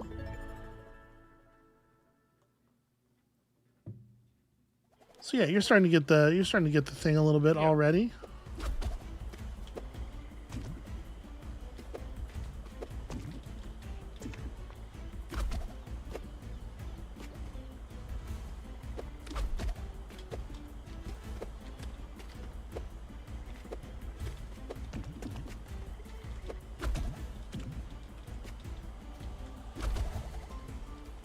It's an interesting traversal system.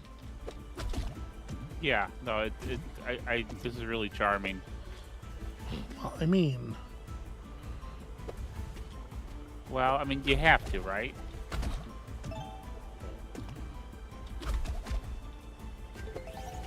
Easy. Is it Celeste? I don't know. Maybe. Oh, okay. Blocks get moved by doing this bit thing on them.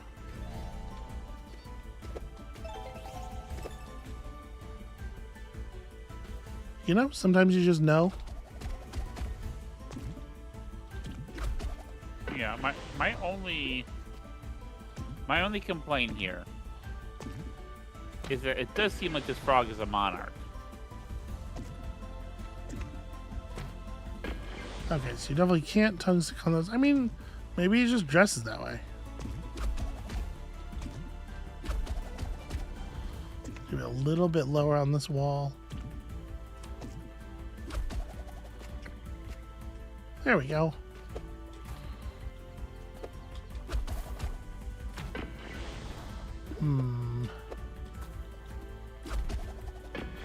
Oh no. Can you push the? Yeah.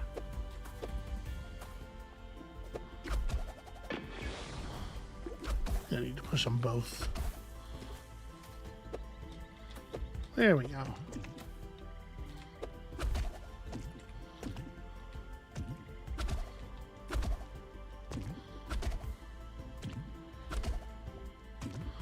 It's weird. It doesn't always let you just hold J. It usually does, but not always.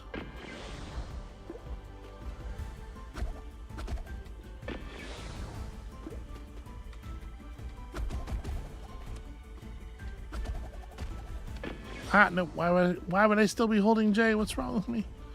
There we go.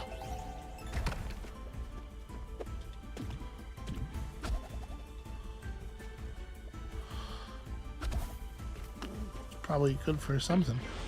Oh, I thought it was going to catch at the bottom. Okay.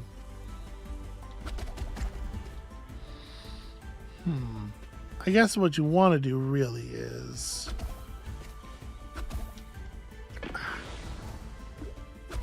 Didn't bounce myself off of it quite the way I was trying. It is a little silly that falling to the bottom of that screen defeats you. Yeah. But then that actually is exactly where you want to go. Yeah, I feel like that'd be better with spikes than pits, but I guess then it would the platform would still be there. So yeah.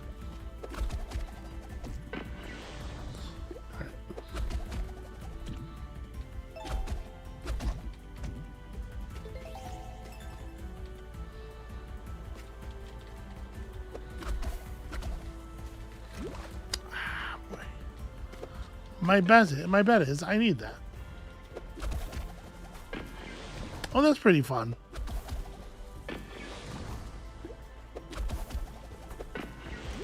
Almost.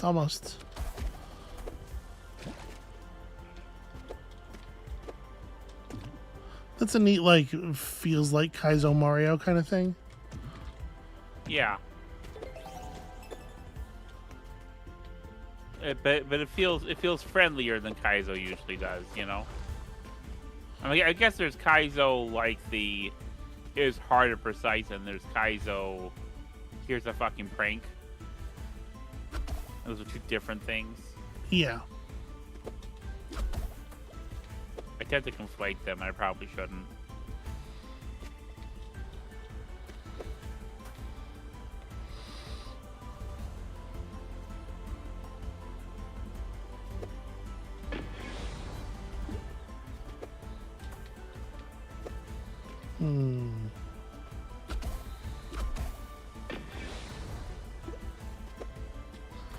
So I can't send this out and follow it.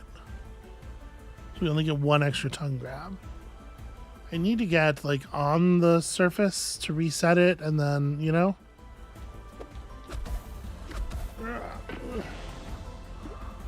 I'm not sure how to do this. Yeah, if you tongue it, you're not going to pinball off the wall behind you to get more momentum. That's not how that works.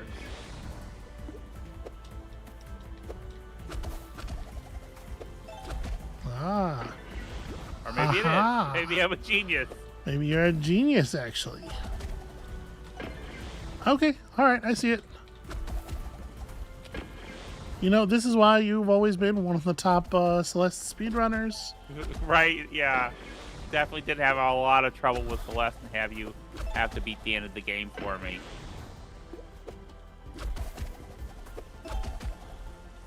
The problem is I'm not trusting the momentum. I keep adjusting because I'm like, no, the box isn't going to be there yet. And then the one time I really did trust it, holy crap, I trusted it way too much. There we go. There you go, yeah. It is a fun method of traversal, I'll say that. Press C to fly. To emit a fly. Or to look around.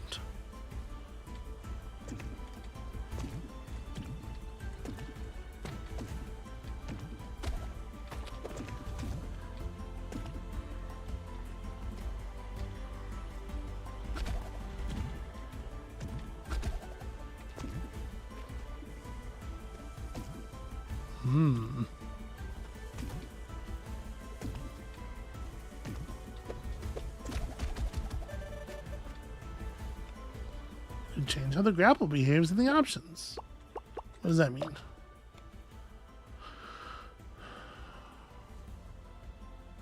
It won't let me use my mouse cursor, even though this is like absolutely the right time to do that. Accessibility is, yeah, okay. So holding toward the wall cancels your bounce. Chain only while grapple. Okay, so yeah, there's a couple of different modes. I'm not going to mess with it. I'm learning to use it this way. If I change it, it's just going to screw things up.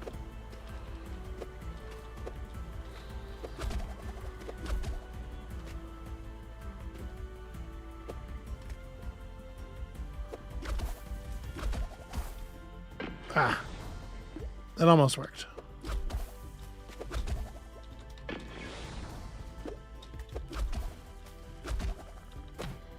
Nice.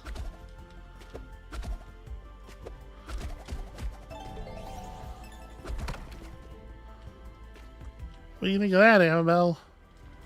I thought that was neat.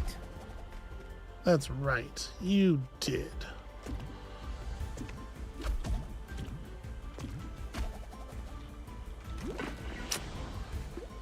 That was less neat.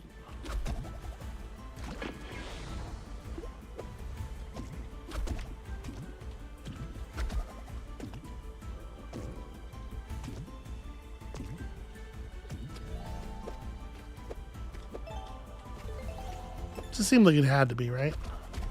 Yeah. Yeah, this is a really slick presentation, and it feels like... I'm watching you play, I'm not doing it myself, but it feels like the controls are good? Yeah. Yeah, the difference between climbing a wall and... Okay, 8 of 10, that's pretty good. difference between climbing a wall and bouncing off of a wall is it pretty narrow in terms of what you like are actually doing with your hands. But yeah, it's good. It feels fast and bouncy. I think this is pretty cool. Lana says, I'm surprised they even let you change grapple behavior. That usually leads to speedrun tech that is specific to one input mode. Yeah, that would be my expectation here too. Yeah. Like the input mode that you get good at determines which tricks you are, Huh.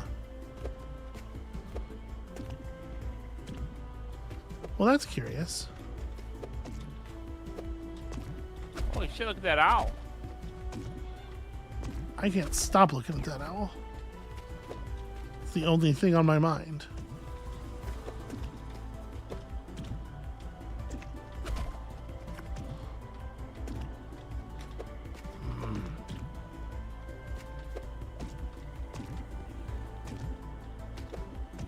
Amabel. Yeah. I've completely lost my ability to do this. Ah, the owl ran away. Tiny now.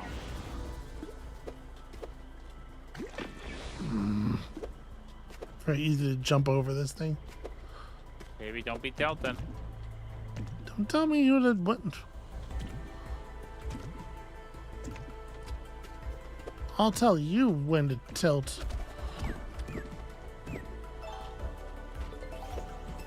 Okay. This like fake secret passage is very strange.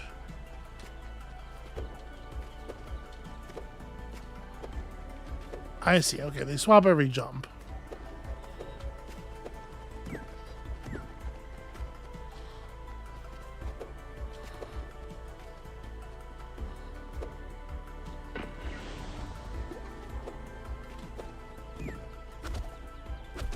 Yes, I did forget the thing I had just said. Good. Good job, baby.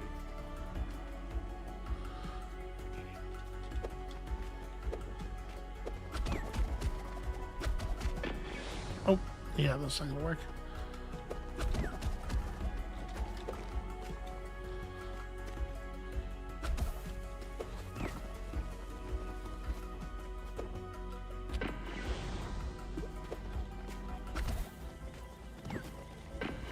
No.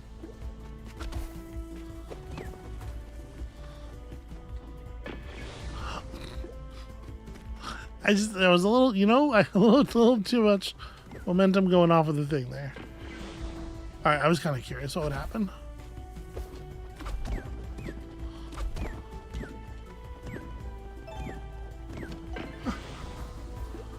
Ah, hell.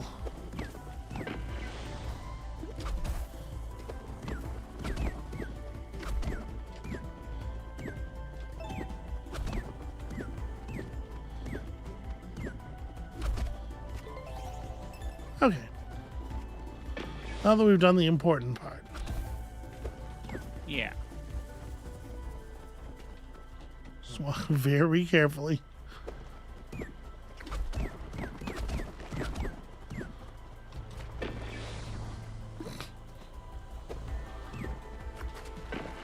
Destroyed by the expanding ass of owl kind. How am I missing these by so much now?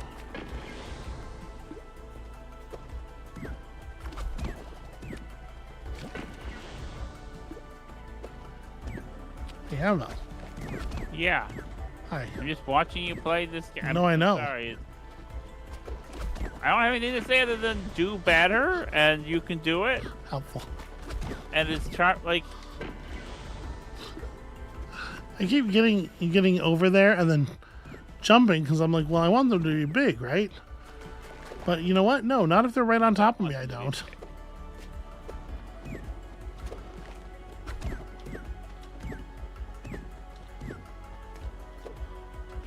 Good job. Good bounces.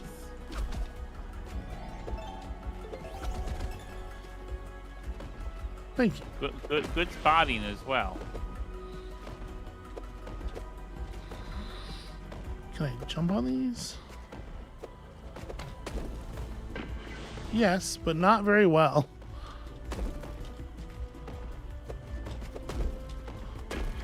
Do you have something you would like to say, Amabel? Something to add? It'd be hard to, like, I agree, it seems difficult to jump on those. Because your momentum of your jump makes it so you can't. I'm sorry, I am like fading pretty fast. I'm trying my best to be useful. But it is past my bed. That was rude. Bird, it feels like you are not playing on the same team.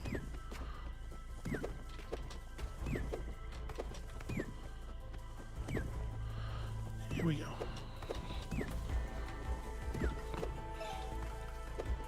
Alright. Teamwork resolved. That's I mean, that's a cute little puzzle. Yeah.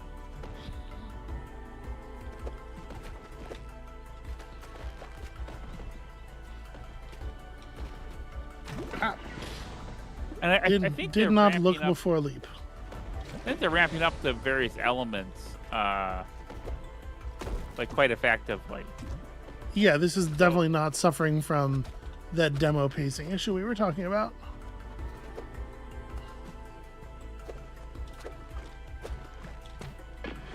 Okay, I need it to be.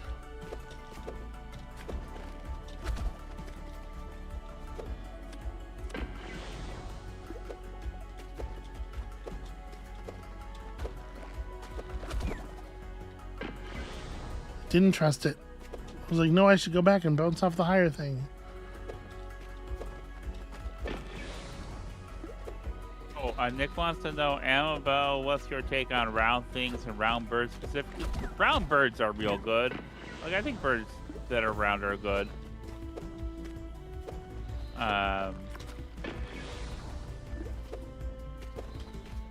You know, a pigeon can be kind of a round bird, and sometimes, Absolutely. and I like a nice round pigeon.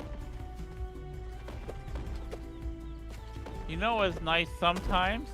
Not lately very often, but sometimes you will call me pigeon, and that is I like that very much. I am round like a pigeon, I suppose. Yeah, I mean, not why I was calling you pigeon. No, I know. It's because I'm cool. There you go. It's because you have the sense of humor of a bird.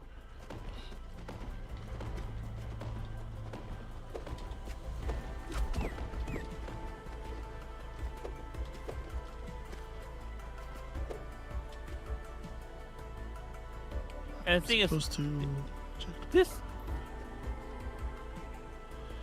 is all the ideas they have for like the first 2 levels of the first. Like that's crazy. It's a crazy amount of stuff.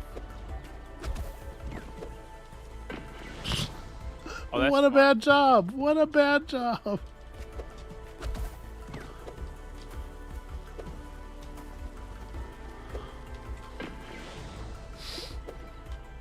I'm really good at not landing in the place where I meant to land. A skill of dubious value in a platformer.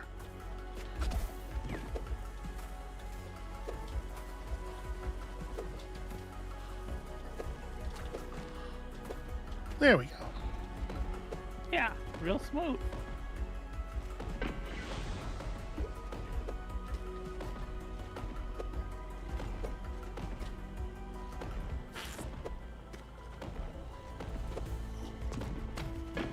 Oh wow, that bounced me a lot higher than I was expecting. There we go. Easy. Yeah, that was good. The thing about it is how easy it is.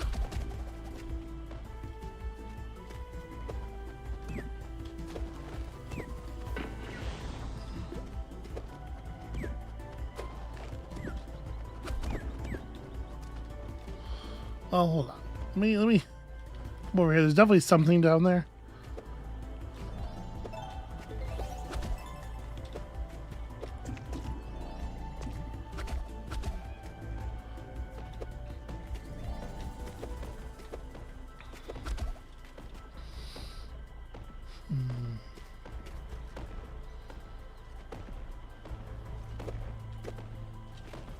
Yeah, how are you gonna do this?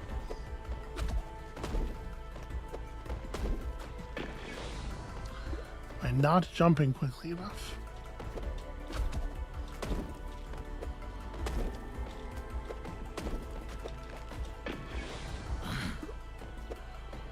You really don't have time to like resettle your feet. I got caught doing there a couple of times.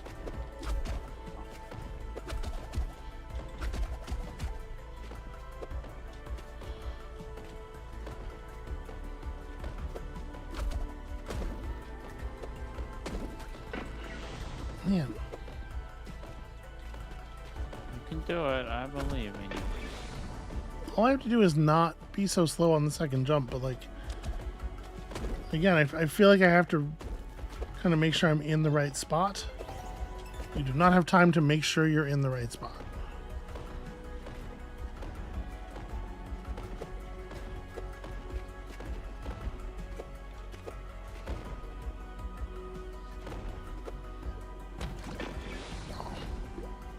It's a shame you can't grab onto these things.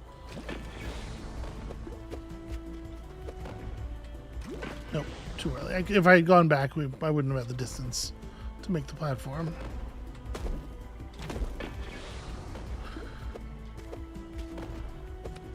Nope. Better. No, I did the wrong tongue thing. The number of times you said that and to me, and I was like, sweetie, I was so close. Are you proud of that, Amabel? Are you proud of your smut? Yeah. Are you proud of corrupting any poor children listening to the stream? Oh, we don't have... There's probably at least some. I'm sorry. The games you play on your channel are too... amazing? Oops, boring for children? I don't mean that they're boring. They're not boring for adults, but for children, they would be boring. Okay. So this goes up here. We'll turn this. I need to stop holding right at some point.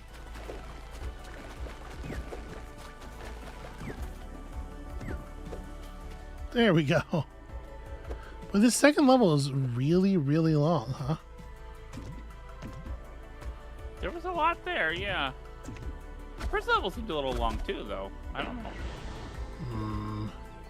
This is very suspicious.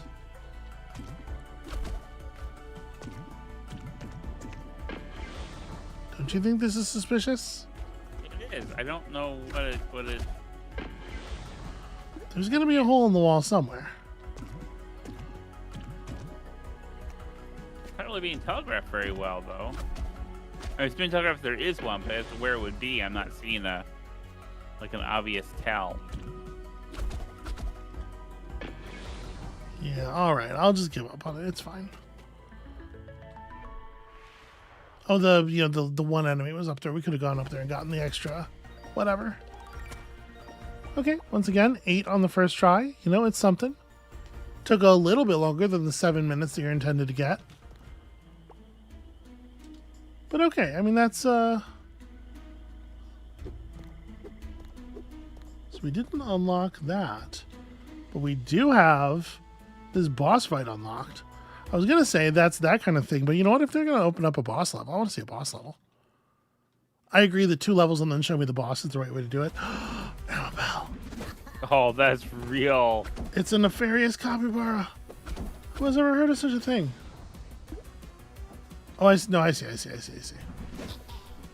see the point.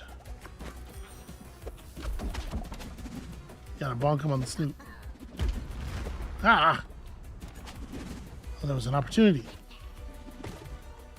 What in the business they call a snoot opportunity?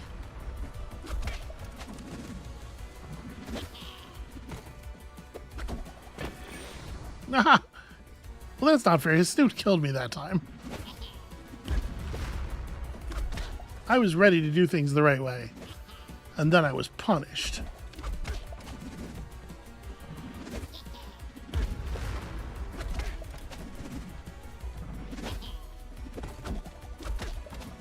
I'm assuming this is just a phase 1. Oh. Oh, such drama. Look at his half pipe. Look at his nefarious half pipe back there.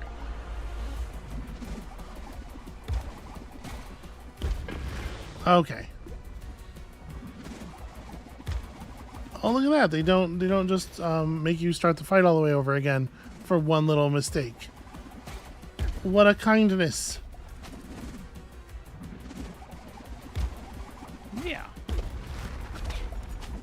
Smooch. Get smooched on.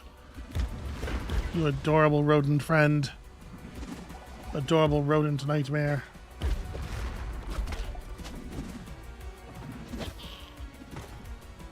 Is this your favorite capybara boss fight?